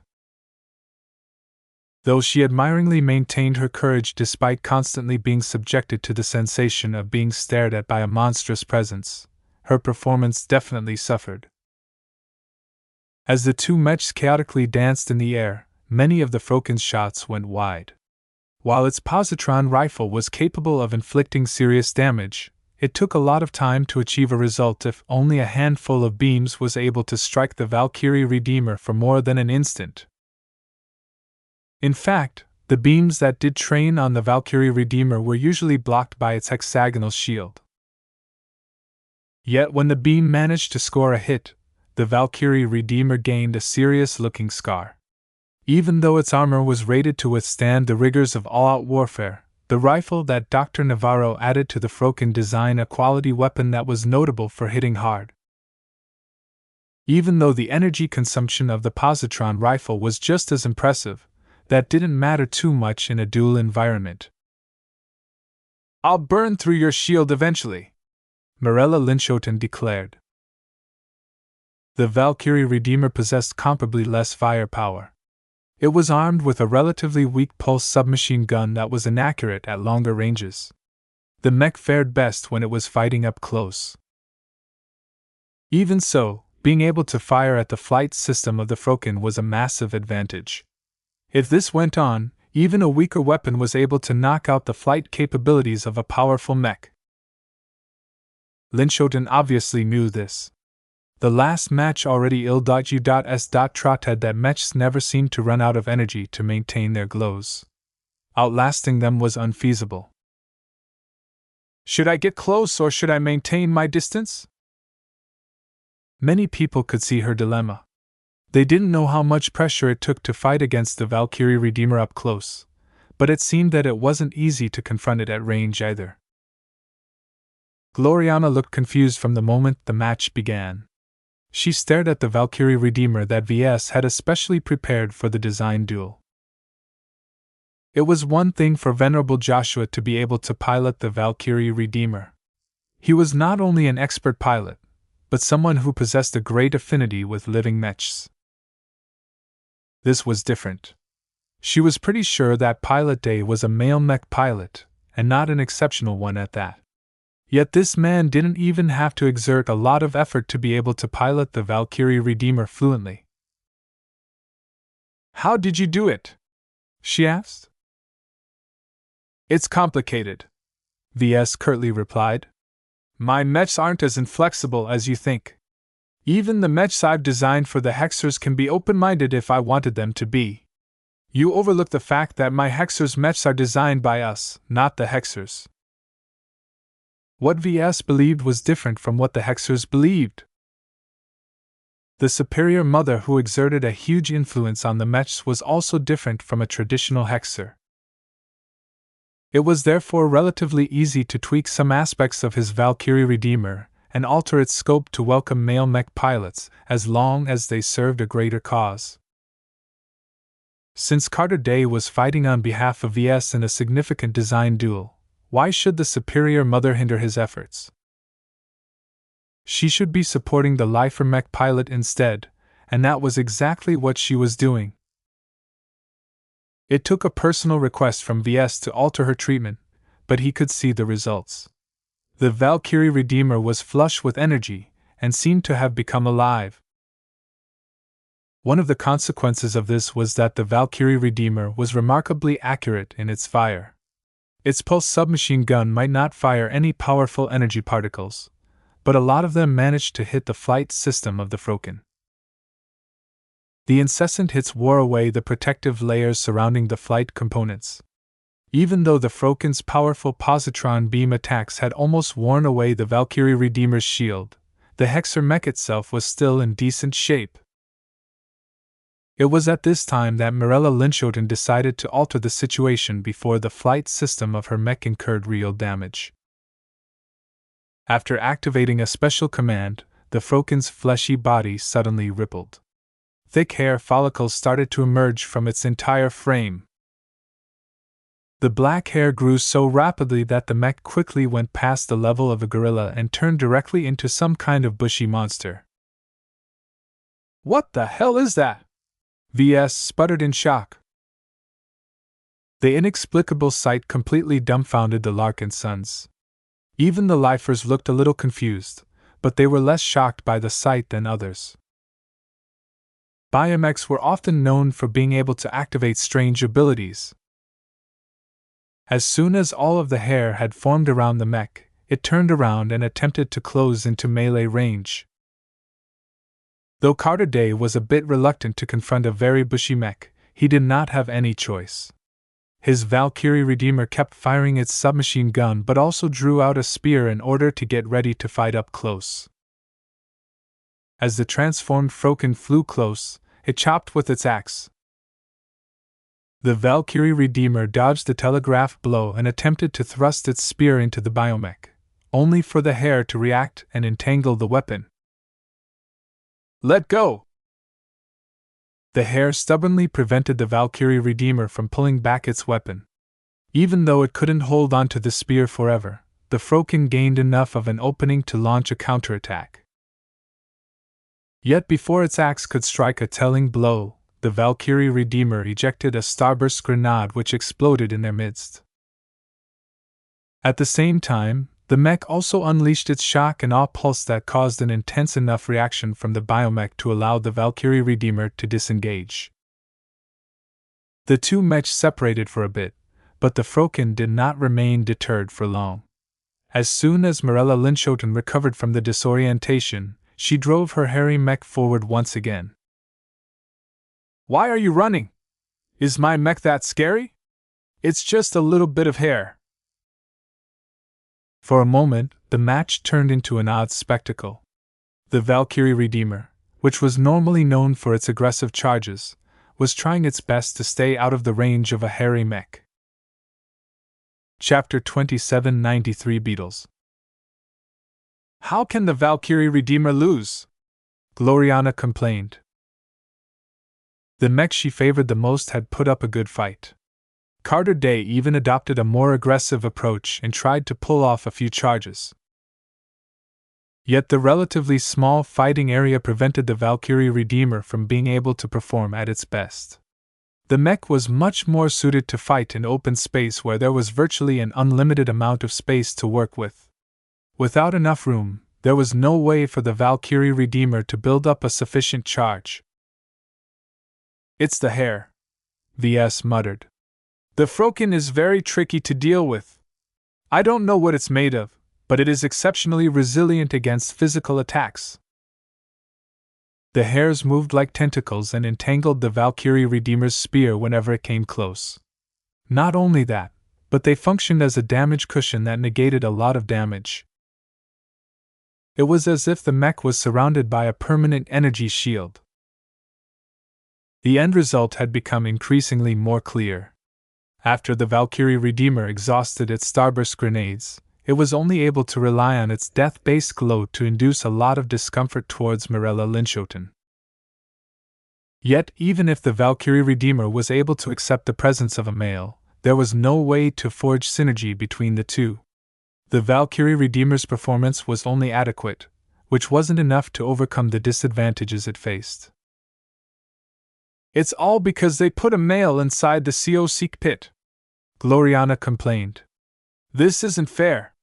Now, the Valkyrie Redeemer has incurred a lot of blows from the axe that are difficult to repair. She was right to feel upset. The Valkyrie Redeemer got struck several times by a biometal axe. The powerful weapon damaged large portions of the mech's frontal armor before the female mech finally sucked out in bed. All of that battle damage would take a lot of time and effort to repair. It's okay, Ves said as he placed his hand on her palm in an attempt to calm her down. The Valkyrie Redeemer will rise again. The damage looks bad, but large portions of it can easily be replaced. I think the Froken doesn't look so good either. If there's one lesson that I have learned from witnessing the transformation abilities of biomechs, it's that they always pay a price for their power. Once the duel had ended, the Froken didn't outright collapse, but it didn't look healthy either. Its bushy hair all turned gray and shed from the mech within a minute. The biomecha's flesh looked shrunken and drained, as if it had sacrificed its own health to generate all of that animated hair. While it probably didn't take much effort to restore the mech by feeding it with nutrients and allowing it to grow back to its peak, this was not an instant process. Once the arena operators cleaned the battlefield, the fifth and final match of the day commenced. This time, the mechs that emerged from the sides possessed no significant flight capabilities.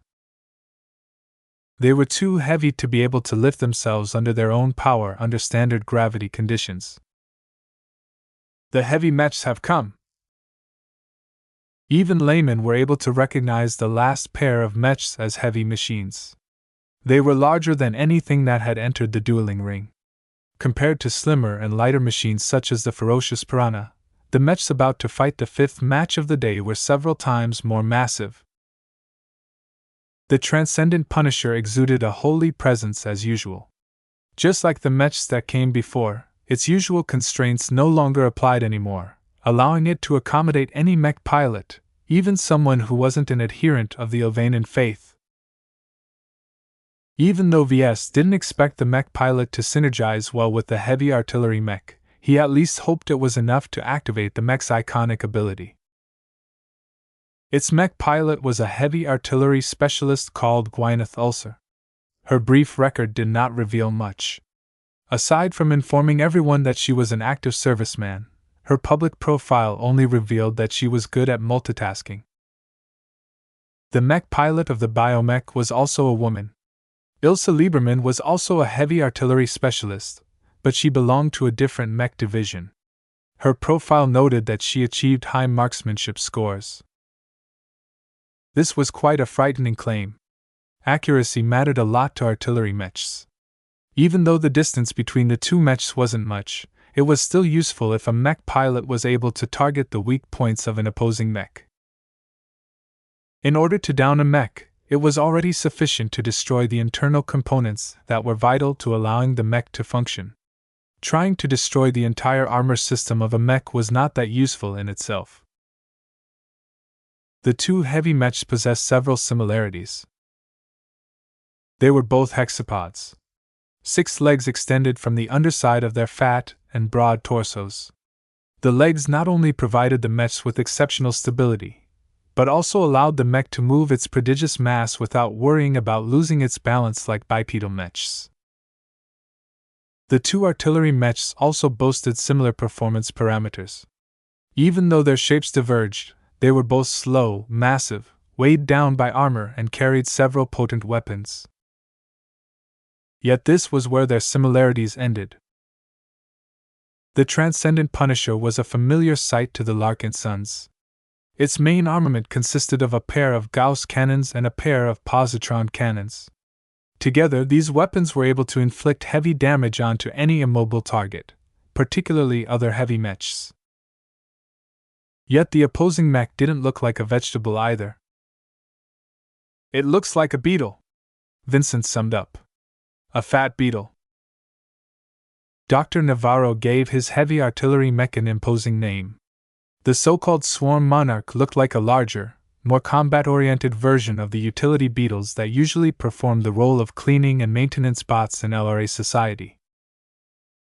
Unlike many of his other mechs, the Swarm Monarch was covered by a hard exoskeleton that offered solid protection from attacks that came from every direction, even below. 4 big nozzles extended from the back of the Swarm Monarch. 2 of them were able to swivel directly forward, but the other 2 were only able to maintain an upwards angle. It seemed that the latter 2 cannons were capable of lobbing shells in order to bombard targets from above, thereby bypassing any terrain or other obstacles in the way. This wasn't very relevant though. The dueling ring was completely flat, so there was nothing standing in the way between the two mechs. Both of them possessed a clear line of sight against each other, and they had already trained their weapons to fire as soon as the signal was given. Let the final match of the day commence. Both mechs instantly exploded into action. Both six-legged mechs had already begun to move. They slowly moved in a circle. This not only allowed them to maintain their current distance towards each other, but also prevented the ground at their position from collapsing or becoming unstable due to excessive bombardment. In the beginning, the Transcendent Punisher immediately unleashed a lot of direct firepower. Gwyneth Ulcer did not hesitate in firing all of the Ovanan mech's armaments. Gauss cannon slugs slammed against the front of the beetle's exoskeleton plating. Positron beams struck the beetle's organic plating as well, causing significant sections of its surface to heat up or deform. The Swarm Monarch did not let the classical mech beat it up without hitting back. Two of its organic muzzles immediately unleashed positron beams of their own. Of course, the thick surface of the Transcendent Punisher easily withstood the initial strikes. One of the reasons why heavy artillery mechs possessed so much armor was because they were designed to take out enemy counterparts. An artillery mech that boasted little armor usually didn't last very long on the battlefield. A mech with high threats such as an artillery platform with lots of guns always needed a way to mitigate damage. Since all of the heavy weapon systems weighed the artillery mechs down, it was not feasible for them to rely on mobility to evade incoming attacks. The only solution left was to pile as much armor as was feasible and hope that the mech was able to last a little longer than the opposite mech. Ves expected to witness a straightforward slugging match. It wasn't as if the mechs could do anything else such as closing in on each other in order to trample their opponents. They were too slow and unwieldy to perform those moves. Look! The beetle is firing its second set of guns, Riala pointed out. Ves immediately sensed something wrong. The arcing projectiles didn't seem like regular shells. They only soared for a short amount of time before descending on top of the Transcendent Punisher. No explosions ensued. The projectiles didn't appear to be explosive at all. Instead, Ves and the other Larkinsons looked astonished as the shells came to life. They're beetles! Gloriana shrieked. The small and squat beetles moved quickly and jerkily. They seemed to possess some rudimentary intelligence because they immediately moved to the relative weak points of the upper side of the Transcendent Punisher. Once the pair of beetles found their positions, they began to bore through the relatively weak armor sections with a strange drill extended from their mouths.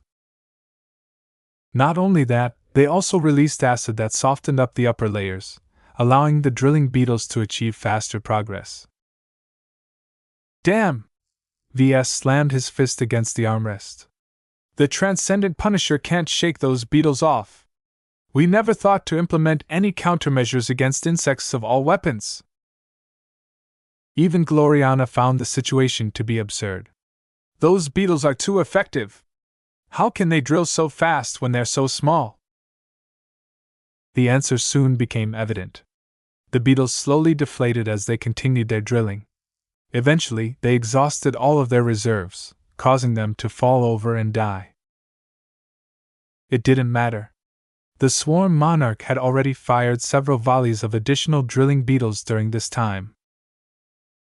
Soon enough, the Transcendent Punisher hosted a dozen drilling beetles. Ves figured that the Swarm Monarch could have lobbed additional beetles onto its target, but Ilse Lieberman was clever enough to realize that she would quickly exhaust the ammunition reserves of her biomech.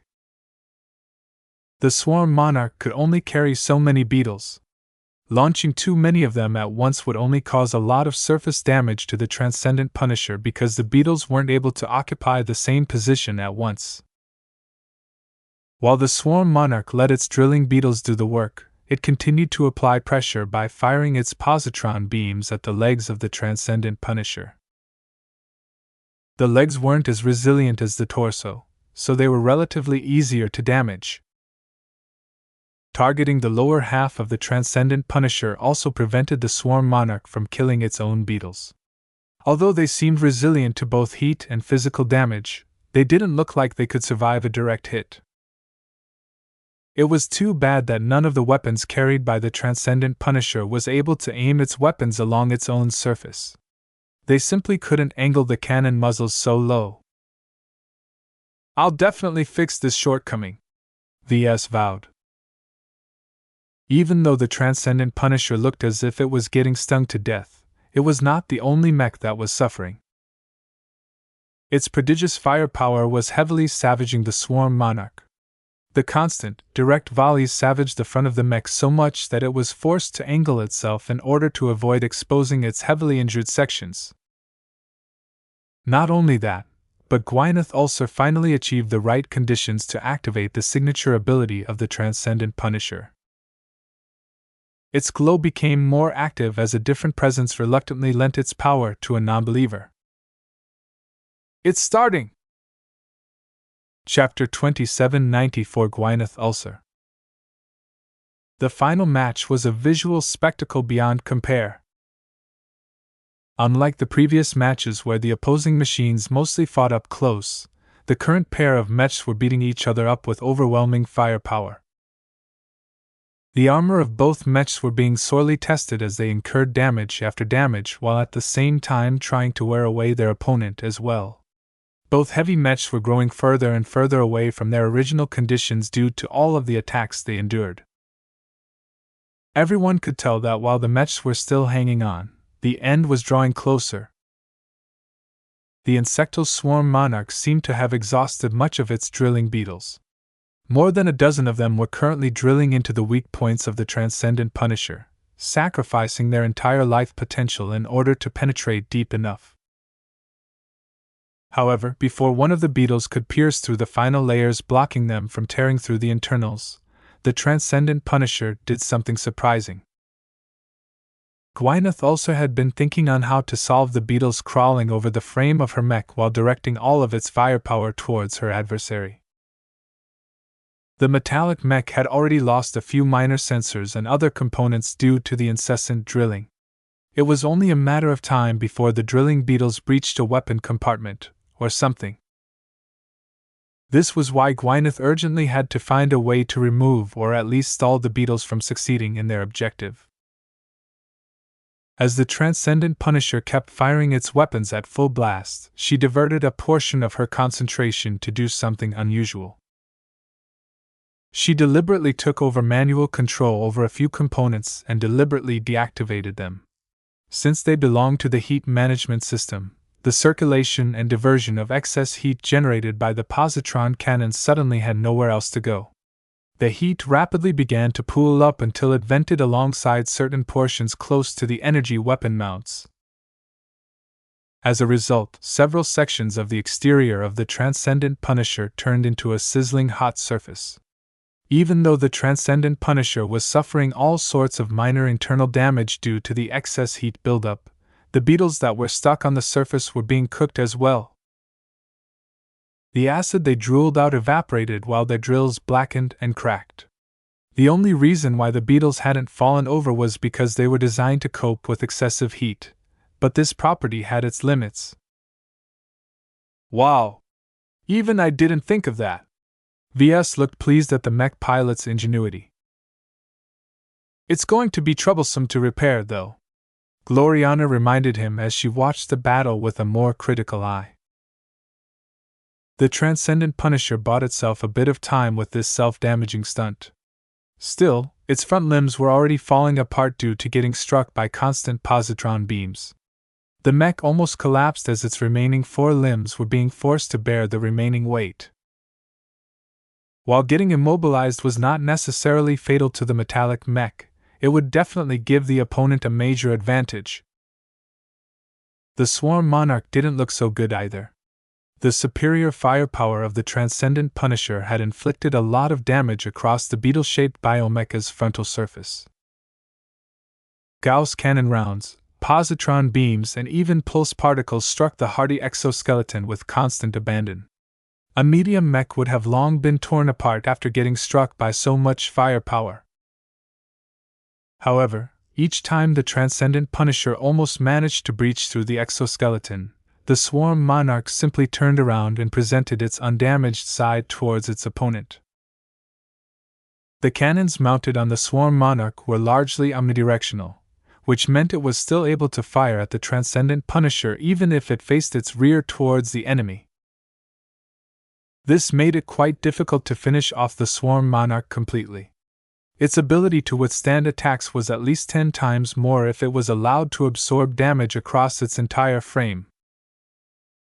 The Transcendent Punisher was able to do this as well, but only to a certain extent. It was designed as a bunker mech and not a land-bound artillery mech.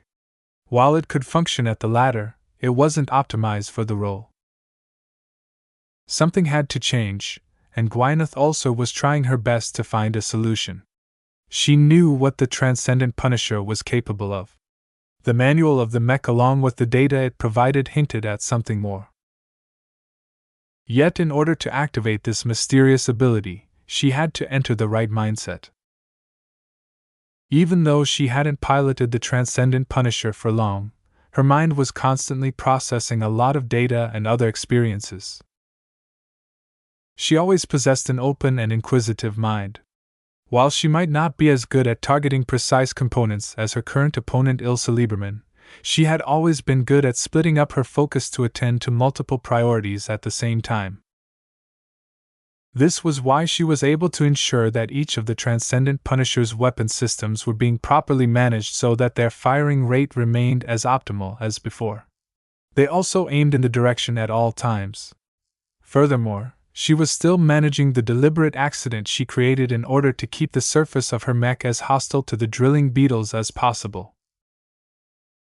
Throughout all of this, she continued to keep an eye on the state of her opponent, the environment, and what lurked within her own mech. "This mech is unlike anything that I have ever piloted before," she whispered. Although her contact with her mech was fairly shallow at first, she became more and more absorbed with what she found inside. There was a pure and all-encompassing presence inside that constantly drew her closer. Her mind began to experience something different. She seemed to have passed a threshold where she felt as if she gained enlightenment. Her performance started to slip as she opened some eyes to truths that she had never realized in her life up until now.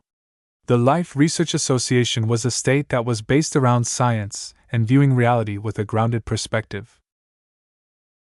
The mech she was interfacing with apparently saw reality in a different way. It was strange, odd, fantastical yet fascinating all the same.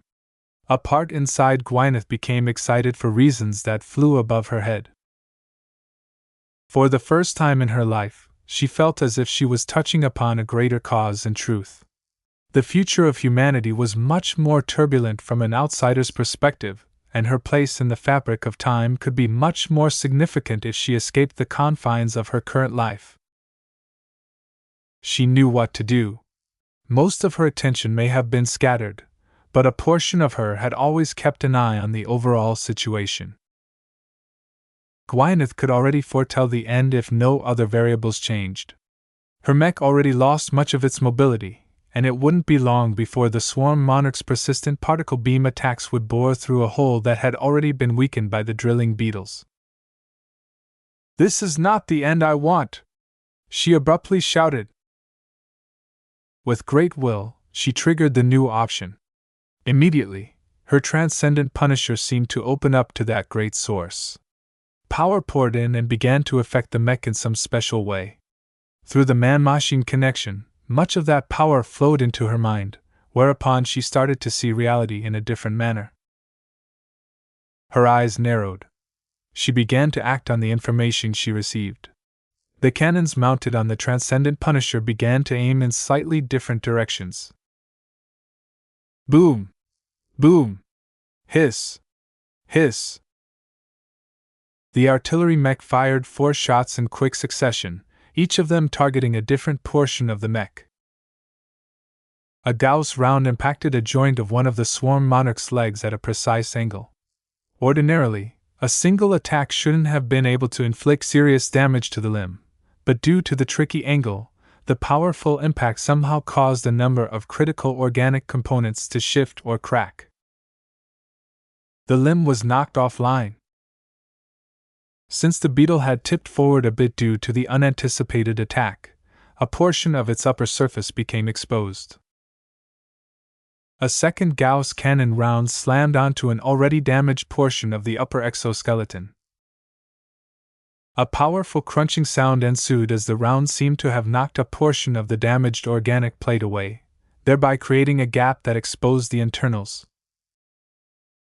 Two precisely aimed positron beams slipped into the gap and wreaked havoc inside.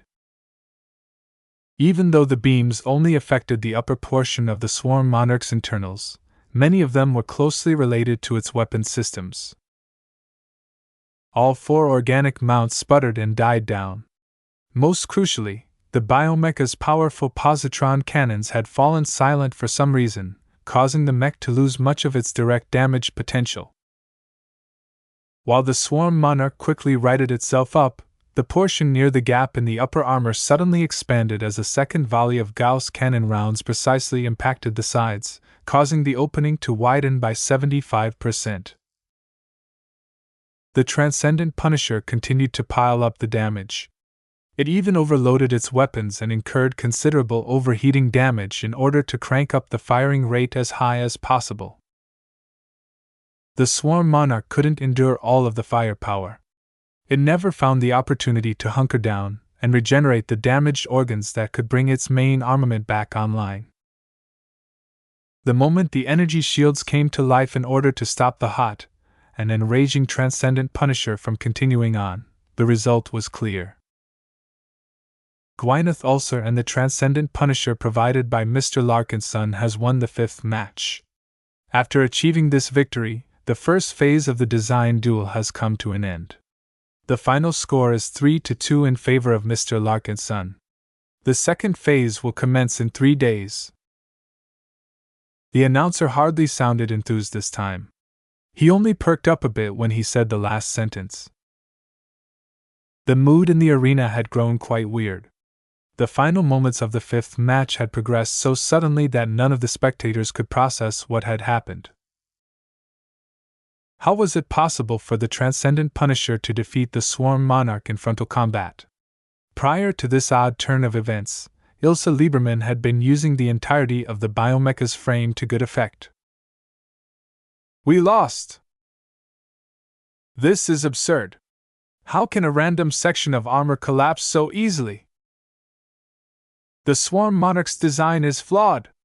Its upper section is too weak. Once Dr. Navarro reinforces this section, the biomech will not be taken down so easily anymore. The crowd all sounded dismayed. This was not the result they wanted to see. Yet despite their complaints, the local spectators remained remarkably calm considering how much was at stake. The second phase was where the match would truly be decided. Ves had 5 more matches in store, and even if he maintained his lead to the end, the verdict of the mech pilots might diverge. It could be better, but this is as good of a start as any, he said. You've proven yourself to be a serious contender. Gloriana smiled proudly at him. The lifers can't dismiss you as casually as before. You pose a serious threat to the reputation of their biomech industry. That's not necessarily a good outcome. Ves could already feel the daggers staring at his back. Chapter 2795 Flattered. The local and regional news publications already began to spin 100 different narratives after the end of the first phase of the design duel. Life Research Association is on its knees. Its biomech industry has fallen behind the times. Clash between flesh and metal ended in a decisive victory for real technology. Catastrophe. Foreign mech succeeded in bullying our homegrown biomachines.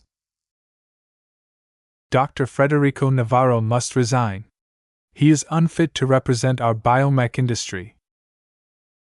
Beware the devil tongue. Doom follows in his wake. Not a single state survived his sausage intact. All of these overblown headlines accompanied even wilder claims spoken by pundits and analysts of all stripes. The lifers had become utterly obsessed over a single design duel that shouldn't have merited all of this attention. All of the gossip and speculation significantly riled up the locals. The prosperous Hill system became more turbulent as lifers of all stripes expressed their anger, frustration, and hopes all at once. When the spectators began to leave their viewing platforms, Ves and his fellow Larkinsons gathered together. Even the two expert pilots had bid goodbye to their lifer counterparts.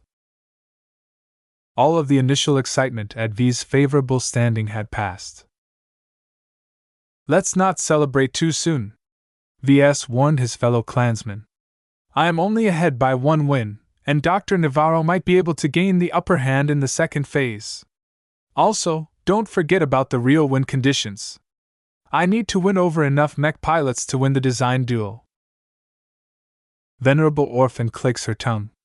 "The lifers are only mildly upset right now, but they'll definitely become a lot uglier if we prevail in the end. We should start worrying about how we can depart from this planet if we manage to humiliate the lifers for real."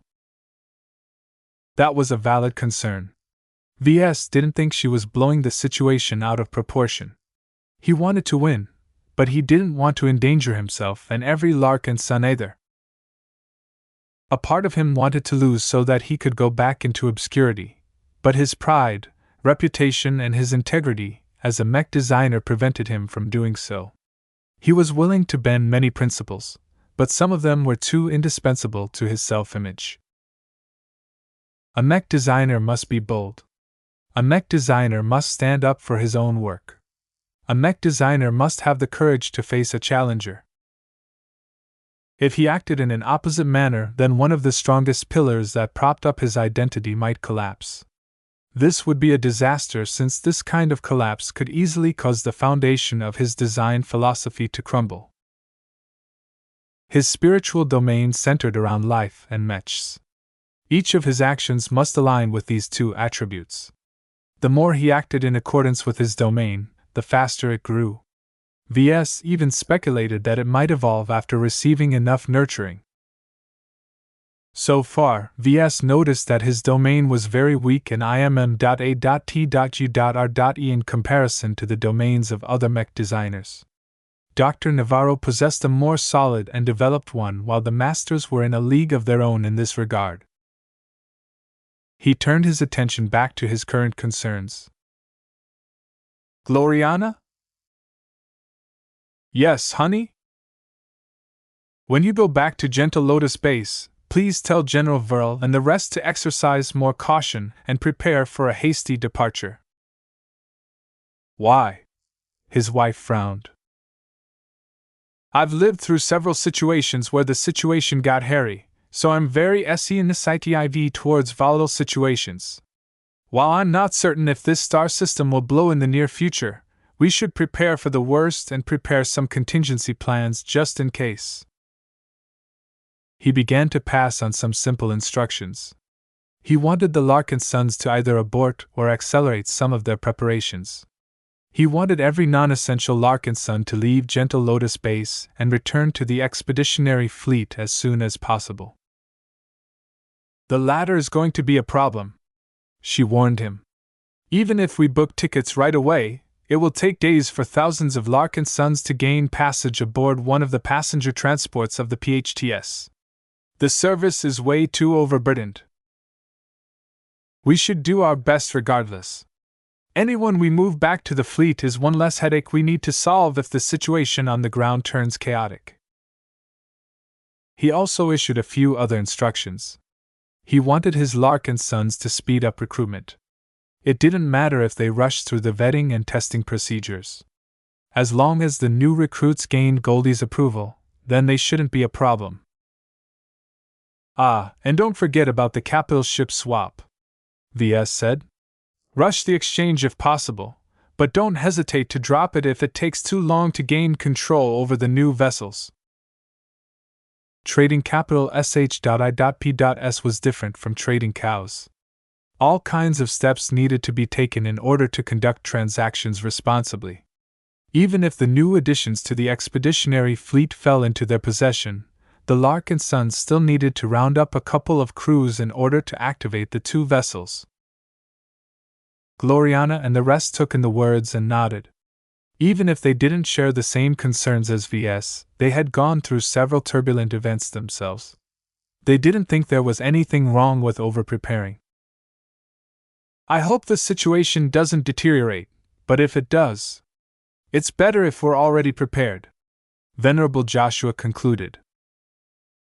As the Larkinsons were about to depart, some of the people on the VIP platform approached Ves for a chat. The first person to approach him was a familiar presence. Professor Werther Klein looked a bit more impressed at Ves than before. While I have thrown my support behind Dr. Navarro, I am impressed by your work. I'm sure you can design better mechs, Ves humbly replied. Oh, you don't need to belittle yourself. Your mechs have unique properties that we have never seen before. This is a good sign that you are pursuing the right innovation. While I cannot believe your mechs are alive, the fact that they are able to channel an effect that makes them exuberant is quite a novel sight to my fellow colleagues and I. You have opened up a new door for us. Perhaps there is merit in focusing more on the mech pilot and less on the mech itself. As a master, Professor Klein already realized his mech design. This made him a lot more open-minded towards other research directions. Though Werther Klein exercised impeccable control over his body language, Ves could easily sense anticipation from the old fossil. Ves experienced this kind of attention several times from Master Willix. He was long accustomed to people who expressed intense interest in the fruits of his labor. I still have a long way ahead of me before I am able to realize my design philosophy, he modestly spoke. I've learned a lot from the first 5 matches. I thought my mechs were already fairly strong compared to the works of other mech designers, but Dr. Navarro has surprised me time and time again. His biomech designs are truly praiseworthy. The professor casually waved his hand. Dr. Navarro excels at transformation and related areas, but he isn't capable of designing mechs as varied as the Dragon Scale Warrior and the Swarm Monarch without the support of the rest of our biomech industry. Each of these designs are collaborative works. That's only fair. My dueling mechs are derived from collaborative works as well. The only difference is that the influence of other mech designers isn't as obvious, at least for the moment. Gloriana beamed at his words. Master Klein did not come to lavish praises on Ves. He quickly brought up a more serious matter. I couldn't help but listen to your plans. You seem quite concerned about your safety. We are. Ves nodded. I don't know whether I'll win the design duel, but if I do, I'll be surrounded by a lot of angry lifers. Who knows whether one of them will be crazy enough to lash out. I originally planned to stay here longer in order to rebuild our fleet, but I think it is best if we cut our schedule short. I do not blame you, Mr. Larkinson. It is rather regretful that our state has been less than hospitable to you. While I am not in command of Prosperous Hill, I can still pull some strings to ease some of the restrictions you face. Ves looked surprised. You do that for us, sir? I do not wish anything to befall a talented mech designer such as you, the old man said. You have earned my respect. I can read the passion and drive you've invested in your mech designs. Witnessing 5 of your works in action has taught me that there are more directions that we can take our work. This lesson alone is worth the tiny amount of effort I need to take to aid your clan. Even though it was rather unexpected, Ves truly needed all of the help he could get. Thank you, sir.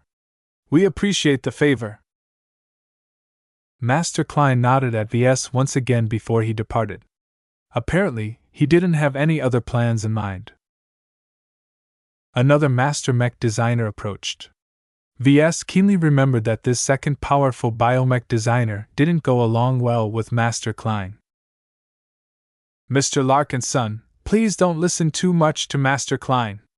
He means well, but he is a bit behind the times. He doesn't see nearly as much promise in your mechs as I. Let me state that I am impressed by your work. Your mechs truly have the capital to live. VS looked flattered. Thank you. That means much from a master. Regardless of how suspicious this fellow seemed, he still possessed the wisdom and power of a genuine master. People at this level usually didn't bother to lie. Why should they?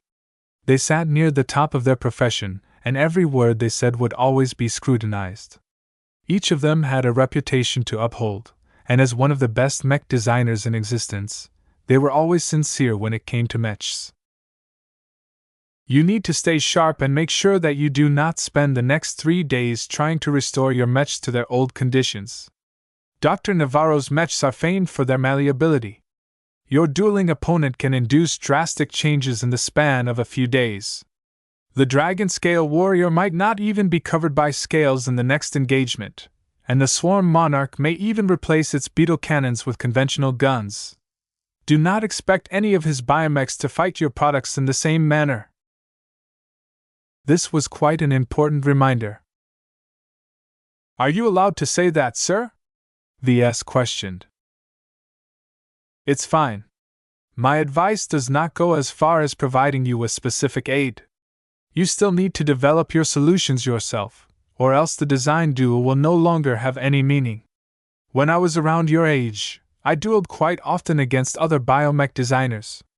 My ideas are different from my colleagues, so I constantly had to prove the merits of my design philosophy in front of my naysayers. Regardless of the outcome, every challenge polished my approach towards my work. I know, but I'm a working mech designer.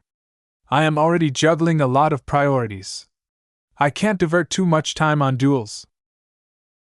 Then make sure you make the most out of this experience. The strange master didn't stick around for long. After chatting a bit more, he began to leave. Wait, sir! Could you tell us your name? VS asked. I am Master Lehigh Brixton. I am based in Prosperous Hill 4. I am known for my cyborg mechs. That last part immediately caused VS to jolt. A cyborg mech designer. That was someone who not only utilized both organic and mechanical components, but fused them together into an integrated whole. Chapter 2796 Old Men. Master Lehigh Brixton turned out to be a controversial mech designer.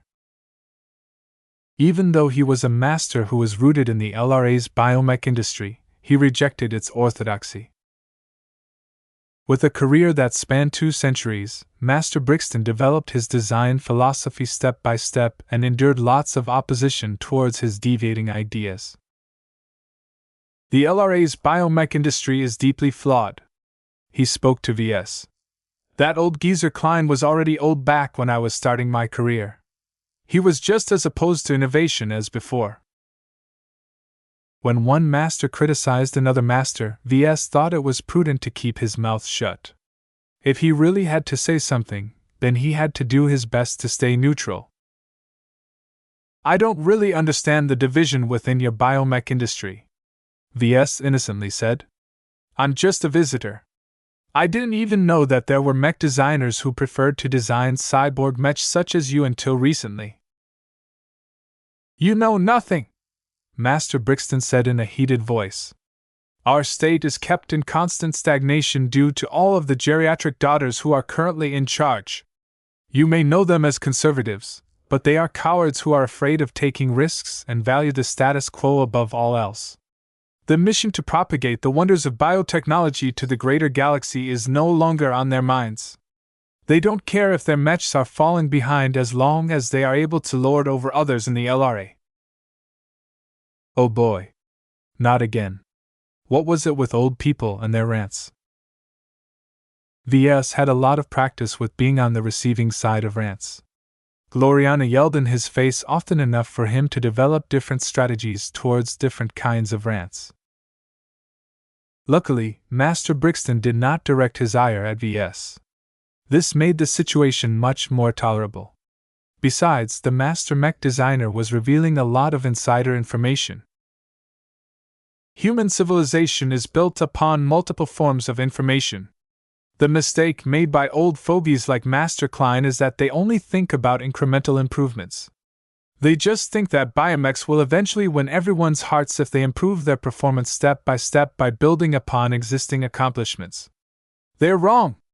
These slowpokes are so bad at innovating that once they achieved a breakthrough, the conventional mech industry has already taken several steps forward.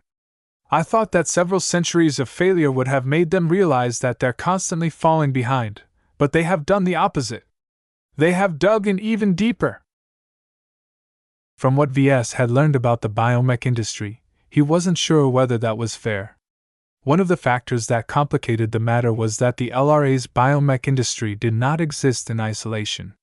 There were other enclaves throughout the galaxy that had chosen to adopt biomechs rather than classical mechs. Even if the local biomech industry failed to make any significant breakthroughs, it could always leech from the success of other communities. The current leaders of our industry have all exhausted their usefulness. They may have contributed significantly to our sector when they were in their prime, but they have lost their drive to push their craft forward after achieving their greatest dreams.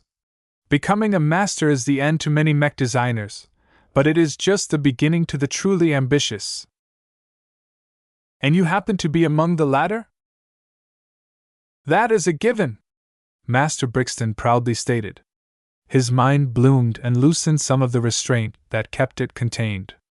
Ves sensed a conviction that was so inviolably strong that it could probably endure a direct attack from a dark god. Life-prolonging treatment is both a blessing and a curse. It can make the worthy live longer. It was originally meant to extend the lifespans of useful and productive people so that they can contribute even more to society. However, each century of life also removes an immense degree of urgency to the recipients. Those with feeble ambitions have become too complacent after they have lived a couple of centuries. They are no longer willing to do whatever it takes to lead our state to greatness. What did this have to do with Ves? He was still in his 30s. The profound issues related to extending people's lives was so far above his head that he couldn't even imagine what he would be like if he was 2 centuries older. Master Brixton suddenly adopted a calmer tone. The younger generation deserves a chance to be in charge. They're closer to contemporary society, and their thinking is not as outdated as those who have lived in a time when the age of conquest was still a short-term memory. Constant change is necessary to move our state forward. No matter how much conservatives such as Master Klein are willing to consider other solutions, they always default to the least drastic option. It's in their name. To be honest, while Ves agreed with Master Brixton's logic, he didn't think that the conservatives were doing anything wrong. Sure, they hadn't come up with anything exciting for a very long time, but that just meant they were doing a good job in maintaining people's livelihood. Stability may not be as sexy as radical innovation, but it also did not introduce any volatile changes that could easily worsen the lives of trillions of citizens. The conservatives were good stewards of the state. Whatever their faults, the lifers were happy and enjoyed a high standard of living. Many other second-rate states were less well off. The Garland Empire was in a constant state of internal warfare while the center of the Komodo Star sector turned into a slaughterhouse as millions if not billions of people died every day. Of course, not everyone was satisfied with providing a good life to citizens. Some leaders wanted to achieve more, and they weren't afraid to risk the happiness of lots of people in order to accomplish a goal that many people might not even care about. Earlier, you questioned who I am. Well, let me introduce myself to you properly. I am Lehigh Brixton, cyborg mech designer and co-founder of the Combinants. Ves already guessed that Master Brixton was related to the Combinant faction. The amount of cyborg mech designers in the LRA was definitely small, so it should be a given that each of them banded together in order to pool their strength. What he didn't expect was that the old man currently in front of him was one of the faction's leader figures. In fact, he might even be their visionary considering his outspokenness. Although Brixton mostly came across as a cranky old man to Ves, the man's ability to design cyborg mechs was unsurpassed. Anyone who could design mechs that could compete against the products of other masters was still worthy of respect. Ves awkwardly smiled. As an innovator, I wish you luck in your goal. I need to go now. I only have 3 days to fix my broken mechs, and I can't afford to linger too long here. Every second counts. A strong grip clamped onto his arm. Master Brixton wasn't done with him yet. You must win, the older man hissed. I already intend to win. You must win, the master emphasized. I am being serious here. Our faction has already given up trying to clear the fog from the minds of old fogies such as Master Klein. These geriatrics are beyond redemption. What we can do is break the illusion that has captivated many of our citizens. Too many laymen who have no idea about the true state of our biomech industry think we are already strong enough to hold our ground. They're wrong. Were the combinants responsible for hijacking the design duel and turning it into a matter of national pride? That possibility caused Ves to become a lot more vigilant towards Master Brixton. Even if Ves sympathized with fellow innovators, he never wished to get caught up in someone else's ambitions. I can't promise anything, sir. While I am confident in my own design philosophy, I am still younger and less experienced than Dr. Navarro. I can only promise that I will do my best. No matter what is going on around me, I am still a mech designer. I will exert myself to the best of my abilities and let my mechs do the work. Master Brixton slowly let go of V's arm. He took a deep breath. That is good to hear, young man. Keep my advice in mind and do not base your decisions on faulty assumptions. Biomechs are highly adaptable and Dr. Navarro is better at changing the configurations of his mechs than other biomech designers. If you want the second phase to go smoothly, then you must adapt your mechs as well in order to avoid getting countered. I got it. I'll do my best, though there is only so much I can do in just 3 days. The older man stared deeply into V's eyes. After a few seconds, the leader of the combinants finally departed. Ves could feel the expectations put on his shoulder. The most galling part of this was that he never asked to carry the hopes of a faction he knew nothing about. Just as he thought that he was rid of the cranky old man, Master Brixton abruptly stopped and turned around. He walked back and presented a pleasant smile towards Ves. I have studied your situation to an extent. You wish to venture into the Red Ocean, is that right? Ves nodded. This was no secret. That's correct. We are only at the start of our journey, but we will definitely make it to the other side. That's great. The old galaxy is filled with entrenched rulers who are already content with their existing accomplishments. Only a new region of space will allow ambitious pioneers such as you to bloom. Have you already gathered the necessary amount of merits to obtain passage through the Beyonder Gate? We are still working on it. We'll probably satisfy this requirement once we reach the gate. Well, let me offer you some aid. I happen to have a few million MTA merits to spare. I will grant you 5 million MTA merits if you are able to win this design duel. Is this an interesting offer to you, Mr. Larkinson? What? Even though Ves already earned a lot of merits, it was extremely difficult for him to earn more. The prospect of gaining 5 million MTA merits was a very attractive prospect. However, nothing came for free. There was also another issue with this reward. Aren't MTA merits supposed to be non-transferable? That's correct, Master Brixton replied. While I cannot transfer any of my ACCU.MULAD merits to your personal account, I can still put the aforementioned amount of merits at your disposal in another manner. How? I can transfer one of my students to your Larkinson clan. Once he is a part of your organization, you will effectively gain control over the merits he possesses. This was a viable way to transfer merits between people. Technically, the merits belonged to the individual.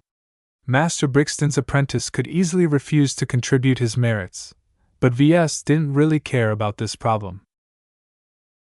He had plenty of ways to persuade an unwilling person to act on his behalf. Ves needed more information, though. What kind of person is your student? He's a fairly accomplished journeyman mech designer. He's a little older than you, but not as brilliant. He's similar to Federico Navarro in that regard.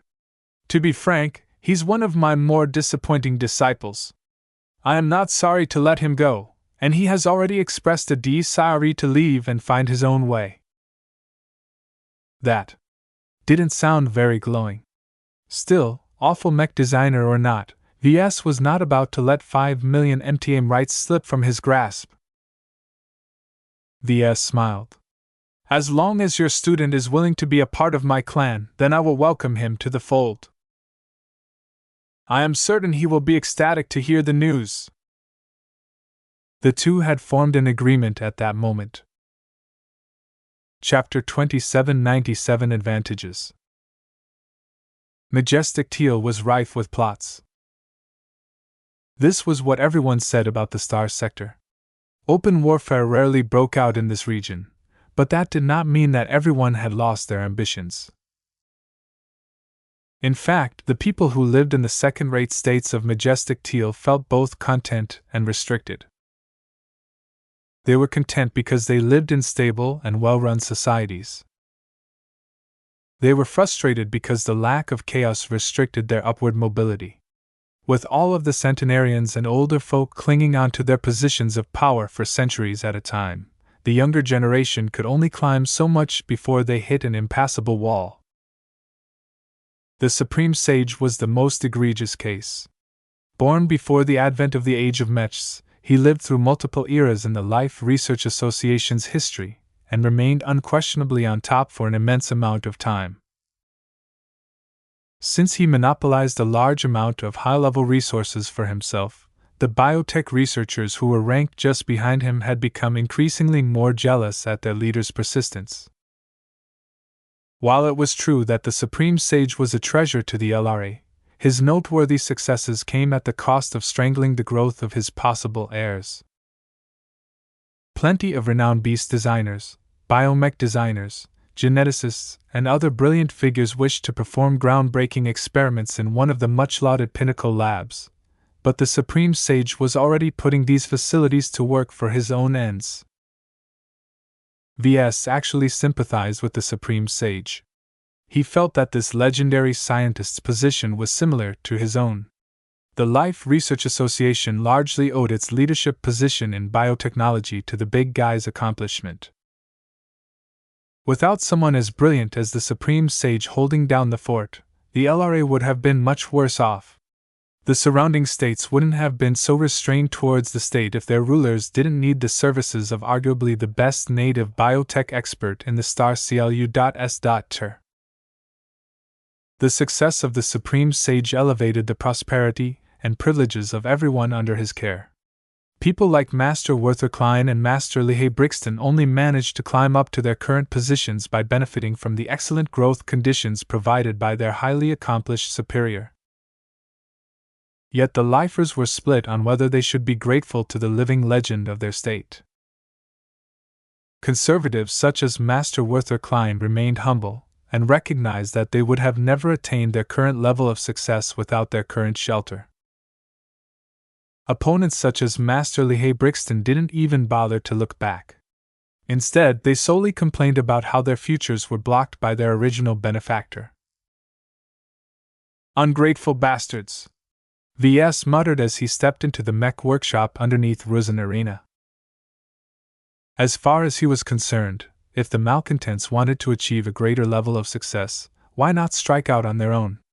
The LRA clearly belonged to the Supreme Sage. Yet Ves did not voice this opinion in front of Master Brixton. Not only was it unwise for him to talk back against a master mech designer, but they also entered into a cooperative relationship. I just have to win. Ves loved free deals like this. He already intended to win the design duel anyhow, but now that someone had taken the initiative to sweeten the pot, he would definitely make sure that 5 million MTA merits entered into his pocket. Of course, that didn't mean he was blinded by the rich reward. No one randomly offered to give away 5 million MTA credits. This was why Calabast visited the workshop right after the end of the first phase of the design duel. The black-clad spy master sauntered closer to Ves as he looked up at the 5 beaten-up machines. Can you fix them all up in time? She casually asked as Lucky dove into her welcoming arms. Meow! The gem cat cutely rubbed his head against her arms. Ves ignored his pet's antics as usual. I'll manage. This challenge isn't about fixing everything. It's about testing how much battle effectiveness we can restore in a limited amount of time.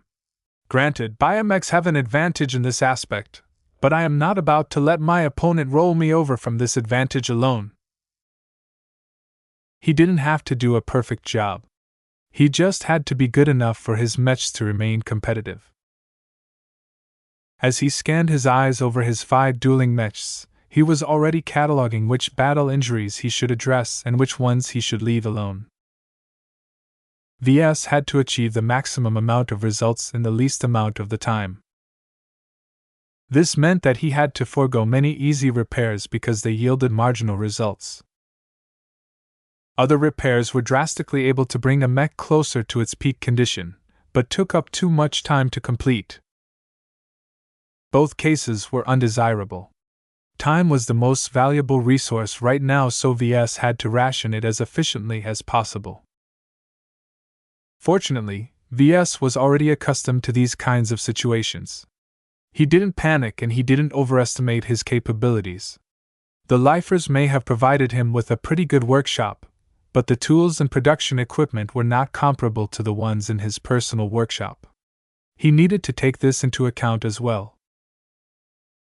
This deal I've made with Master Brixton sounds fishy, but it is too irresistible to me, he told her. Under ordinary circumstances, I have to go above and beyond to earn 5 million MTA credits.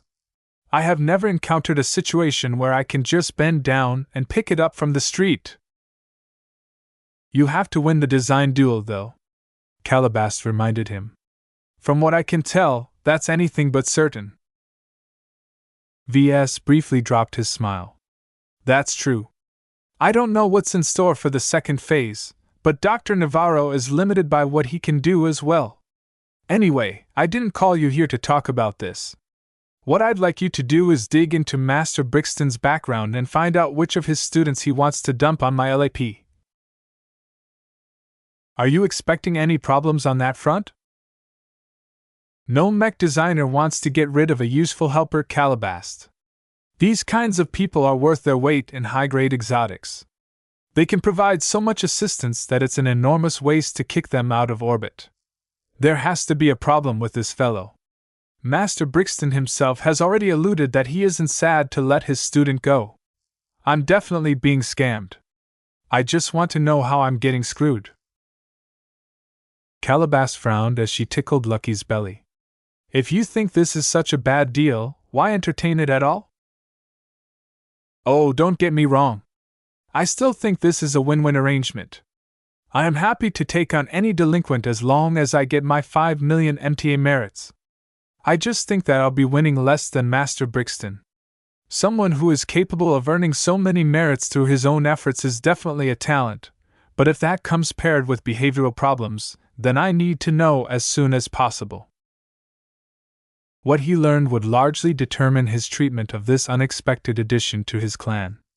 If he was confident he could manage a difficult personality, then Ves didn't mind giving Master Brixton's student an opportunity to develop himself.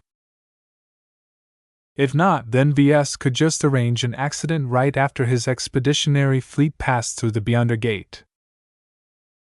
Even though it was likely that Master Brixton would become very incensed if this happened, VS didn't care at all. There was no way that someone that was stuck in Majestic Teal could extend their power all the way to the Red Ocean. "I will look into this as soon as possible," she promised. "Don't expect too much, though. My agents report that Prosperous Hill has become increasingly more volatile. A lot of visitors have arrived to watch the design duel or take part in the excitement. The locals all smell that something significant might be taking place, and even the Zona stalkers have received worrying signals from their family members." "Do you have anything more specific than that?" Calabash shook her head. "I'm as frustrated as you in this regard. We can only vaguely tell that major movements are taking place in the background. Do you want to know the reason why the Prosperous Hill Transportation Service recently became a lot more backlogged than usual? A number of very powerful organizations have claimed much of the transportation capacity that is usually allocated to visitors. They're shipping a lot of assets to and from the surface." "And this started only recently?" "A few days before this design duel, actually." "That's definitely not a coincidence." All of these signs pointed out that the local factions weren't sitting still. Turning the design duel into a spectacle was only one component in some greater plan. VS wished that Master Brixton had been a little more forthcoming in what he and his people were up to. The combinants were definitely involved. After VS and Calabast finished their discussion, Lucky mournfully bid goodbye to the latter. "Mio, be a good boy and stick to VS," she said as she petted Lucky's head. "I'm a big girl. I can take care of myself." "Meow." Despite all of the trouble in the air, VS didn't want to give up on the possible gains he could make from this visit. He might have to curtail some of his plans, but he definitely did not wish to leave before he recruited enough personnel, particularly skilled and desirable biotech experts. The Larkinson clan also had to stick around long enough to finalize the exchange of the Orleans for the Graveyard and the Dragon's Denver. It wasn't necessary to wait until their new crews had fully broken in the capital sh.i.p.s.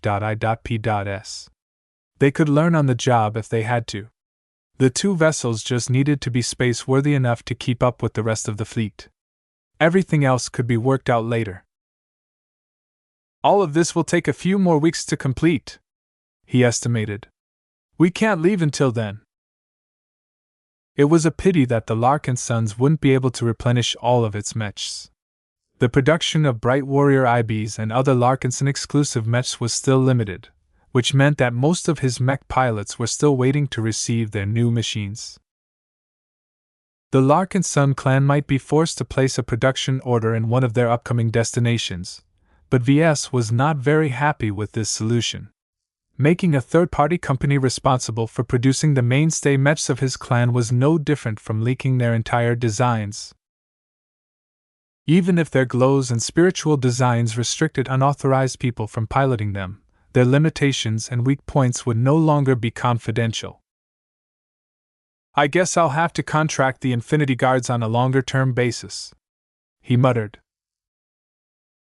The mercenaries hadn't been too useful lately, but that was because they didn't have much room to exert their strength in Prosperous Hill. That would change once his grand expedition resumed. "Well, I can worry about that later. I still have a lot of work on my plate." He turned his attention back to his mechs. One of his bright warriors along with a Valkyrie Redeemer were in quite poor shape due to suffering defeat. However, the mechs that had managed to win were not that better off either. "From what it looks like, I might have to lower the priority on the most badly damaged mechs." This was a painful decision, but one that made the most sense on a strategic basis. He could achieve much better results if he spread his attention to just 3 damaged mechs instead of 5. Chapter 2798 Hasty Repairs. 3 days wasn't enough to fix every mech. Even if he stopped going to bed and jacked himself up with stimulants, it was impossible for Ves to complete all of the tasks within 72 hours. In fact, I still won't be able to finish all of the repairs within a week. A lot of repair tasks were so extensive that the procedure was no different from fabricating a new mech from scratch. That's only in case I want to restore my dueling mechs to their peak condition. If he lowered his standards, then he could do a serviceable job in just a fraction of the time. He just needed to make sure that his sloppy rush jobs didn't fall apart when put to the test. This was still a great test for any mech designer. They had to employ great planning, judgment, and other necessary skills. A mech designer would never be able to achieve success in the mech market if they weren't capable of working efficiently. This happened to be one of the qualities that Ves thought he was good at. He had plenty of practice in rushing projects, and he knew his way around a mech workshop. Of course, Dr. Navarro isn't a slouch in this aspect either. Biomechs possessed an inherent advantage in this area. From what Ves had learned, it was a lot more complicated to repair major injuries such as amputated limbs, but it was very trivial to repair lots of minor damage. Dr. Navarro just has to chuck his biomechs into specially prepared feeder pools and let the organic machines do the work themselves. The fact that this was possible placed a heavy burden on his shoulders. If Ves dueled against conventional mech designer, then he didn't have to try so hard to accelerate his progress at this stage. Well, I already knew this when I accepted the design duel. I can only live with this handicap, he muttered. Meow, Lucky disinterestedly replied as he curled up on a nearby table. Ves no longer tarried. He had already spent enough time going over the battle damage and surface scan results to form a basic plan. First, he decided to split his mechs into two groups. The other group was made up of mechs that were not worth a lot of investment. While Ves intended to perform a few quick and impactful repairs, he had no illusions that they'd be able to fight anywhere close to their previous level in their upcoming matches.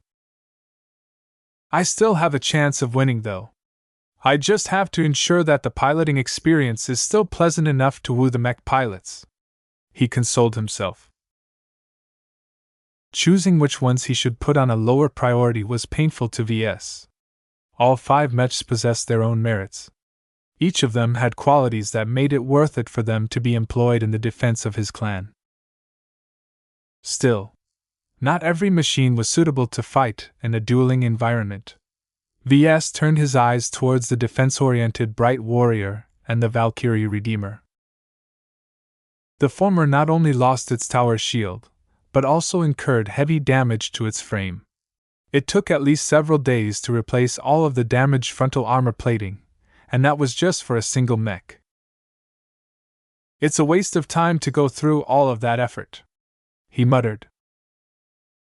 He could probably restore at least 50% of the night mech configuration of the Bright Warrior by hastily slapping some standardized plates onto the frame. Even if they didn't fit all that well, they would still be able to do their jobs to a degree. At least it wouldn't be as troublesome to fabricate a new tower shield. Ves just had to program a production machine and feed the necessary materials to it. As long as he simplified the design of the shield, he didn't need to supervise the process in turn. He also had to replace the critical components that got cut when a sword stabbed deep into the internals of the night mech. Even if Ves skipped every redundant broken part and only focused on restoring the most essential components, it would still take a few hours to complete this job at minimum. This will definitely be one of the ugliest rush jobs of my career. He helplessly shook his head. He briefly glanced at the Valkyrie Redeemer, which got savaged by the Froken after it suddenly produced a lot of hair. Ves still couldn't wrap his head around the odd transformation. What kind of mech designer would come up with such an absurd idea? Well, stupid or not, it worked. I guess that is enough of a justification to ignore how creepy it looks. Ves didn't have much hope for the Valkyrie Redeemer in the next phase. It was a powerful mech when utilized in the context of a larger unit, but by itself it was not the best. The damage to its frame was very extensive. The hair that grabbed and pressed onto the frame had led to a lot of dispersed damage to its armor system. It was like an eggshell that was already cracked across its entire surface. While VS could still spend some time to fill up the cracks, this was merely a stopgap solution that would only allow the Valkyrie Redeemer to survive a few more minutes on the dueling ring. I also have to fix up the worst of all of the axe attacks. The Froken not only chopped off one of the Valkyrie Redeemer's arms, but also tore apart large sections of the front. Well, the arm can be fixed, but with so little time at my disposal, it'll be ugly. To call the limb that he had in mind an arm was a travesty. It would be nothing more than a fixed appendage that permanently held a shield. It was the best he could manage with so little time at his disposal. I'll work on the Valkyrie Redeemer last, VS murmured. If I have to spend more time to complete the other repairs on the agenda, then I would rather do that than invest too much time in this lost cause. The only reason why he wanted to spend a few hours on this machine at all was because he didn't want to leave an ugly impression to the audience. He also hoped that its mech pilot might get swayed by its charm despite its awful condition. After making this determination, VS got to work. He started with the mech that went into battle first. The Bright Warrior in its swordsman mech configuration acquitted itself well. Its ability to switch design spirits had come in very handy. So handy, in fact, that its frame was still reasonably intact. The first match ended too quickly and too decisively for the Epsilon Moser to inflict too much damage onto its frame. The most troublesome aspect about this mech was that a lot of internal components became affected by the battle. Captain Eleazar Ipsic put too much strain on the Bright Warrior's frame. The armor breaches to its front also destroyed a number of internal components that were situated close to its CHST. Just like with the other mechs, it was impossible for VS to fix them all, especially when he was by himself. While he had an army of bots at his disposal, they were only capable of performing basic functions such as hauling components back and forth and cleaning up debris. VS hastily fabricated or pulled basic pre-made parts off a shelf and put them into the damaged Bright Warrior. He skipped most tests and procedures and simply trusted that the newly installed components would do their jobs. They don't need to last long. As long as they can hold it together in a single match, then I don't care if they fall apart a second later, he muttered. He didn't have enough time to provide the same treatment to the smaller breaches and cut marks.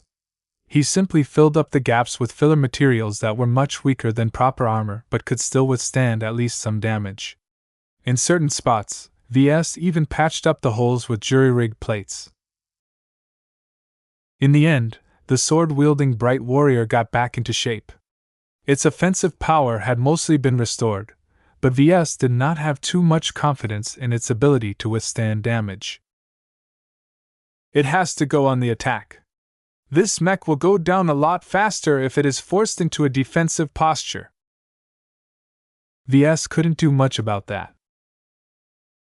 He immediately moved on to the next and most optimistic-looking machines of the five.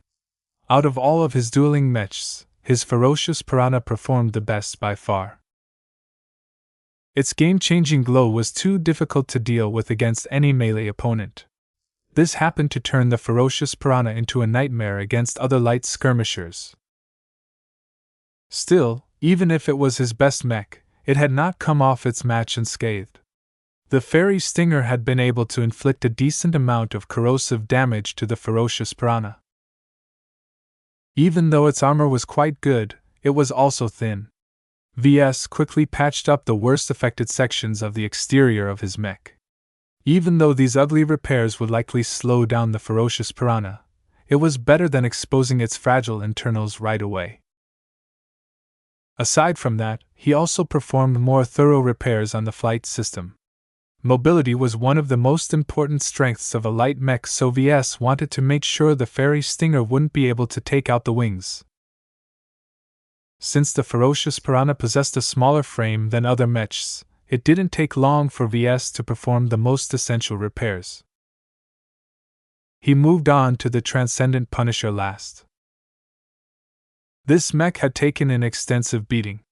While his artillery mech inflicted even worse damage onto the Swarm Monarch, Ves could not get around the fact that it took way too much time to address every deficiency.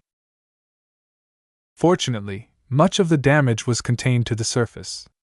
The drilling beetles and positron beams had inflicted extensive damage to the legs and the upper side of the heavy mech, but all of that armor had done its job. It was fairly simple to repair the upper section. Ves fabricated very thick plates and simply fitted them over the parts that already looked ruined. The new plates didn't entirely fit, and they looked extremely out of place, but the Transcendent Punisher was strong enough to bear all of the extra plate. Fixing the legs was more troublesome, but Ves was lucky that the Swarm Monarch only fired its particle weapons at the lower portion of the leg. Once Ves completed all of this exhaustive work, he didn't forget about implementing a countermeasure against the drilling beetles. Even though Ves had no guarantee that the Swarm Monarch would use the same mode of attack in the next round, Ves did not want his Transcendent Punisher to be forced to overheat its surface in order to get rid of its parasites. He mounted some minor weapons across its hull. While they weren't strong enough to damage a mech, they were still capable enough to get rid of some beetles. Aside from that, he also made some hasty modifications that allowed the Transcendent Punisher to overheat every section of its exterior without needing to rely on improvised solutions. Any beetles that land on my artillery mech will have an awful time.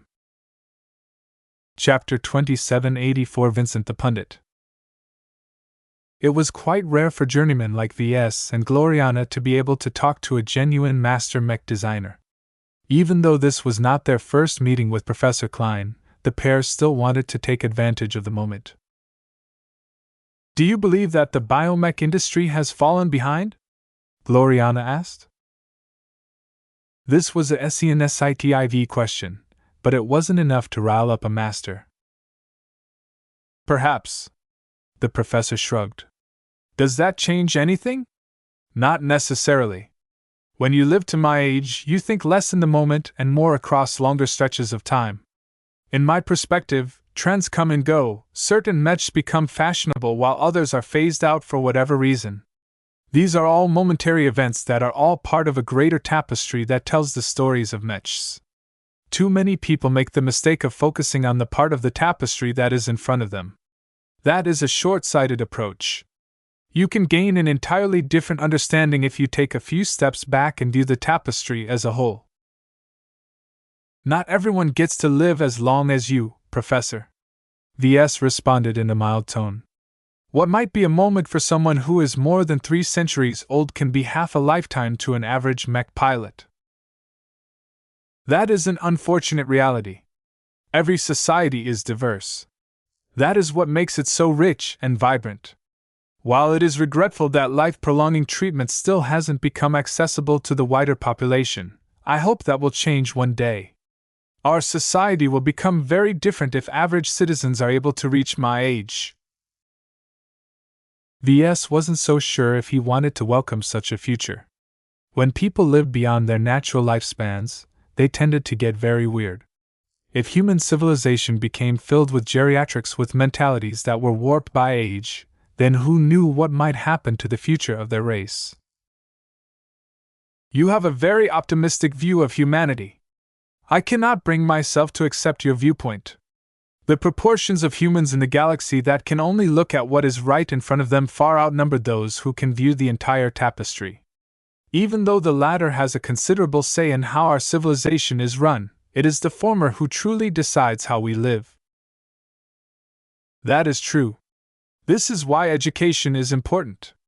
Even if progress is slow, we must never fail in our endeavors to improve everyone's lives. I have hope that we will one day achieve a level of progress where everyone can live like a prince. Yeah, right. Ves had to resist the urge to snort.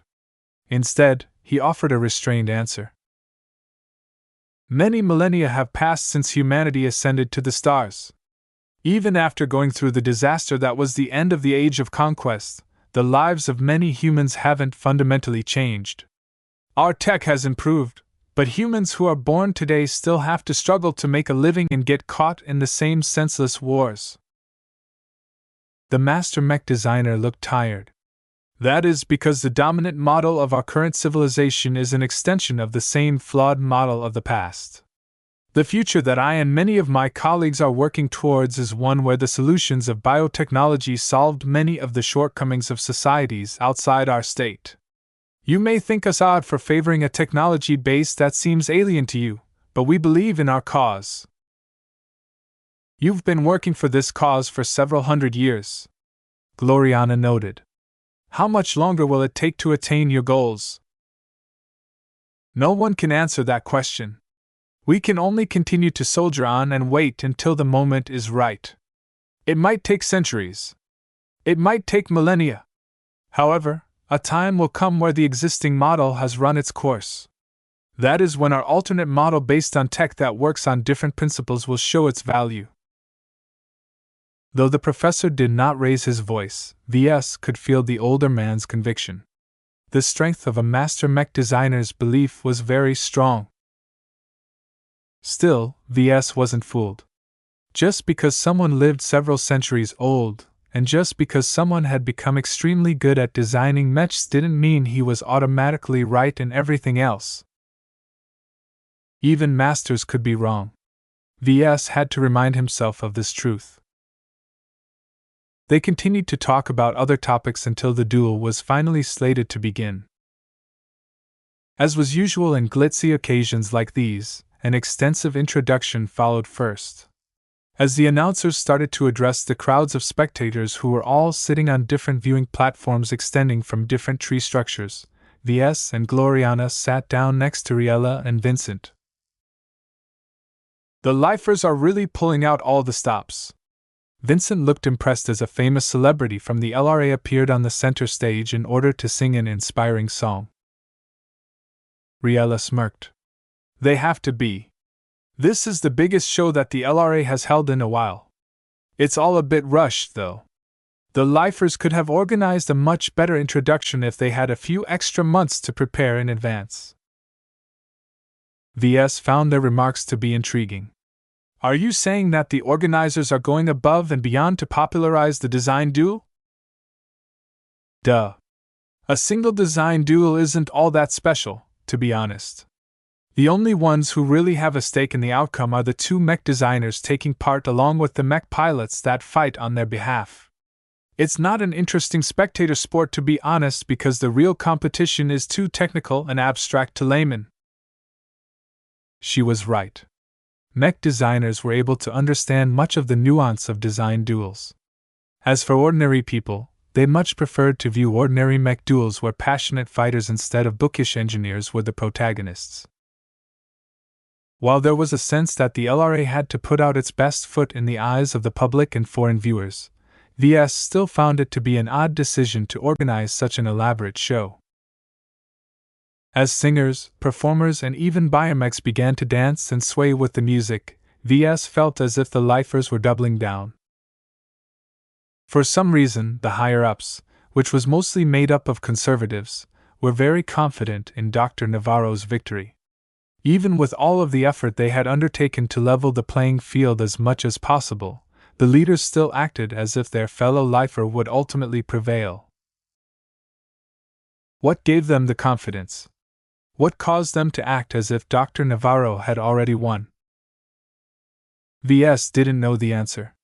There was a humongous risk that all of this showmanship would blow up right in their faces if the foreigner won.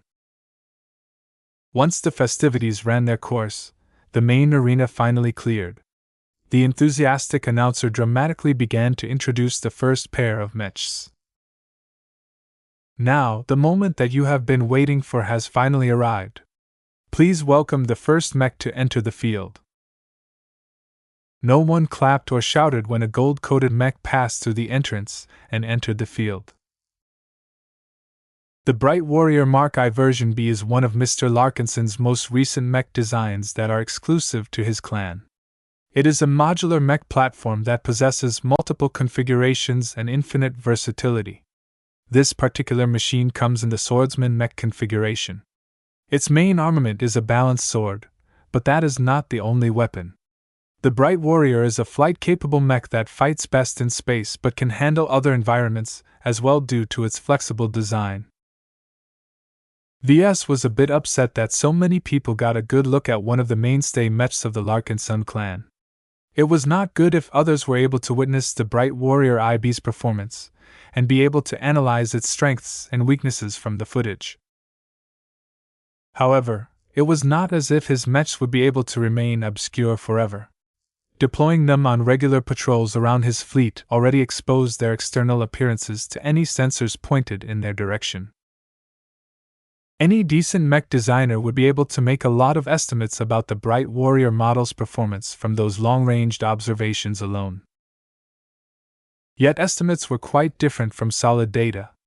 With so many high-quality sensors and recorders menting the upcoming match, his enemies would definitely know what to expect. Fortunately, the Bright Warrior that had stepped onto the field was not an exact replica of the basic model. This modified version contained several deviations that should hopefully give it a better chance. Currently sitting in the COC pit of the Bright Warrior is Captain Eleazar Ipsic. A mercenary captain of the adventurous Dretenshirers, Captain Ipsic has fought many battles and skirmishes inside and outside of our state. Due to his extensive foreign tours, our good mercenary captain has piloted plenty of classical mechs alongside his beloved biomechs. He is equally proficient in piloting them both and has expressed no difficulty in piloting this specially prepared swordsman mech.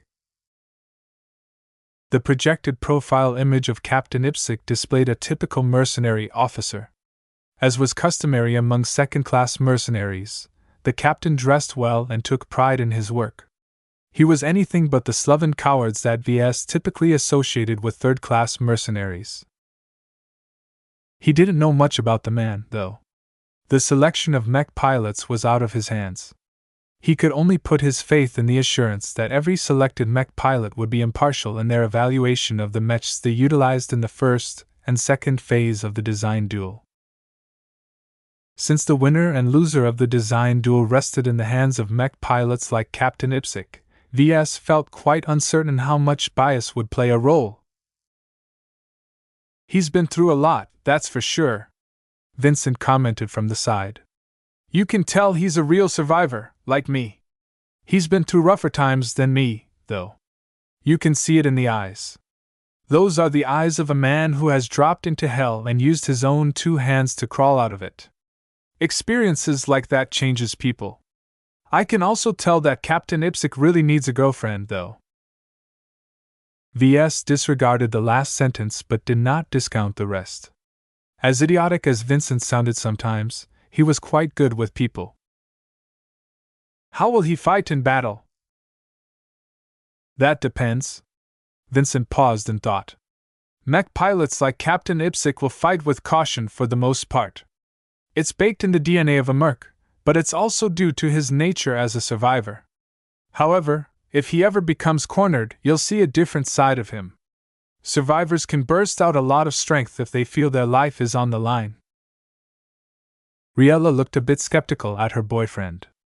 "You're just talking out of your butt, Vincent. Do I need to remind you that your butt is currently fixed to your hover chair?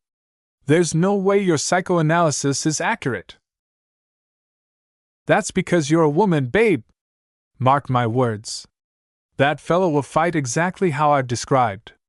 Only true men understand other true men, and Captain Ipsic is exactly one who has proven himself in battle. The only question is whether he'll ever unveil his desperate side. The dueling ring is incomparable to an actual battlefield. Fights never result in fatalities. There's a reason why veterans and most working mech pilots underperform in the mech arena. It takes the mindset of a true competitor in order to showcase your full might on the stage." That was an interesting perspective. It sounded quite logical as well. As VS thought about what Vincent said, the opposing biomech finally entered the dueling as well. Chapter 2799 Competitive Spirit. Ves cut so many corners that Gloriana would probably faint and collapse if she saw his work. He did not put quality in mind at all. His only priority was to put as many components back in working condition as possible. In order to accomplish this ambitious goal, Ves relied extensively on his jury-rigging ability to improvise faster, but inferior solutions. An ugly mech was still a mech. Even if its performance had dropped to 30% of its peak, it was still a serviceable war machine in most circumstances. While Ves had to employ plenty of creative solutions to shave off minutes, and even hours of his time, he reveled in the challenge. The pressure of facing biomechs that were able to heal much of their minor damage by themselves constantly loomed behind his back. He knew his opponent would show up with more extensively healed mechs, and that drove him to employ as much haste as possible. He didn't just fix up his mechs, though. He did not forget about the warning he received. Biomechs were more malleable by nature. Dr. Navarro's design philosophy was highly geared towards transforming his products into a different configuration. As long as he had a few hours, he could turn a melee biomech into a ranged biomech, a heavy biomech into a light biomech, and so on.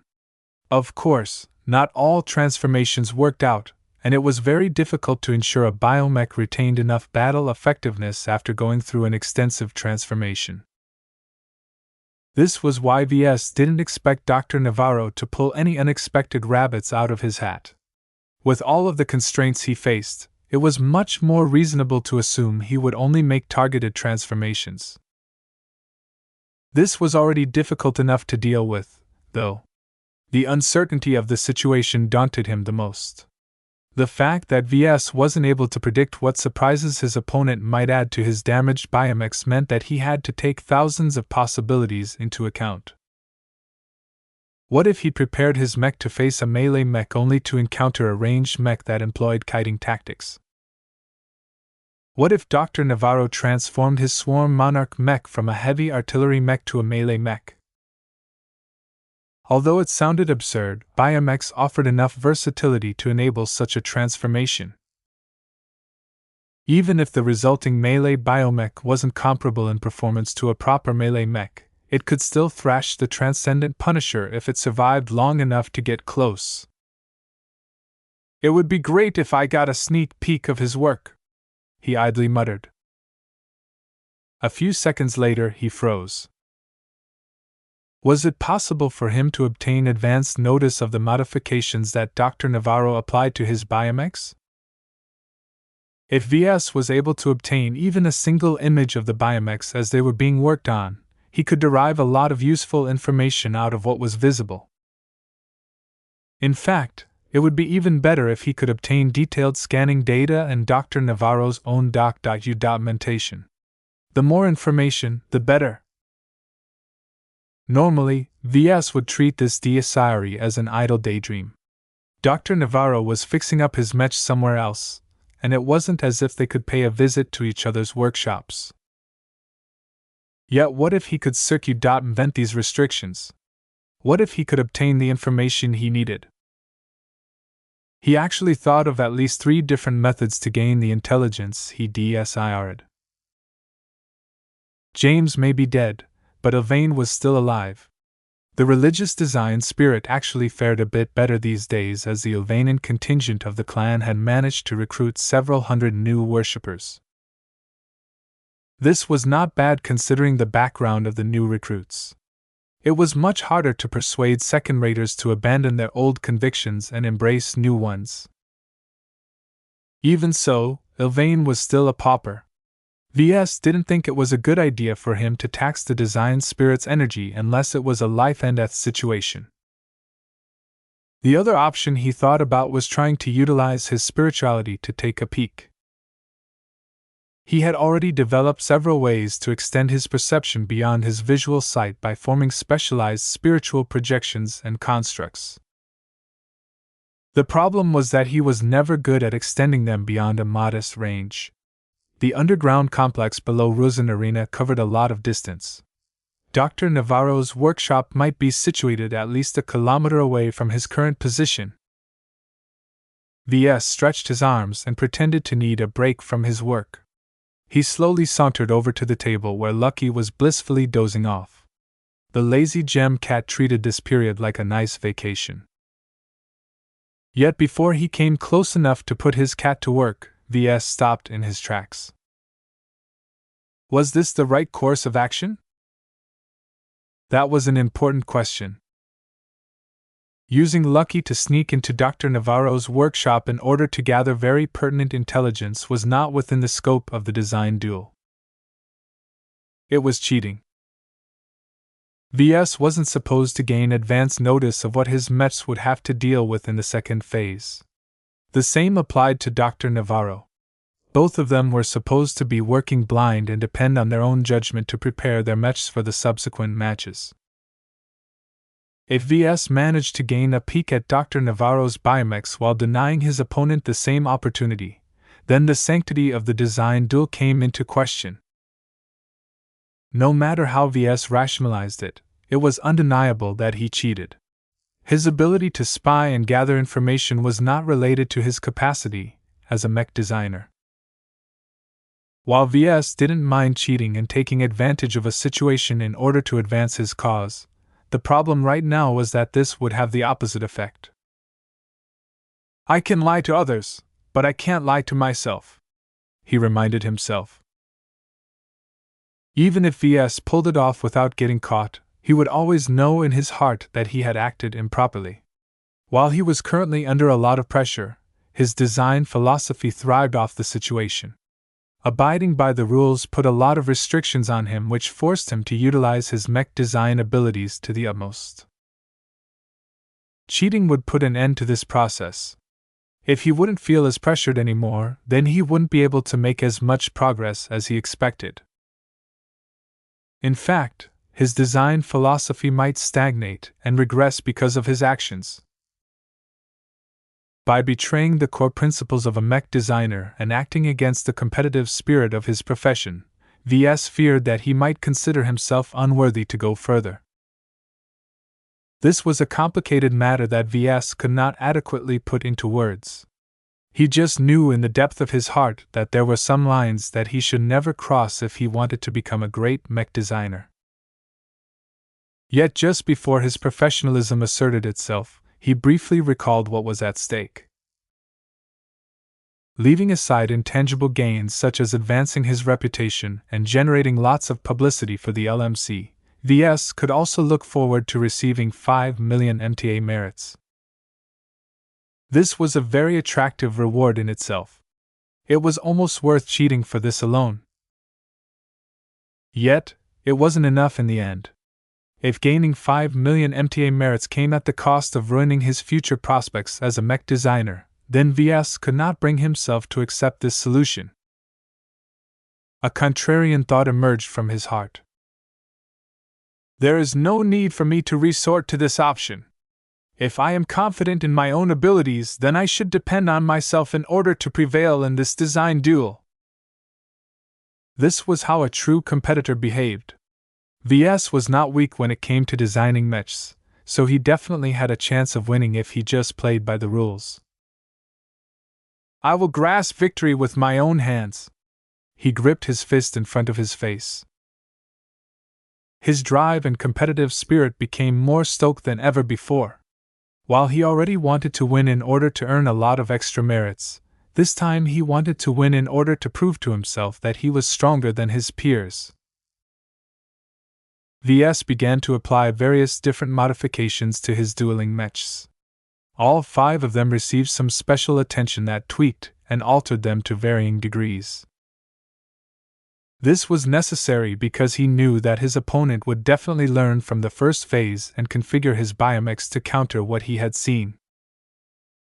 Unlike Dr. Navarro, Ves was much more limited in this regard. His mech was made out of lots of metal and composite materials. Changing large swathes of them was clearly out of the question.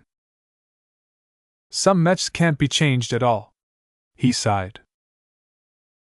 His Transcendent Punisher was a good example of that. It couldn't be employed as anything other than a heavy artillery mech. At most, he might be able to tweak its armor system or its weapon settings.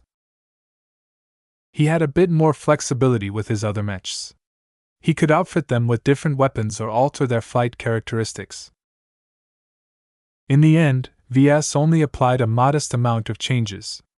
He didn't change the fundamental nature of his mechs because he believed their designs should have already been adequate enough to handle various different challenges. He only applied a couple of specific solutions, such as allowing his Swarm Monarch to wipe out parasites and providing his Valkyrie Redeemer with a specific solution against biomechs that suddenly grew out a lot of hair. I don't have the time to implement more changes anyway. He let out an exhausted breath at the end of his preparation time. 3 days had passed by the time he put down his last tool. His dueling mechs looked a lot more formidable now that he had patched them up to an extent. Even though they still looked shabby in some ways, Ves did not doubt their fighting ability. Once Ves transmitted a signal that indicated that he was done, Ves decided he needed a good rest. Arena personnel soon arrived to take stock of his mechs. Since they probably observed his actions throughout the entire period, they did not have any doubts that Ves had perverted his work or slipped something in that was against the rules. Gloriana hadn't come. She knew better than that. She detested design duels because the mechs that generally tended to come on stage were all abominations in her eyes. Even Ves felt a little ashamed when he looked at how many compromises he made in order to save time. Someone else greeted him instead. Captain Raina Ember, formerly of the Zona Stalker, walked up to him with a grim expression. A lot has changed while you remained in isolation for the past 3 days. Oh? Where's Calabast? She is taking care of another matter. She assigned me to fill you in on what has changed. Tell me. Ves tried to shake off his exhaustion. What did I miss? The recently joined member of the Black Cats handed over a secure data chip. Ves pressed his thumb against its surface, allowing him to interface with it through his cranial implant. Hundreds of images, doc.u.ments, and recordings poured into his implant. It was too much for him to process in a short amount of time, but Ves was still able to skim the material. His eyes widened as he learned that the Prosperous Hill system had become a lot more turbulent. While the outcome of your design duel is still in the air, a lot of lifers have become concerned. Captain Ember summarized the findings. Protests have broken out. Incidents have become more frequent. The locals are angry. While they can't do much, who knows what they will stir up if Dr. Navarro loses? Are there any acute threats? No. Our security situation is still good, but we are still suffering from other consequences. Recruitment has stalled due to all of the controversies surrounding our clan. We risk failing our targets at this rate. Damn! These lifers had too much time on their hands. Chapter 2800 Bottled Up. The atmosphere in the Prosperous Hill system changed considerably over the last 3 days. While Ves had been isolating himself in the workshop in order to prepare his mechs for the next phase of matches, the citizens of the Life Research Association vented their feelings in public. The state's proud biomech industry, and by extension its entire biotech sector, was under attack. How can a foreign mech designer who is younger and less experienced than Federico Navarro gain the upper hand? It's impossible. Don't worry just yet. Biomechs are a lot better at picking themselves up. I bet that Navarro's biomechs will be completely healed by the time they step into the arena. That Larkinson fellow will weep at the sight. What if we lose? The reputation of our strongest industry will tank. No one will think highly of our products anymore. It's all the fault of the radicals. Whoever publicized this dumb design duel should be fired. No, they should be shot. Tongues wagged both at the grassroots level and the higher levels. While the design duel was less acute in other star systems, Prosperous Hill was at the heart of the vortex. No matter how much the locals tried to ignore the issue, they simply couldn't get around the discussion of what might happen in the future. In truth, many people weren't as deluded and caught up in upbeat delusions as everyone thought. There were plenty of folk who observed various shortcomings and deficiencies in how the LRA was run. Despite investing massively in biomechs, they failed to gain ground in the rest of the star sector. The rest of the biotech industry fared a lot better. The exobeast industry, beast design industry, pharmaceutical industry, augmentation industry, and so on all achieved good results. They were not only progressing further ahead than the industries of other states, but also brought in a lot of revenue. In contrast, the biomech industry failed to become a comparable expert activity. The only foreigners who bought biomechs to begin with were either diehard fans or curious customers. Too few mech buyers were persuaded on the merits of biomechs over classical mechs. The tally is 3-2 in the favor of the foreigner. How can this be? Even if the score is tied, we would still lose out in the end because that just shows our biomechs aren't worth the trouble. Why are our biomech designers so useless? Maybe the radicals have a point. We've been muddling along for several centuries in the same direction, and it hasn't worked out. If we want to turn majestic teal into a paradise for biomechs, we need to go on the attack. While it sounded ridiculous to use the results of a single random design duel to gauge the strength of the LRA's biomech industry, many people didn't know any better. They weren't scientists nor statisticians. They didn't understand the fallacy of making bold conclusions out of a single sample. They just looked at a single instance where a classical mech designer squared off against a biomech designer and instantly concluded the entire biomech industry was doomed. With unknown powers manipulating public opinion in various different directions, the lifers had become more divisive over the issue. Some wanted to do anything the supreme sage told them to. They possessed a slavish devotion to the greater lifer in their midst. Others bought into the narrative of the radicals and other deviant factions who advocated for change. There were more groups of people who developed all kinds of thoughts. Whether they were correct or not, the heated tone of the debate caused everyone's attitudes to harden. For example, the recruiting hall that the Larkinson clan had rented downtown had suddenly turned into the site of a rapidly growing protest. "Larkinsons go home!" someone yelled while projecting a virtual banner that stated the exact same words. "We don't want your trash can mechs! Expel the foreigners! Don't let anyone who doesn't use biomechs! You better not win or there will be hell to pay!"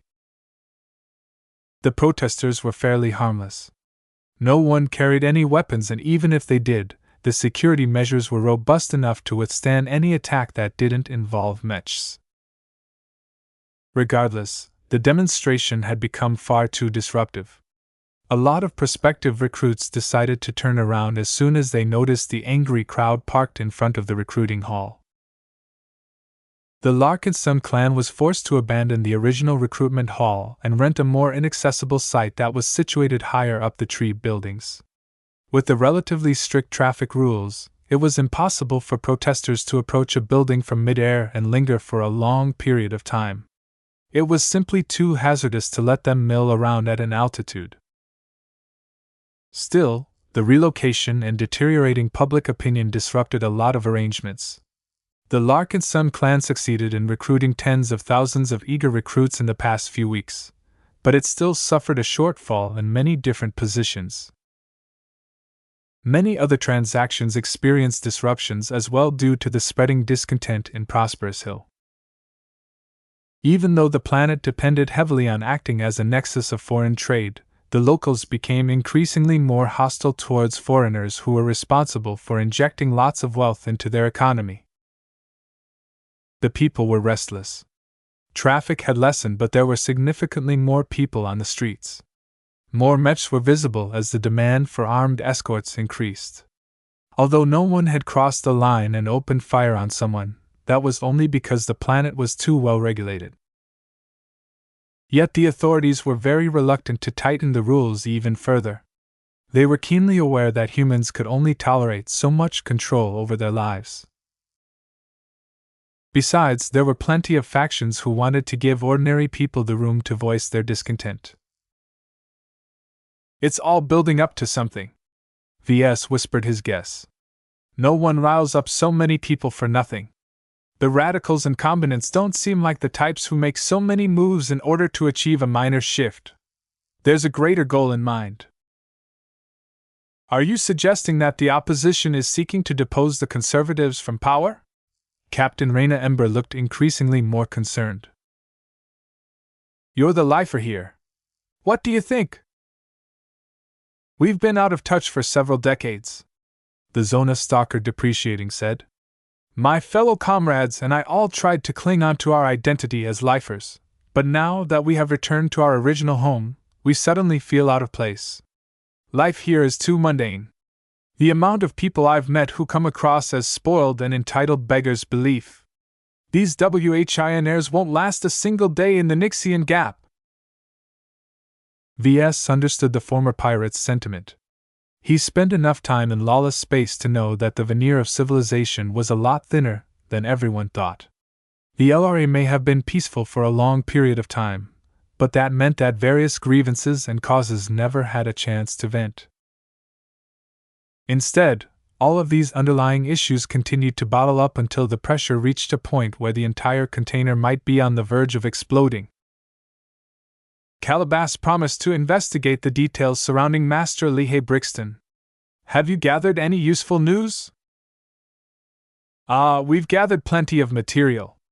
The notes should be in the data packet that you have just received." Ves manipulated his implant until he found the relevant doc.u.ments. Every master mech designer generated lots of news, and Master Brixton was no different. In fact, his actions came under a greater spotlight due to his contrarian opinions. As a prominent cyborg mech designer who had clashed against the conservative faction throughout his long and storied career, a lot of people kept an eye on his movements. Master Brixton turned out to be an avid researcher and more interested in pushing the boundaries of cyborg mechs rather than maximizing his sales. Cyborg mechs were niche products in the LRA, so they weren't as popular as traditional biomechs. Still, a master was still an excellent mech designer, and the mechs designed by Master Brixton still sold at fantastic prices. Although his career was long and eventful, Ves didn't notice anything that stood out from the master's record. The older man's teaching record was a bit more interesting. The man adopted 6 personal disciples, of which 1 had died. The youngest personal disciple immediately caught V's attention.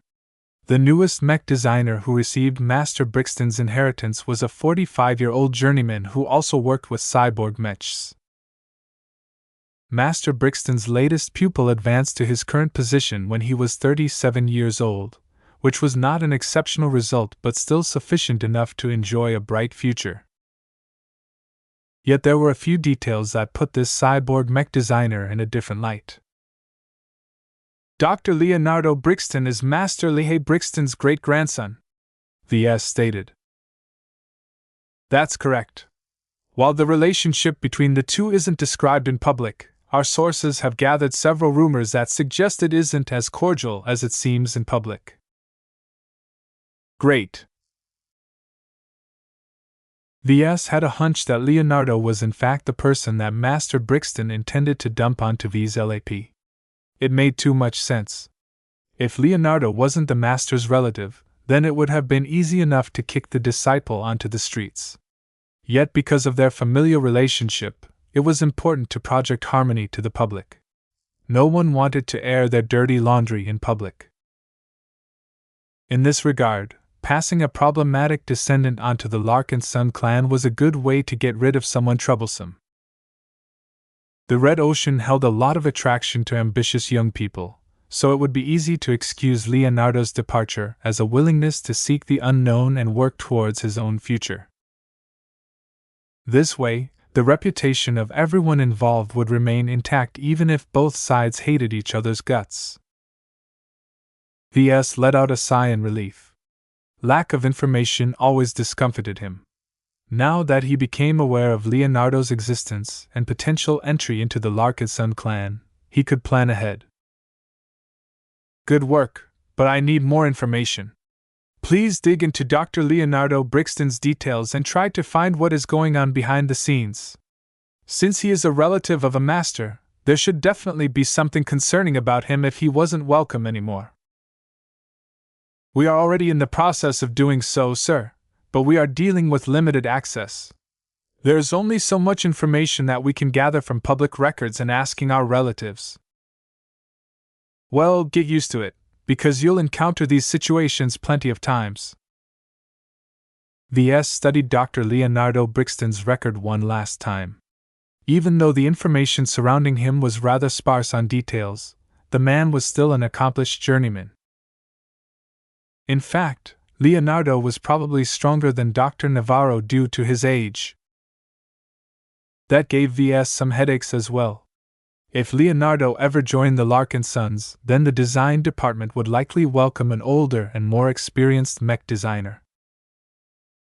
Unless Ves resorted to harsher methods, it wouldn't be easy to earn the possible addition's respect. Leonardo's work also didn't fit in with the rest of the clan. Mechs demanded an entirely different infrastructure to grow. This infrastructure would definitely be lacking in the Larkinson clan. Then again, the Dragon's Den might solve this issue to an extent. The bioresearch vessel that the Larkinsons were looking to acquire also featured enough growth facilities to produce biomechs.